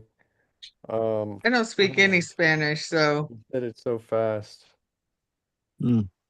Yeah. that's the other thing. It's like I had a Cuban babysitter when I was Bro, first anybody that's born. been in that So I region of the started, country for more than a couple of years, like you have to know some Spanish by now. yes, I started speaking Spanish before I started speaking English because my Aw, parents were working. So, that's yeah. so sweet. I took But it's Spanish all in high gone school and now. flunked. It's all gone. I took Except for Spanish a 1 and couple little Spanish 2, and I phrases. flunked 2. I flunked Spanish 2 because I wasn't going to class. I passed Spanish 1 because I was going to class. But next year, I was sophomore. I tried out skipping class quite often. You still learned your lesson, you know. Find Mm. some benefit in everything, Just didn't learn any Spanish. you A little bit, just a little bit. You learn a decent amount in know. Un Spanish 1 poquito. class. Yeah, poquito. Un poquito So solamente. watch this process here. Jealous. Uh, See what comments you get by turning that into a short. will this be considered using drugs on TV? I mean, No, Yes, we are medicating. you're taking We your are medication. epilepsy patients administering our doctor prescribed medications as directed for our chronic condition. That's um, right. I'll keep it real with you. I didn't get this from the doctor. The guy I went to Yes, you was do. at a dispensary. You have epilepsy. I'm in California. They didn't really care. They You just give it just to you, ruined whoever it. you are. You ruined it for yourself there. You should have just left it with, Well, once you say you're in California, doesn't I that had the disclaimer it's covered. yeah. That's the best all-purpose thing for not having anybody bat an eyelash. Hold up, that shit look okay. Is it just me or is that a lot? What? We'll see. The amount of RSO he's putting on that thing.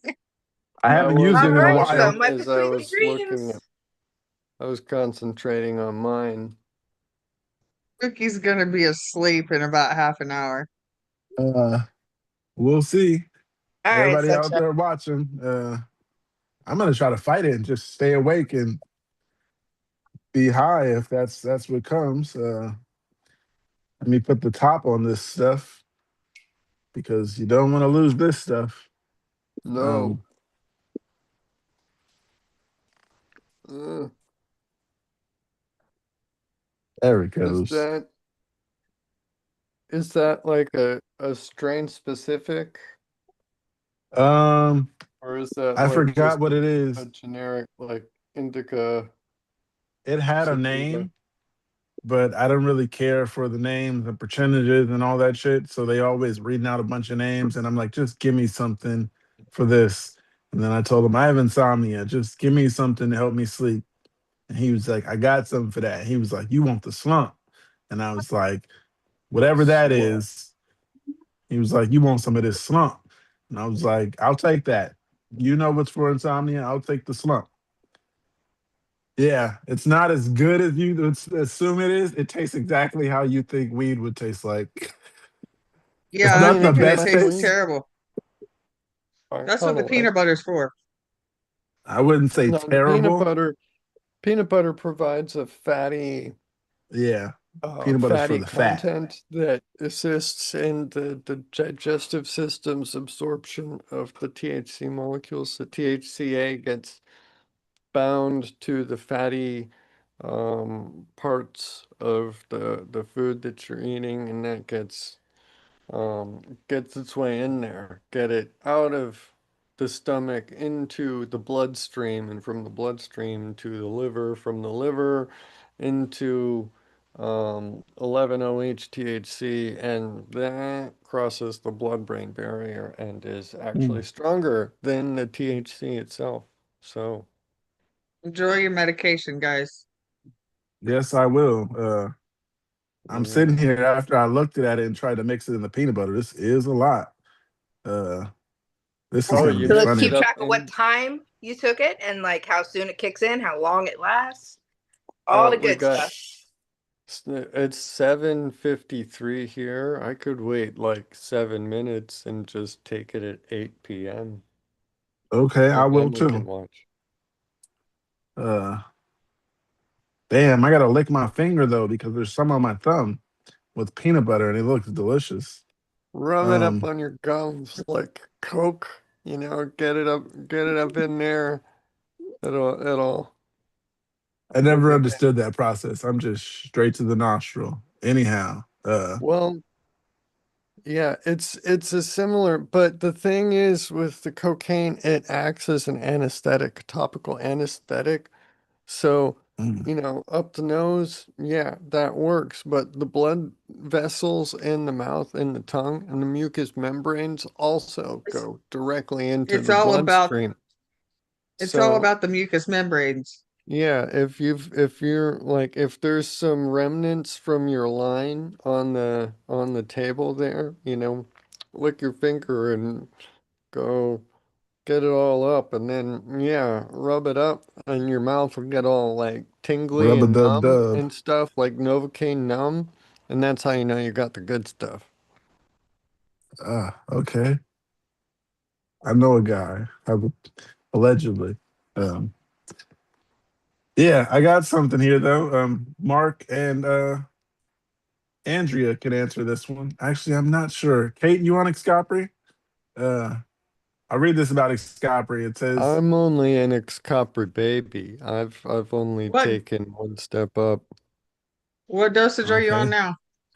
25, I think. They start at 12 and a half, and I finished the 12 and a half 2 weeks, and I am just about like 5 days in on week two or on week one of the next step. So I think that's 25. Um, It's for gonna be it's gonna be like another 6 weeks until they get me where I need to go. But uh, they're going to be reducing the Mont Poli once I start getting to a therapeutic excopery level. So hopefully that'll make me a little less grouchy around the house. mm, Have Um, you been grumpy? I I have been informed that I can be difficult to deal with. mm. Yes. I mean, you guys know what I'm like. Imagine that, but out in the world and over trivial things like how things go in the garbage can and you know a You Anybody ever get a dish called little you Karen? feisty. a dish that was not fully like scraped like clean before being put in the drying rack and stuff. It's like this is not that important, but But it's important. it is incorrect, even if it's not important, and that needs to be addressed. Everybody needs to have a chance to improve, and they can't Right. improve if they don't know they're making mistakes. Correct. That's very true. You have to acknowledge there's a problem before you can fix the problem. Right, yes. Yeah. Everybody out Yeah. there watching, press that thumbs up button. We will be live tomorrow morning. There was something else that I was trying to remember to say while there was Oh, people here. T minus 3 minutes until RSO administration. Right. I was gonna start the next post, but I'm just like, let me just give this 3 minutes some time. And yeah, my peanut butter is sweating. Well, not sweating. It looks like it might be melting. Well, peanut butter can't melt. It's getting soft. Put it like that. It's getting real soft. Oh yeah, enough to move when you Peanut Well, butter yeah, can hundred. melt. don't hold it completely upside down. I did. I don't know why I did, but I just tried that Yeah, too, and it moved. It moved like it was gonna drip if I just held it any longer. But probably. Yeah. yeah. Man, shout out to Nature Man. Uh, T minus. I heard you say that. And we actually Two got 2 minutes. minutes left. 2 Yes. more minutes. And I think there's a rocket over by you going soon. There's a Vandenberg. Oh, Three soon? hours Oh, three today, hours. 11:04 p.m. my time. So yeah, Okay. 8 p.m. 8, 7. 7, Okay. 7? No. What Yeah. time is it over where you are, Pookie? 4, It right? is, yes, 4:58. So It's 5. almost 8 o'clock for you. Yeah. Yeah, so it'll be 8 o'clock. 8 o'clock launch. Falcon 9 Woo. from Vandenberg. 8 o'clock my 1 time. more minute. 8 1 more o'clock minute. your time. Yes. 8 p.m. Um, PST. Don't spill your peanut butter, Pookie. I'm trying not to, and I just seen it start to slide. Uh, Yes, that's why the jar of peanut butter is so convenient. It gives you a little spoon table so that nothing spills over. Right. Good T planning. minus 20 seconds. Ah.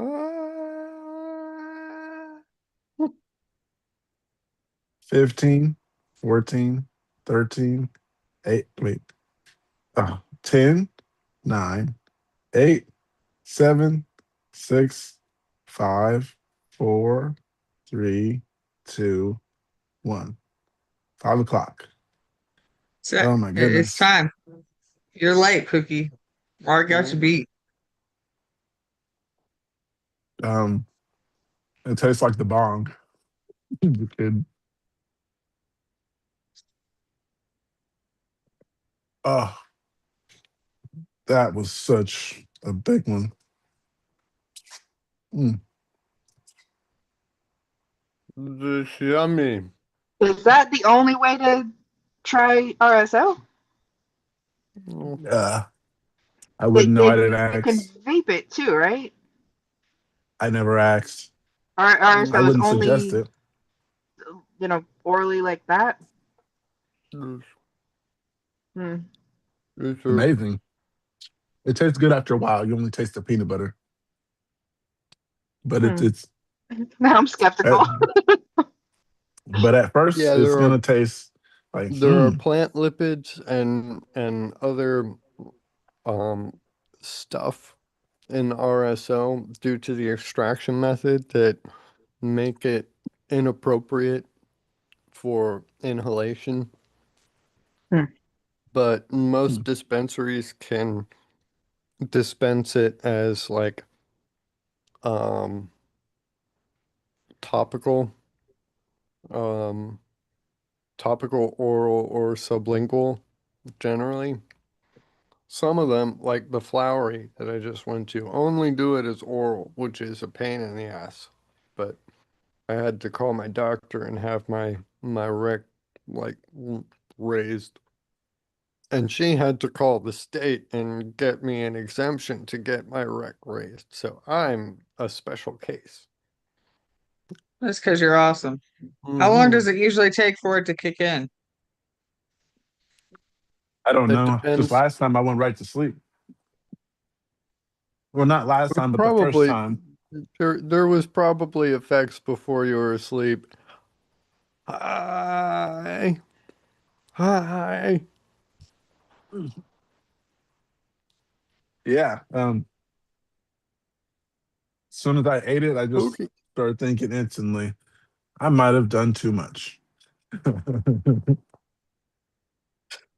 I mean, You'll know the soon worst that enough. can happen is we go to bed a little early. Or I just fight it out and just smile at you guys, because if I'm high as AF, I mean, I'm gonna be smiling. Never you're the pass up one a chance who's to fall asleep, though. you're It's the one getting who's reading the post. So if you're just sitting here smiling at us, like are we just gonna watch you? It'll be we'll very see. exciting. Um, got one here that says Excopri. How long until the side effects? I took my first dosage of Excopri last night, 12.5 milligrams, alongside with 10 milligrams of Omvi and some other stuff Mm. and an RNS. Last night I slept better, and today I'm waking up a little more relaxed and clear headed. Something tells me this is a bit of a honeymoon, mostly because of the low dosage, but also little because it's increasing the euphoric effect of the benzo before sedation. Curious, how long did you take it? How long did you other folks take it to feel some of the negative side effects of Excopri? I've been afraid for so long. Andrea and Kind Yeah. of no Mark, that help. is. I'm kind of no help on this one because I don't even really remember titrating up on it, honestly. The I made a post about this on the epilepsy universe. The mechanism of action of Escopri is believed to work through the GABA system, particularly the GABA A receptor. Um, and the GABA A receptor is the one responsible for the psychoactive effect of Quaaludes back in the day, which is not to say that um, Xcopri is the new Quaaludes, but it's just, Quaaludes had a notable sedating effect, and you take enough, you go to sleep, and that's what Xcopri does. It acts on a receptor that, is heavily sedating. An interesting thing is that the benzodiazepines were brought in and, in large part to replace um, both the Quaaludes and the not phenyl, um, and the barbiturates because of their safety margin. And the benzodiazepines also work on the GABA A receptor, but they do not activate the receptor itself. What happens, it is very interesting the way it works. It binds to a particular site on the GABA A receptor that increases the signal response of that receptor when it does get activated, but it doesn't turn it on, right? Um, if you could think of it like a dimmer switch or something, you turn it on, off with the switch, but you could have the knob turned up without the switch turned on, and then when somebody goes and presses the dimmer button, you get a brighter light than you would have otherwise. So that's kind of what the benzodiazepines are doing.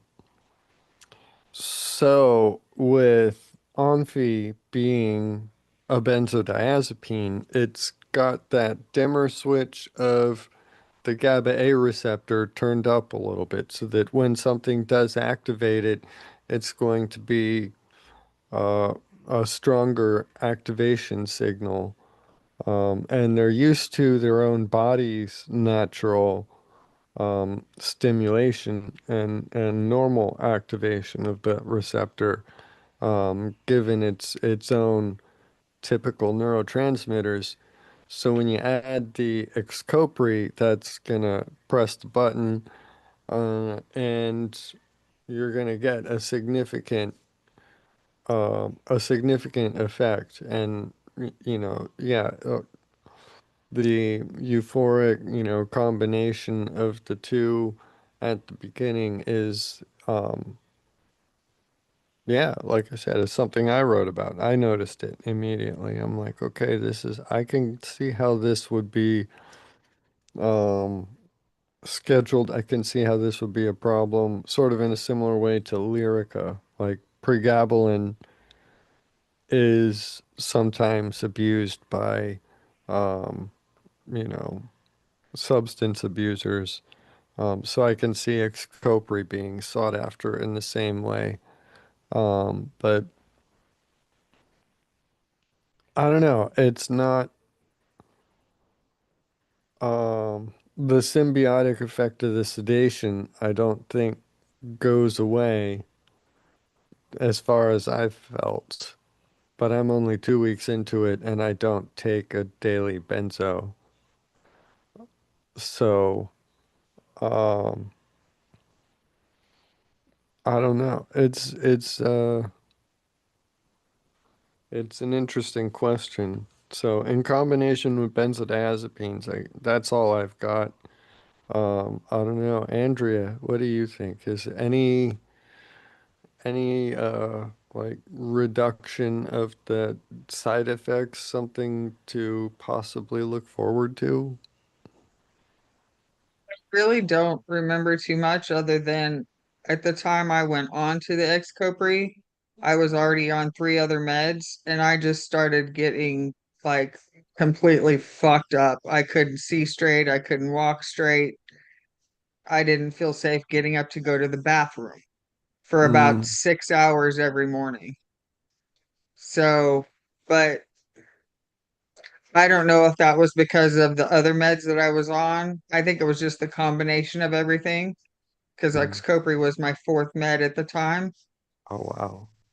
That's Yeah. a that's a thing. So I think it was just the fact that I was over medicated that I had such a big reaction to it. And the higher the dose got, the worse it got until they finally decided that I didn't need to be on some of the meds I was on and changed it. So I don't really know. Mm. Another one of our regulars here was up to 4,000 milligrams of oxcarbazepine with several other meds, still uncontrolled. And, the worst part is when the meds don't work and you want to get off of them, you still have to titrate so slowly. Like, and she's saying too that the Excopri was uncomfortable and didn't work. So at the end of the day, for some of us, like we really do just have to, you know, accept the fact that meds don't work. And it's never going to do it for us. But those benzos are so much more of a threat because once you take like that first dose, you have to expect a pretty bad tonic-clonic as soon as you stop. Mm. Looks fun, Kate. Anyhow, so the comments Gotta here. go. I gotta take off, guys. I will see you guys in the morning. Have a Adios. good night. Bye. Good to see you Bye. all.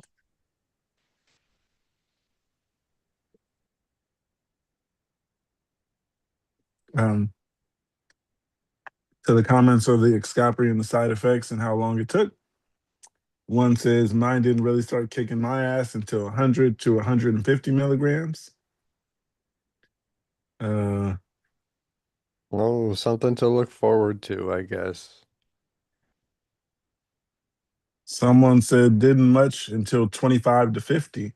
Even then, it wasn't bad, though I topped out at 50, mainly more tied to the morning and exaggerated head rushes. Those faded away, and weeks after reaching the final dose, Hey, we got Angel here. Angel.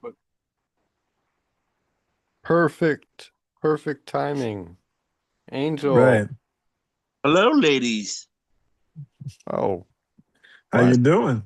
I'm good. I would have been on earlier, but I kind of fell out after my lunch date with my daughter. No. Well, We had some pizza. Nice. I wish I had a lunch date. I wish I had a pizza. Yeah. Angel sent me this picture of the pizza, and his hand was on the pizza, and the pizza was still bigger. That's that Philly style for you. Big Philly style. Right. I sent a few people that picture. Yeah. I like it. I might put it as a screensaver or something. You never know. And that's what, like a 20-minute walk from here, from my house. Looks Now we're worth it. even more jealous of you. But we're talking Excopri here. Oh yeah. So yeah, we need you. We need your input here. Pookie, what was the Okay, Angel. question? It says Excapri. How long until the side effects? I took my first dosage of Excapri last night, 12.5 milligrams, alongside 10 milligrams of Omvi and other stuff, and an RNS. Last night I slept better, and today I'm waking up a little more relaxed and clear-headed. Something tells me this is a bit of a honeymoon, mostly because of the low dosage, but also a little because it's increasing the euphoric effect of benzo sedation. Yeah. Curious how long it took for other folks to feel some sort of negative effects of Excapri. I've been afraid of for so long. I felt my side effects during the titration up, and the main one I felt was two were the double vision and the headaches. The headaches were really strong. I felt them on the titration going up, and I just basically toughed it out all the way up. And now I don't even like, yeah, the headaches come here and there, but I don't care about them.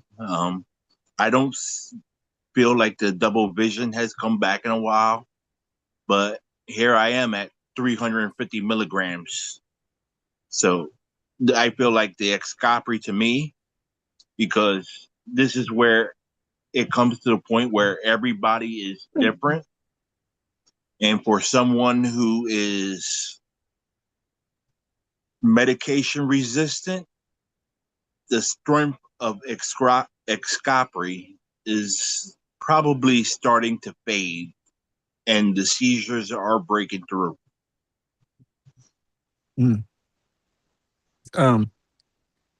What How dose are long you does on? yours? Oh, go ahead. Huh? What dose are you on? 350 milligrams. I should be on 400, but I talked the doctor out of that. Nice. How long does it usually take for you to be resistant? Like how long before you usually have breakthroughs once you get to that prescribed dose? My last breakthrough probably would have been yesterday. I felt things coming. I felt like sensations, the jerkings in my arms and everything. And I said, nope. I downed some. I went into my seizure bag of leftover medicine. I had nasal just in case, but I didn't want to do that. I just took some milligram of Clonopin because that's what I was used to be on before the Excopry. And I said, let me take that for emergency while I go pick up my daughter because I do not want anything to happen while I go pick up my daughter. Okay. See you later, Kate. Bye.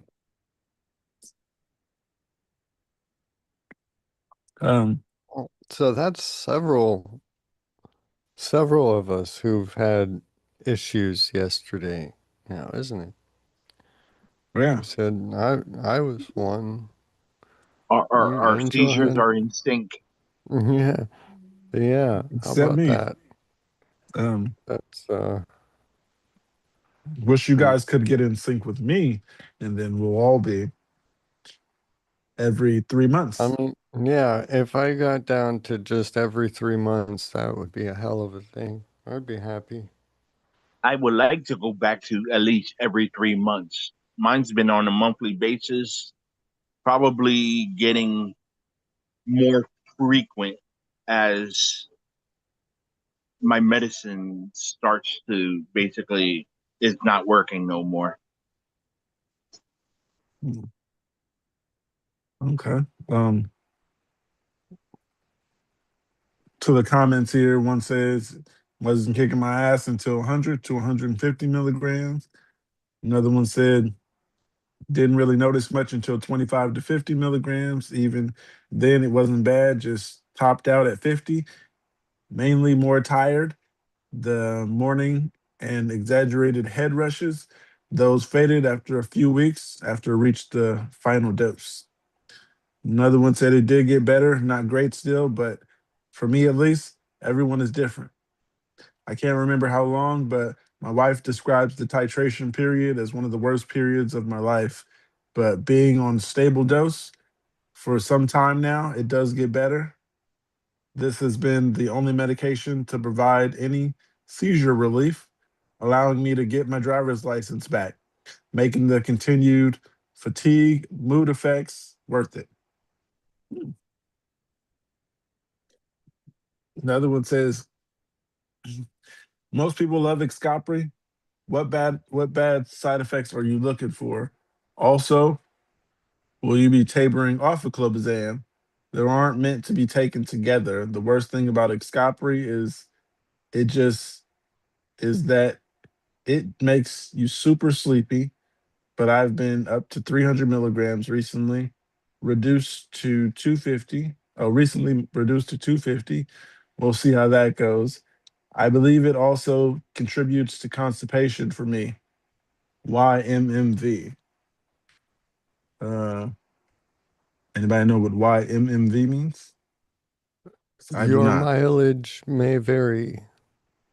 Oh, okay. I am feeling the RSL I think already. I'm feeling it, but I want Uh, to. and So I just think I'm feeling it, looking at but myself in the camera, I definitely look like I Oh, you feel guys are toasted. And here it. comes Toaster. Yes, well, synchronized. He and I both took peanut butter RSO spoonfuls at 8 p.m. my time, I guess is 5 p.m. over there. It's kicking in. it's been 20 minutes, and I think I feel it. Uh, Actually, I'm sure I feel it. There's no other reason for this I feeling. don't need to think. You don't need it. Uh, Gotcha. I got something here that says planetarium and dome theaters. Does anyone have an issue with planetarium or dome theaters making them dizzy, nauseous, or like they are gonna seize? Or do you have any personal experience where you did seize or pass out in one?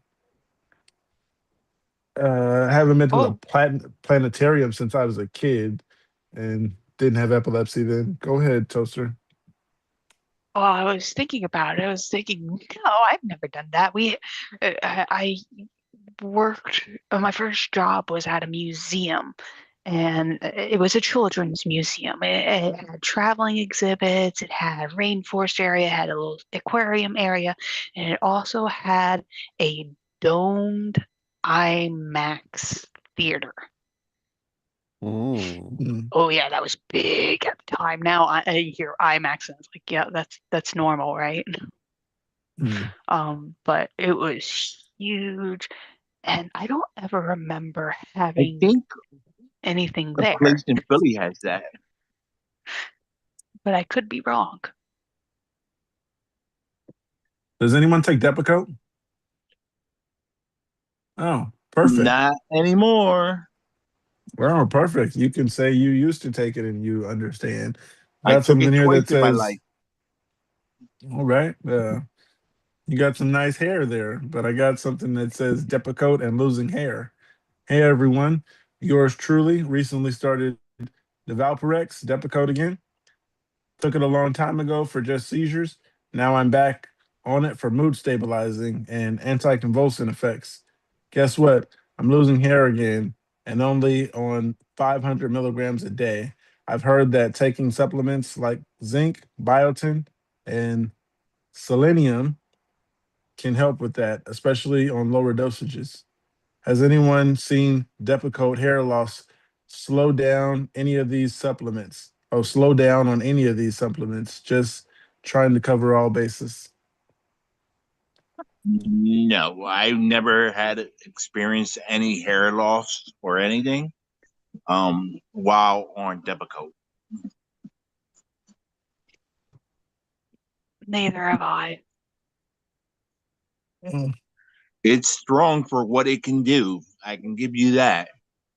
But it's I never experienced that. mm. Mm. My hair is still as thick as ever. Okay, good, good. Everybody out there watching, press the thumbs up button, subscribe, um, and press the little bell, and it'll tell you when we go live. Uh, I can't wait until, some more white starts showing up. Then I will stop being carded at the vape shop. uh, Mark, you have any problem with hair loss? Mm. Oh, His looks thick too. okay. We rarely see you without your hat. I didn't realize your hair was that dark. Or maybe I it's mean, just the lighting. it's dark in this room. I'm blonde. It's gotten darker as I've grown older. I was a I would light. not call that Like, blonde. I was bright blonde. Well, this is bad lighting. Yeah, it's Uh, bad lighting. That's not the way it looks in like face to face. yeah, right now it looks like it's as dark as mine is. The mustache over here is a bit that kind of more closely, So a at sandy least in brown. this, it more closely, yeah, dirty brown, sandy brown. Yeah, Mm. it's not dark to dark. My son was blonde when he was younger, and he's brown now. Mm. Okay. I was bright blonde when I was young, and it's kind of, I like it. It's fun. Mm. Um, it But says, does this sound like focal seizures? A while ago, I had episodes where I would suddenly feel really off. I'd have a horrible feeling in my stomach as if I was about to either be sick or have diarrhea. I didn't. I then get really cold and tingly sensation in my chest and arms and just feel very weird in general. But I find it really difficult to explain it very well. I had also a pretty strong metallic taste in my mouth. I felt very spaced out and disorientated after each episode. I remember talking to my mom after if happened once and she said she was talking to me and I was answering, but with yes or no answer, which was spoken very quietly. I didn't recall this conversation though. I went to my doctor who said my blood pressure was so low he prescribed meds to raise it. I was having these episodes around 10 times a day and stopped about a week after being on medication. Fast forward to yesterday, it happened again and again and again, happened at least 10 times today, if not more. I checked my blood pressure multiple times and it was totally normal. So, wondering if that wasn't causing these episodes before. Someone said to me it sounds like focal seizures, but I've never heard of them, so wanted to ask for advice from a community of people who understand more. And all of you guys have focals, so please help. Does that sound like a focal seizure? The metallic taste, mine, I get the metallic taste sometimes with nothing happens. It just comes out of nowhere. I could be watching TV, but go I've ahead. had my You I've should had my pay tongue attention go to that. Like metallic taste out of nowhere is not like an everyday thing for most people. So um take note. unless you're chewing Well, on something, metallic-y. Something metallic, yeah. usually not, but Or like if what, I do, drinking orange juice after just having brushed your teeth? mm, Do not Yeah. yeah, recommend. Just me either. Is FYI. that bad? It's horrible. Minty fresh and then orange juice with the citrus. Uh, Spearmint's It's better. bad. Just don't. The mintiness does not go well with. There's uh, there's toothpaste that's cinnamon flavored. Crest makes a what? cinnamon flavor toothpaste. I'm not a fan of cinnamon to begin with, Oh, so okay. Well, I was that trying to think wouldn't of help. something other But than but mint.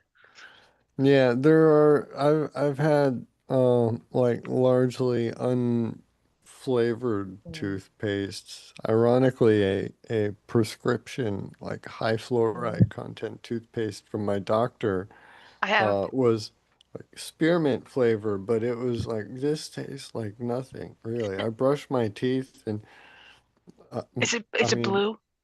The no paste itself is blue. yeah I have that yeah same toothpaste. like really really light blue. Yes, Yeah. I have that Yeah, same I mean, toothpaste. I like it. It's great. I can brush my teeth and not walk around with this overwhelming, like, mintiness coming everywhere. So, yeah, it's good. And that is good conditions for drinking orange juice. Mm, Am I Although you Um, allowed should to brush your spill teeth good again right news? afterwards. So, just if Am you I want to allowed do to it. spill someone else's good news? um, It's not if you think they would allow it, I don't know if our you Yeah, note. I should. think he would. Uh, Um, Someone got turned on today.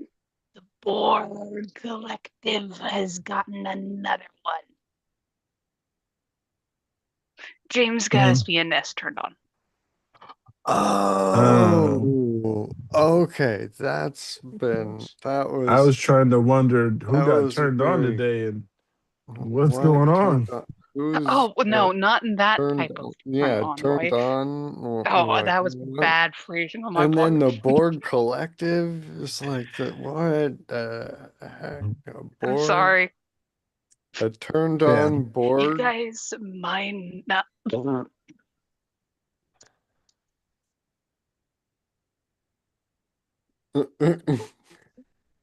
Um, yeah. Uh, I got something here that says, how do I get over anxiety due to seizures? Every day I take a bath, the seizure related anxiety hit me the hardest. Since my seizures started from my legs, I am always very anxious when I have to wash my legs and rarely do I not end up panicking and ending the shower in a rush during that. Sometimes I have to bathe dressed because I fear, what if I get a seizure in the bathroom and have to rush out for help? I don't even get seizures, but I can't seem to get over this anxiety. I have to soon move out to study or in another state, and I wonder how I will manage there. How do I get over this anxiety? Thank you for any help. Uh, Anxiety due to seizures. I was just asking something not about anxiety, but like, um, can a place be a trigger? And Yeah, I a saw that. shower, the shower is considered a place. So that answers my question right there. You Uh, actually got some really good answers on that question. yeah. Yeah. I wonder if it's to what degree it's the place or the emotional connection, the memories associated with the place, the recognition of the danger of putting yourself in the place. Um, yeah, it would be, there could be some unethical science experiments done to figure out whether it's the place or the person. Get an unconscious person and put them in a strange place and see if that causes them to start seizing. Like, I don't think that you could get approval or funding for experimenting on epileptic people like that, but um, plus too many variables with epilepsy, right? You don't know. Um, I don't know. Hey, Like Sailor Mom.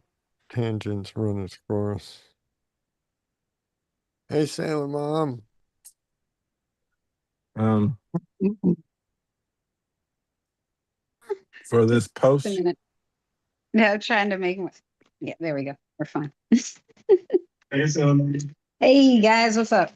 My phone is gonna die, like it has like 7%. So talk to Oh, you I'm so guys for a glad minute. that you guys. I'm so glad that you came to see us for only 7% For battery. this, I've been watching y'all out here on my mom's porch for like a while, and phone is gonna die, like has like 7%. So Stevie, here I am. I gotta quiet my phone down.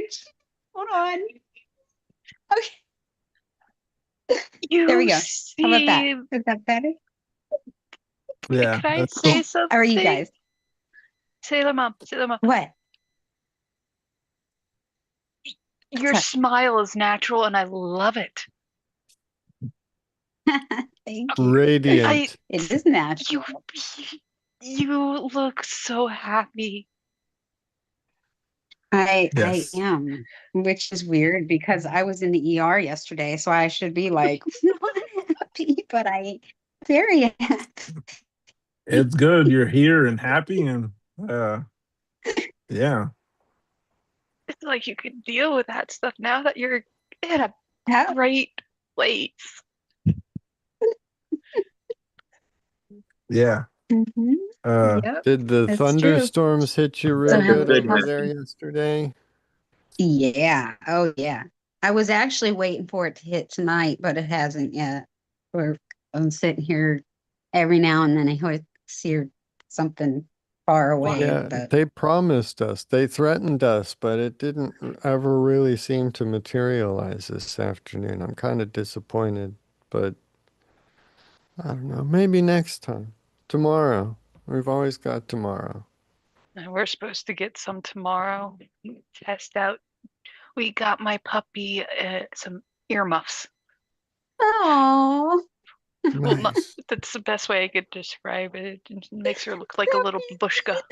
they need them though. Yes, Oh, she's so they need scared some of of the the. storm. Oh, shoot, I'm sorry. Um, so you guys are saying stuff about the weather. You guys getting the storm and thunder. Yesterday it was 103. Right now it's 103. Tomorrow it'll be 105. Sunday will be 107. Monday will be 107. Tuesday will be 106. Wednesday No, 106 and Thursday 106. Uh It we're on sounds like track. at some point the weather guy just like stopped bothering trying to come up with new numbers and just wrote the same thing over and over and over again. It's like, it'll probably just be the same, you I'll know what it just was? write it.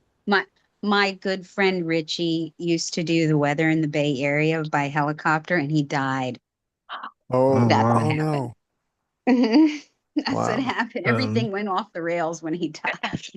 Oh, When Brad Panovich stepped back a bit, everything's gone south here.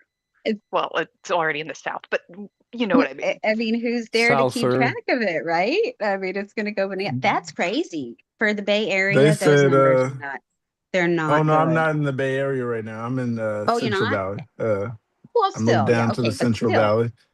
Yeah, ouch. still. Okay, well, it makes a Uh little more sense, but Today was the 22nd triple digit day in July. And that's the record. The last month, I'm the sorry. last time July had triple digit numbers was the highest was 18 in 2001. Oh, Had 18 days above 100 degrees.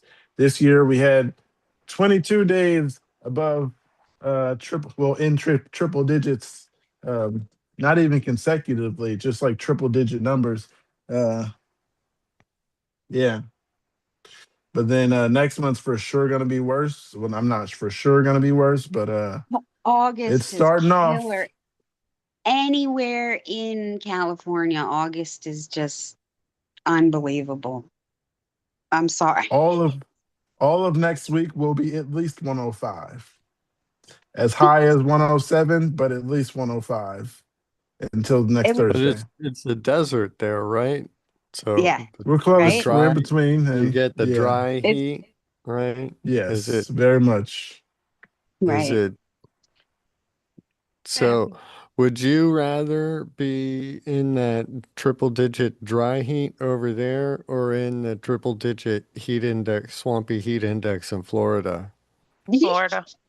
Who are you I Yeah. asking? never experienced Everybody? it to know. Anybody, everybody, Uh, but you in particular have firsthand experience, so Fuck, you can fuck Florida. well, well, I mean the weather. I Andrea, mean the weather. I mean the weather, um, bro. Sailor Mom I has lived in actually got to see Florida. both.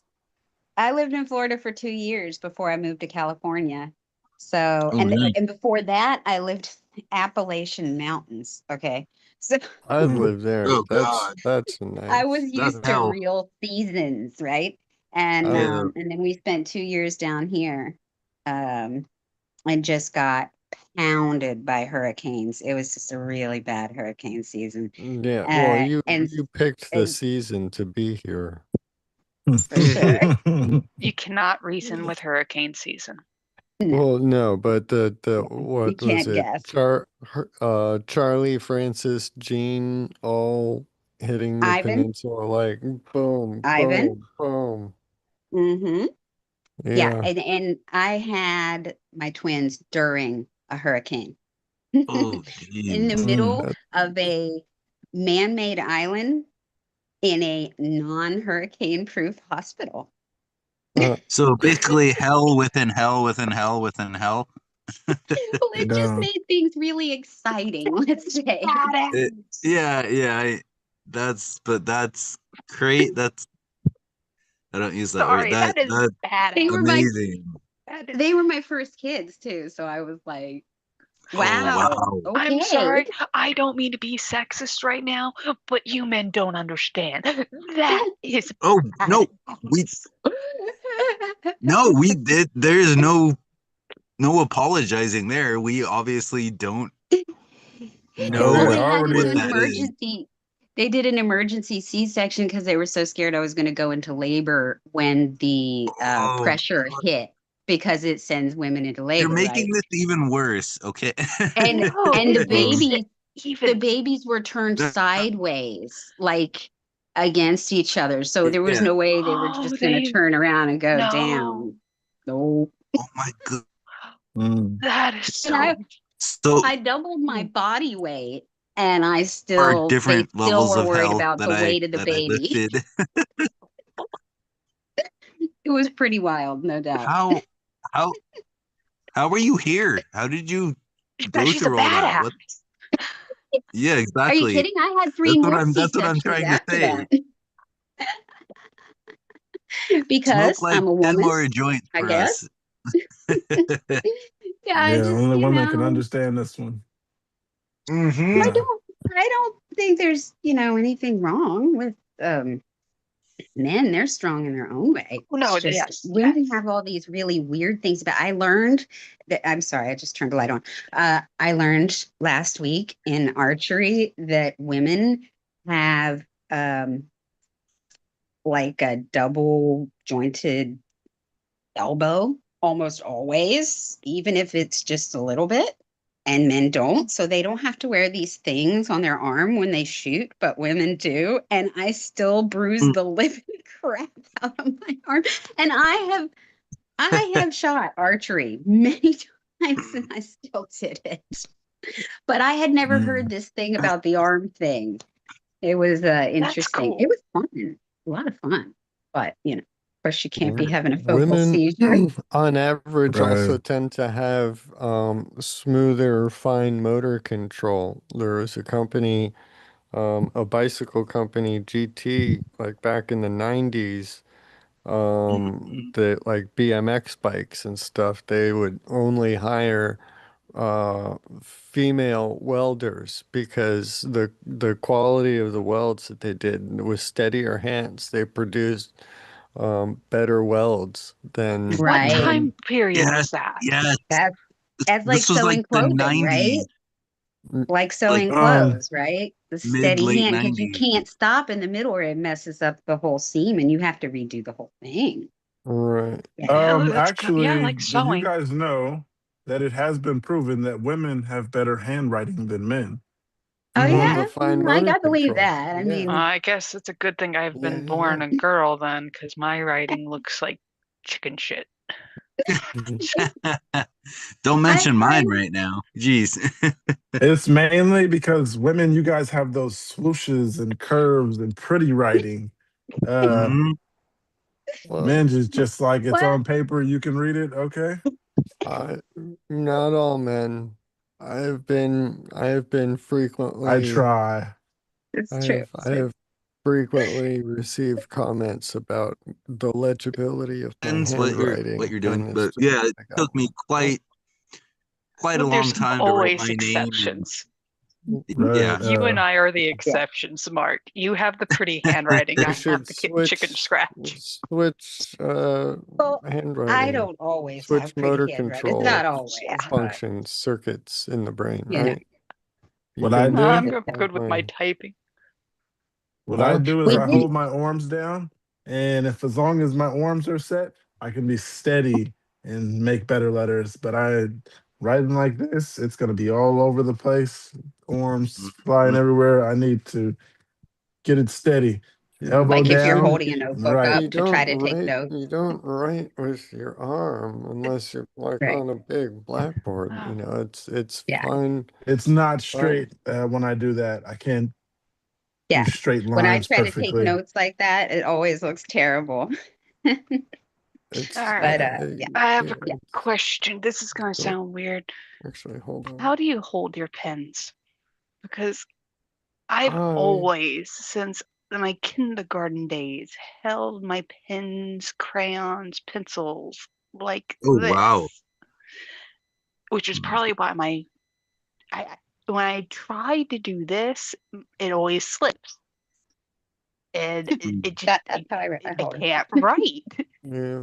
Right? That's, So Like yeah, that. for me, there is a But I've lot of seen arm people do it like motion. this. I had employees that did it like this with 2 fingers.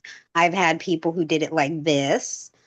I used to train people for the entire district. They would send them to me to train there. for big lots years and years ago. And they had to do tons of paperwork first at my desk. And so I saw lots and lots of different kinds of handwriting and ways of holding pens. And it didn't necessarily matter how they held the pen as to neat their handwriting, honestly. It really My just depended on the signature, person. for Mm. some Oh, my reason, signature's crap. when I do cursive, my signature is pretty good, but Yeah. I gotta work on the free hand, just letting my elbow all out there. For some reason, it feels like I need to sit my elbows to balance, My make the mom straight holds her lines. pen out like this, like a brush.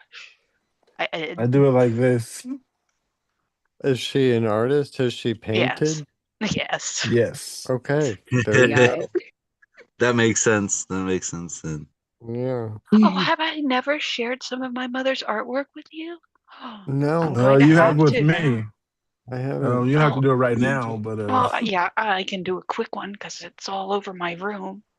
No, and I'm mad at you for not oh, sharing. nice. Oh, cool. Oh, that's awesome. She did that right after I came home. Wow. The Oh, Came home words from are where? honor the space between no longer and not yet. And on one side, it has anxiety, pressure, fear, stress, anger. And on the other side, it has hope, joy, peace, acceptance, fulfillment. She That made that for me when I came home. That's that's awesome. amazing. Yeah, Okay. that that's that must have been her, like, I don't know, her what do you want to call it? Like her Welcome relief. back, guest.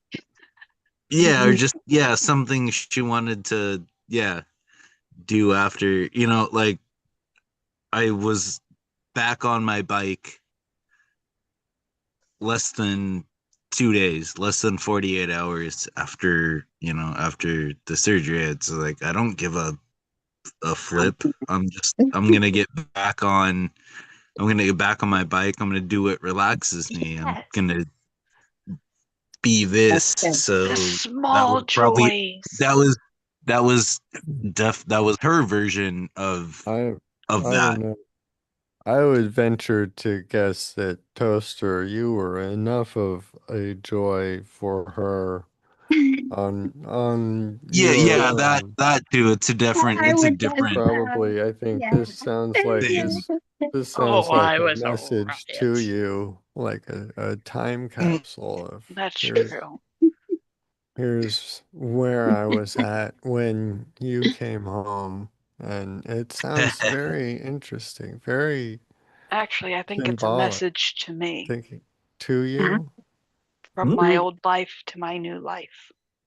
old Oh, life Well, to it, new life. How so? What old Honor the life? space in between where I was in life, the Oh, anger, the where I anxiety, and where I am now. well, yeah, Peace, I was gonna hope, say, joy, fulfillment. I couldn't do imagine an you angry toaster? toaster. But there was a time Uh, where I was not ready to accept that. So I think Mm. it's a message to me. yeah. Sometimes you got to okay. honor the space between You can't structure. some. Yeah, it can't. Sometimes it cannot be just one clean slate. Sometimes it melds. Exactly. How about honor the Okay, space I in am. between posts? I got It's one here. awesome that you have it right next to your room. That's a Oh, it's completely in my different room. thing than me just. Yeah, exactly. That's a completely different. That's a more personal message than me Yeah. just, Where you hopping on put my it is bike, more going in important. my garage. Oh. Yeah, it's more Okay. important, is Yeah. what I'm saying, essentially. Yeah. My room is full of her art. Mm. Pookie, before my phone dies, can I just say one thing? Wait, I what? know. Can I say one thing before my phone dies, real quick? Yeah, Um, James. Oh, I I thought get she said her son dies. no. Oh, James. oh, She's trying to please say God. something before her I have phone 5 dies. kids. Don't say that. No. Don't scare her, I, please. Please don't scare her. before I I thought that my mother had maybe hit my head when I was because they said it was a straight line right here into my Mhm. skull that caused all of it. But it turns out that my doctor was, or her doctor, and he ended up being my doctor later on, was extremely aggressive. And he used forceps really, really badly on me when I got stuck, and nobody knew.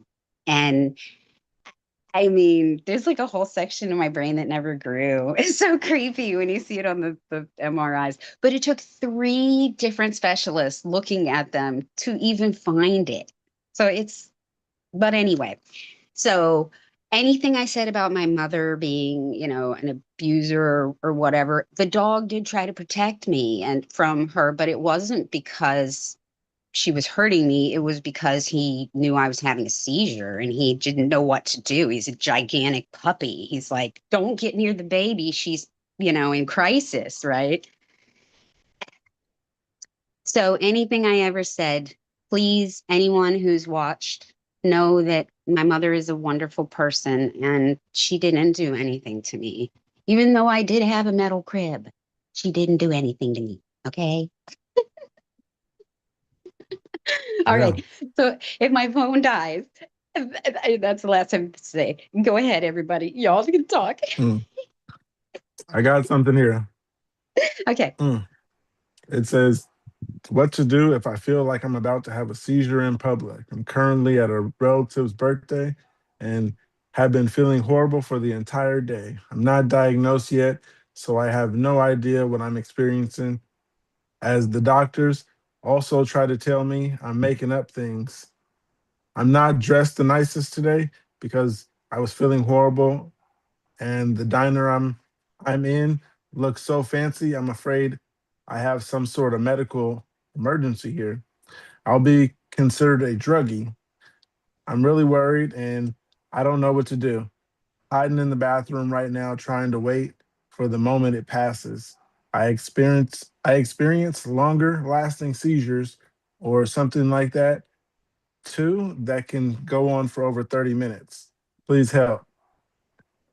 You Um, you really need to get rescue meds. And I'm saying this from the place where I had a seizure while trying to get my rescue meds at the pharmacy yesterday. A big seizure. You I know that sounds crazy, but if you can't get to a neurologist, you can't get diagnosed, go to your primary doctor, even maybe the ER, because this is going to get worse. Like each time, if this is a focal seizure, what's the next time? And it's a tonic-clonic, and they do Narcan you because nobody has any documentation of anything, right? I'm just saying, as a mom, I'm sorry. I'll be quiet now. no, No, But go that's a ahead. really good point. it's fine. I I mean, I um, know Angel's been Narcaned. I have not. have Yeah. pancreas 4 or 5 years ago. I went to the ER for my pancreas issues. I was in a ton of pain, so they gave me, some painkillers. So I don't know if this added to it or anything. But while I was laying there in the bed, I had a seizure. So they gave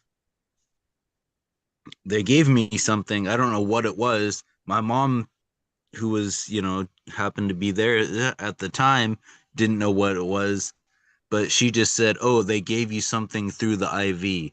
So they gave me some sort of medication through the IV in my arm,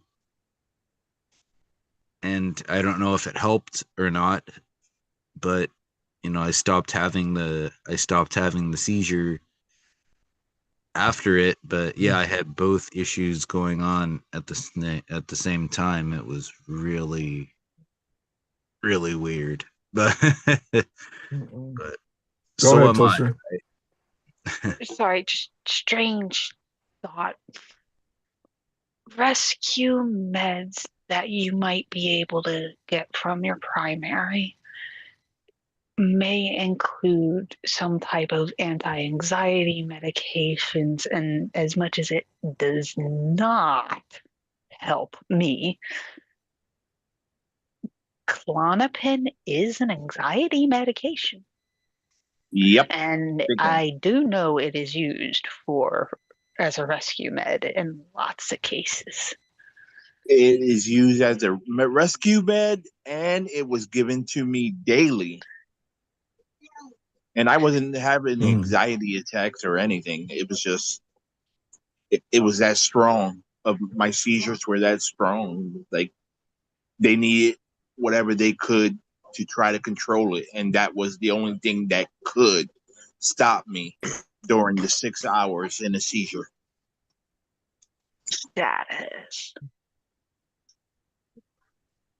Yeah. Oh. So, what to do if you feel like you're gonna have one in public?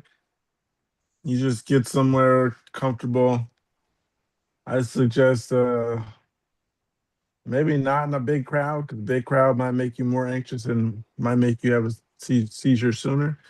Find somewhere to sit and chill. Like park bench might be cool. Where? Grass over concrete, always. Yes, there we go. Yep. So gawk grass over concrete. I will agree with Toaster 100% because I know what concrete. Basically, feels like. I know what concrete. I don't say I should know what concrete feels like, but I hit it so many damn times and suffered so what many it tastes like, maybe. Yeah, you could say that. I lost a tooth because of it. Oh, jeez. And know what it tastes like. I went face first straight into concrete. Tooth got stuck right into concrete. If you feel like you're going to have a seizure, lay down in the softest places that you think you can get to. Mulchy area. I'm just saying there's some of us that don't know when one is but this person seems like they can tell. They can, but now y'all are, and I mean this in a good way because it's obviously me being safe, but it's me thinking. That's why you wear a helmet. Well, I always do. I always have. I showed you all when I got hit by the car and everything, but it's making me like double think my transportation or whatever you want to call it. My movement. You're wearing a helmet. Moving. Oh, I won't get on a bike without a helmet. Don't worry about that. I will. Yeah, it'll be wear a seizure helmet even when you're walking. A seizure helmet? Well, not that bad. Helmet. They're pretty much like little Taekwondo helmets. Well, I have 5 different types of bicycle helmets. You got one, the whole head round one? full Yeah, mask that come down. I always have the helmet on when I'm riding, but what'd you say, Pookie? I'm sorry, I didn't. Oh, I said you got the full helmet. You know, the one that you put on your head and it slides down over your face like motocross. A motorcycle helmet You, with a visor?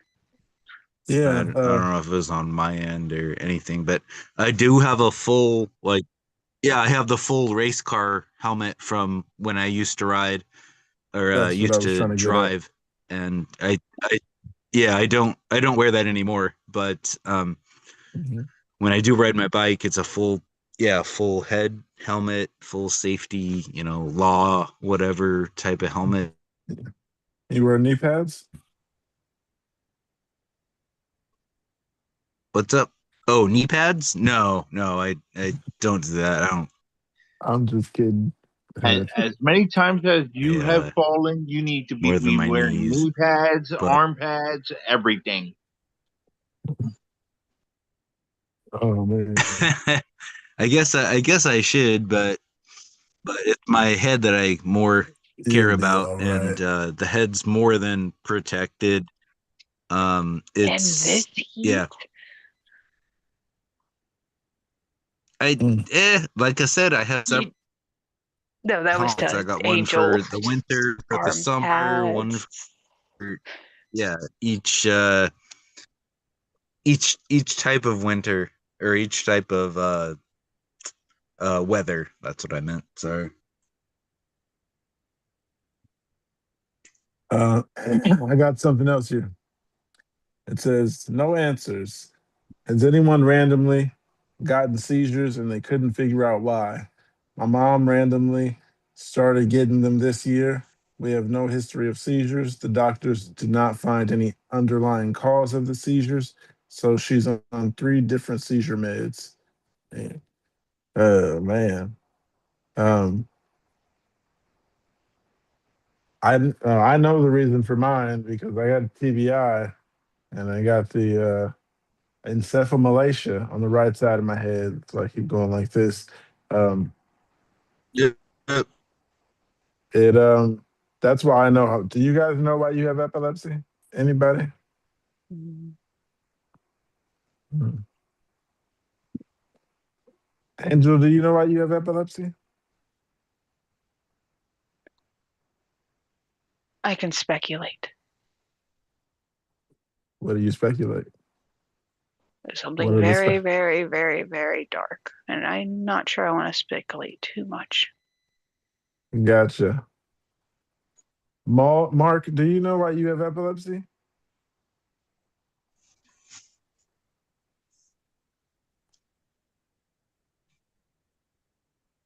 I think your mic's on mute. I don't think so. Um,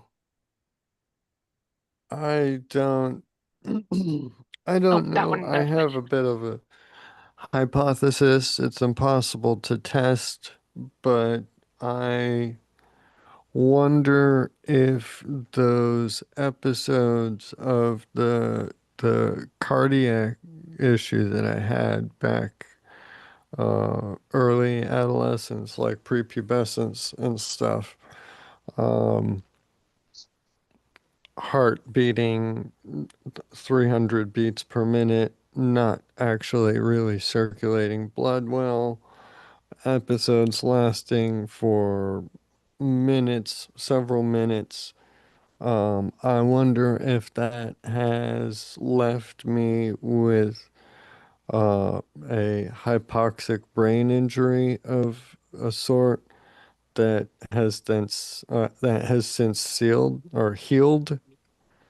Um, hypoxic brain injuries, um, after, given time to heal, they do not show up on any sort of structural investigation. Um, Doesn't mean but, pathways haven't been crossed. right, yeah. So that doesn't mean that there wasn't issues created by that hypoxic issue there or that hypoxic event. So I wonder if that might be the origin of my focal points.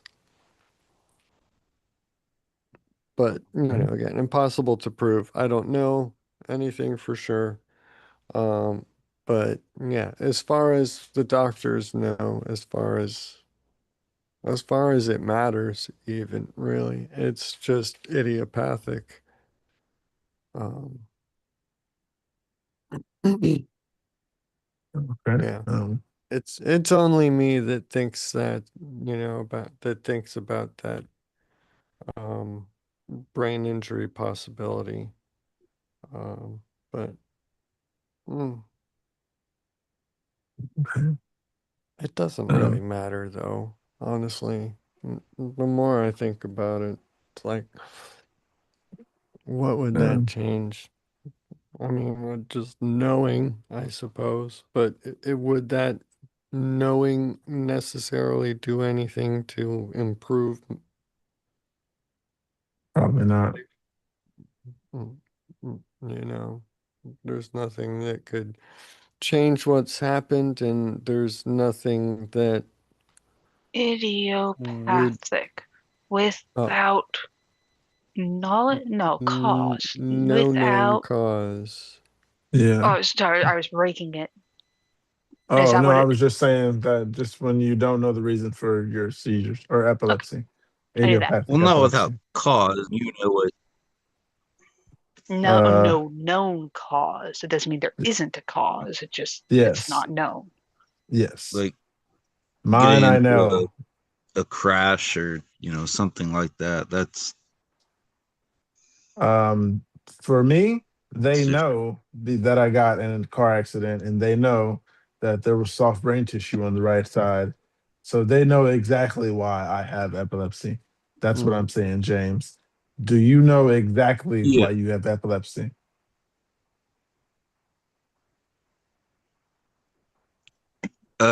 Not exactly, but I'm assuming from multiple hits to the head. I'm guessing. Hey, I you would know best. I yeah, that's what I'm guessing. At least it's that, and yeah, I don't have like one specific thing of like, oh, this happened and this is the reason, like type of thing. But I'm guessing it's from multiple Yeah, hits to the head. Yeah. at the moment, I think I might be the only one who knows. Well, I'm pretty sure from what we just said because we just went around and said. But yeah, would you guys like to know why, or you I mean, it just or not care for anymore from about you. it? Yeah, I have two theories, and neither one I like. The car crash Mm. one, but no, I was 18. I was having those before then. Yeah, I'm not. So then, what do you think the reason is?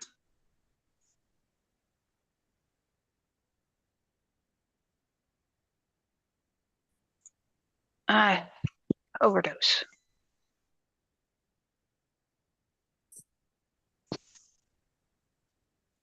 I mean, you don't have to tell us if you don't want to. That's fine. I was just asking. She's not. Yeah, it's We've already passed that. it's uh She it's a missed it. hard She missed thing it. to try to Keep talking about. yeah. Okay, my tablet's effed up Okay. tonight. It paused for like yeah for a few seconds. So yeah, Either that or it truly is idiopathic and we have no idea. yeah.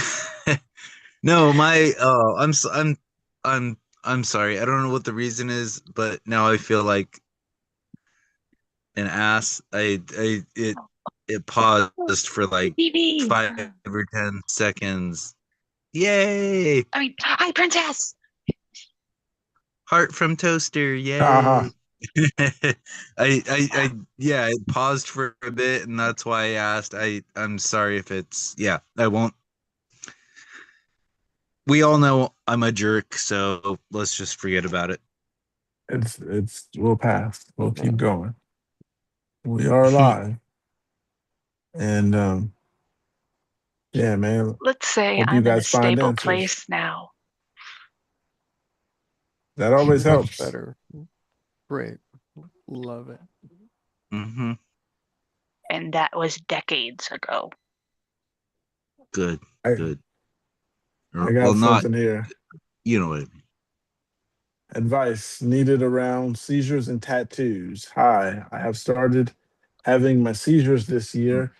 I had an all day to finish off part of my sleeve booked in and ready to go, and then found out myself in A&E, and doctor said best not. Since then, they've diagnosed me with dissociative seizures disorder, but given no working treatment as of yet. Now I'm really worried about trying to rebook, because what if I actually can't do it and I'm going to walk around with a quarter finished sleeve and the rest and quarter finished sleeve for the rest of my life? I used to love tattoos and I wanted to work towards being a tattoo artist myself, but now I just worry about seizing in front of people. I lose fine motor skills quite frequently, so I can't trust myself to tattoo other people. That ship has sailed. I just really hope I just really hope it doesn't mean I can never get a tattoo ever again, though. Advice would be appreciated. Go ahead, Toaster. Oh. Sorry, former phlebotomy technician, not phlebotomist. I was the person that stuck you. Yeah, good thing you realize you can't use a needle on anybody else. But I don't see a reason why you shouldn't be able to get one if you find a tattoo artist who is comfortable enough Yeah. to put it on you. Oh. And Mark had his hand up. Toaster covered it beautifully. Well, the one comment here says, Boom, tattoo.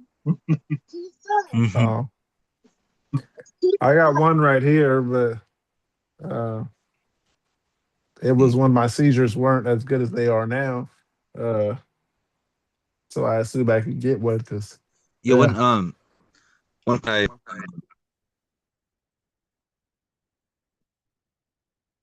if you said something, your voice went out. okay, no, I stopped. One person I had met in the hospital, they sorry. Please. Sorry. They their job was being a tattooist, and she went like, I don't know, she was like freaking out, and she was there for obviously a different reason, but she was freaking out about losing her job because she had epilepsy, but she was also a tattooist, and she was like, "Oh no, what if what if something happens when I'm doing a tattoo and this and this and this?" And like anybody can have one at any point. Like, don't trip out about it. And like, we had this whole conversation, and she was already on meds for it, and it was because it was her, what's the right word? I don't want to say lifestyle, but like life giving, like whatever you call, like, make Would you allow your doctor to have epilepsy? I mean, because live off from it this moment. Why I not? think But like yeah, My well, brain I surgeon mean, may not. just yeah, a brain surgeon, someone like that. Like, do you agree that your tattooist to tattoo you and they have epilepsy? Because uh, I I wouldn't mean, do it. if you don't say it to the person you're doing it to, and the person you're doing it to doesn't know it, I think they should know. That's a kind oh, of breach of some type of should, trust. yeah, Yeah, we gotta have that trust. yeah, exactly. Trust don't come easy.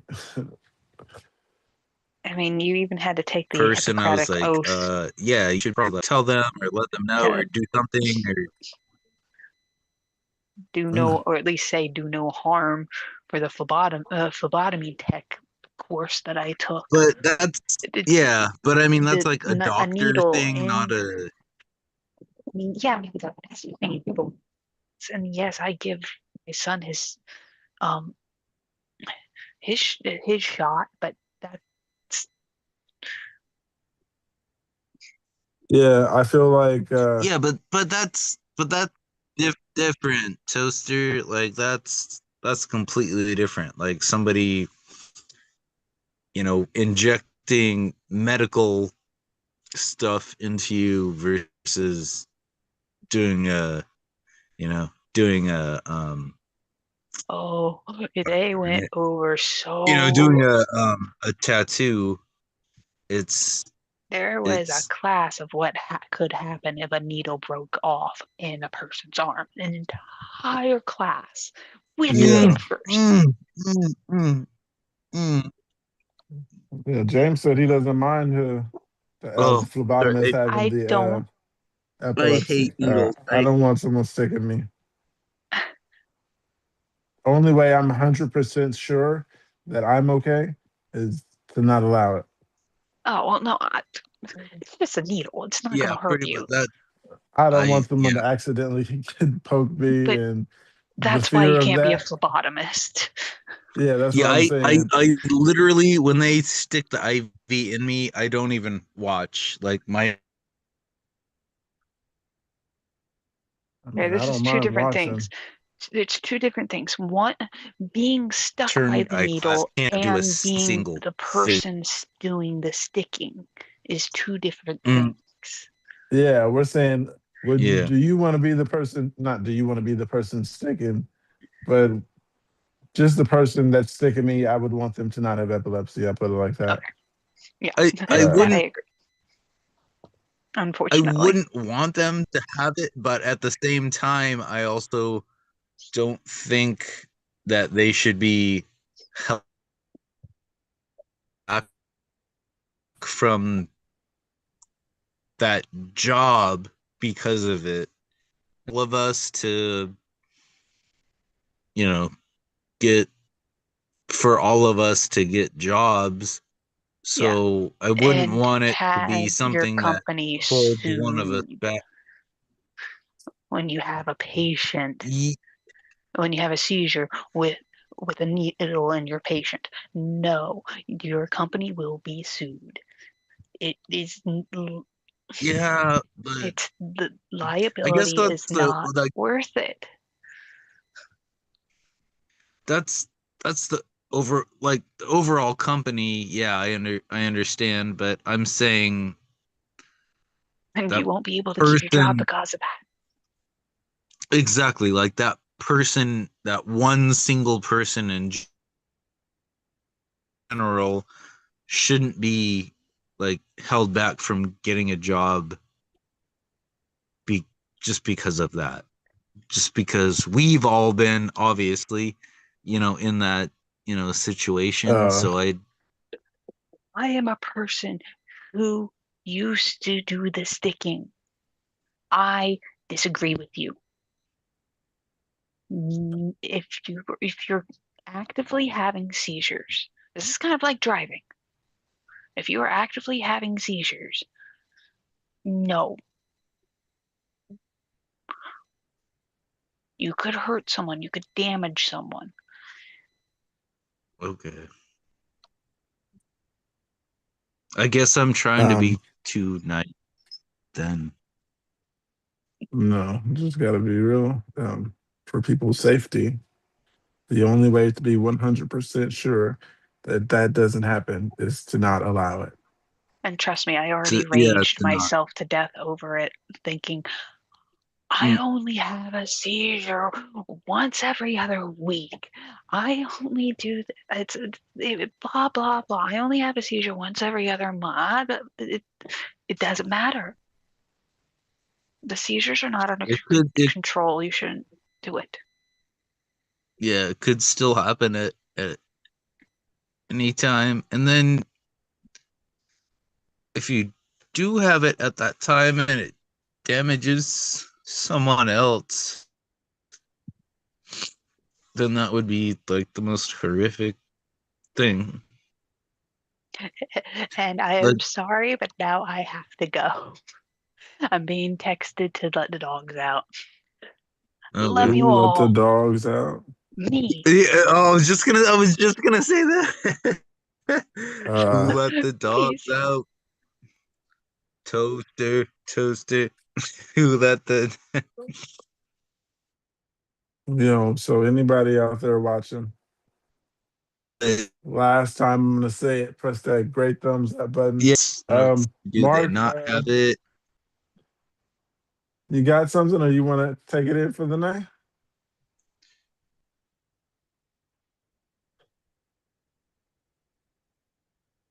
You look Oh, like the me? RSO is You hitting talking you. to me? Talking to Mark. You're on mute. Hmm. I was gonna say I have no idea There we what go. Okay. RSO Yeah. means, but I was actually just stopping in to check and see what was up. I have to head over and feed the cats. And the RSO's definitely kicked in. I don't know. I don't know how much longer I can keep this up. Yeah, So if we're we're gonna kind of have. winding down right now, Oh no, this is don't it. count on me to keep it going or pick up pick it up and yeah. So I don't know. Tell the people out I think there. it's nine Tell the thirty, people out there. nine See us nine tomorrow.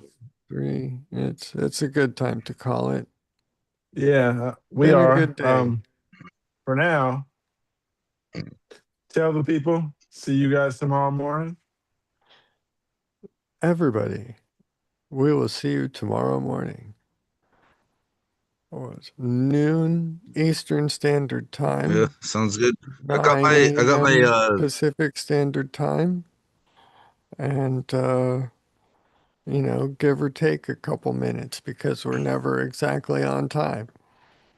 But Yes, if you you are. hit the subscribe button, you will get a notification on your phone telling you exactly how many minutes before or after we went live. Because, yeah, Nice. I think we never, like, literally never actually managed. Maybe we should try for tomorrow, actually hit like on the dot. What do you think? Uh, I'm usually like 1 minute. I used to be like an hour early. Just I remember like have I remember when I used to have the phone looking at the TV with the timer on the TV of how till how long I got to do to start. Yeah. Oh man.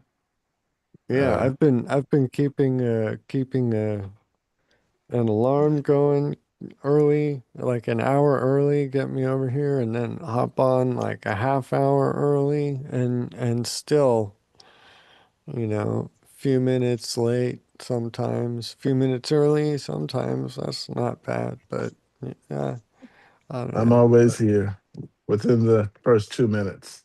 yeah, we At should. least. Usually on time, but I could be at least a minute late. One time that I was 2 minutes late, um, somebody new came and it was just me and him here. Oh, And that's when I was like, I gotta be on time. Because new people want to join and come to get to know everybody. yeah, He was that's sitting a here good point. alone, most likely. That's a good point. Yeah, I hadn't thought of that.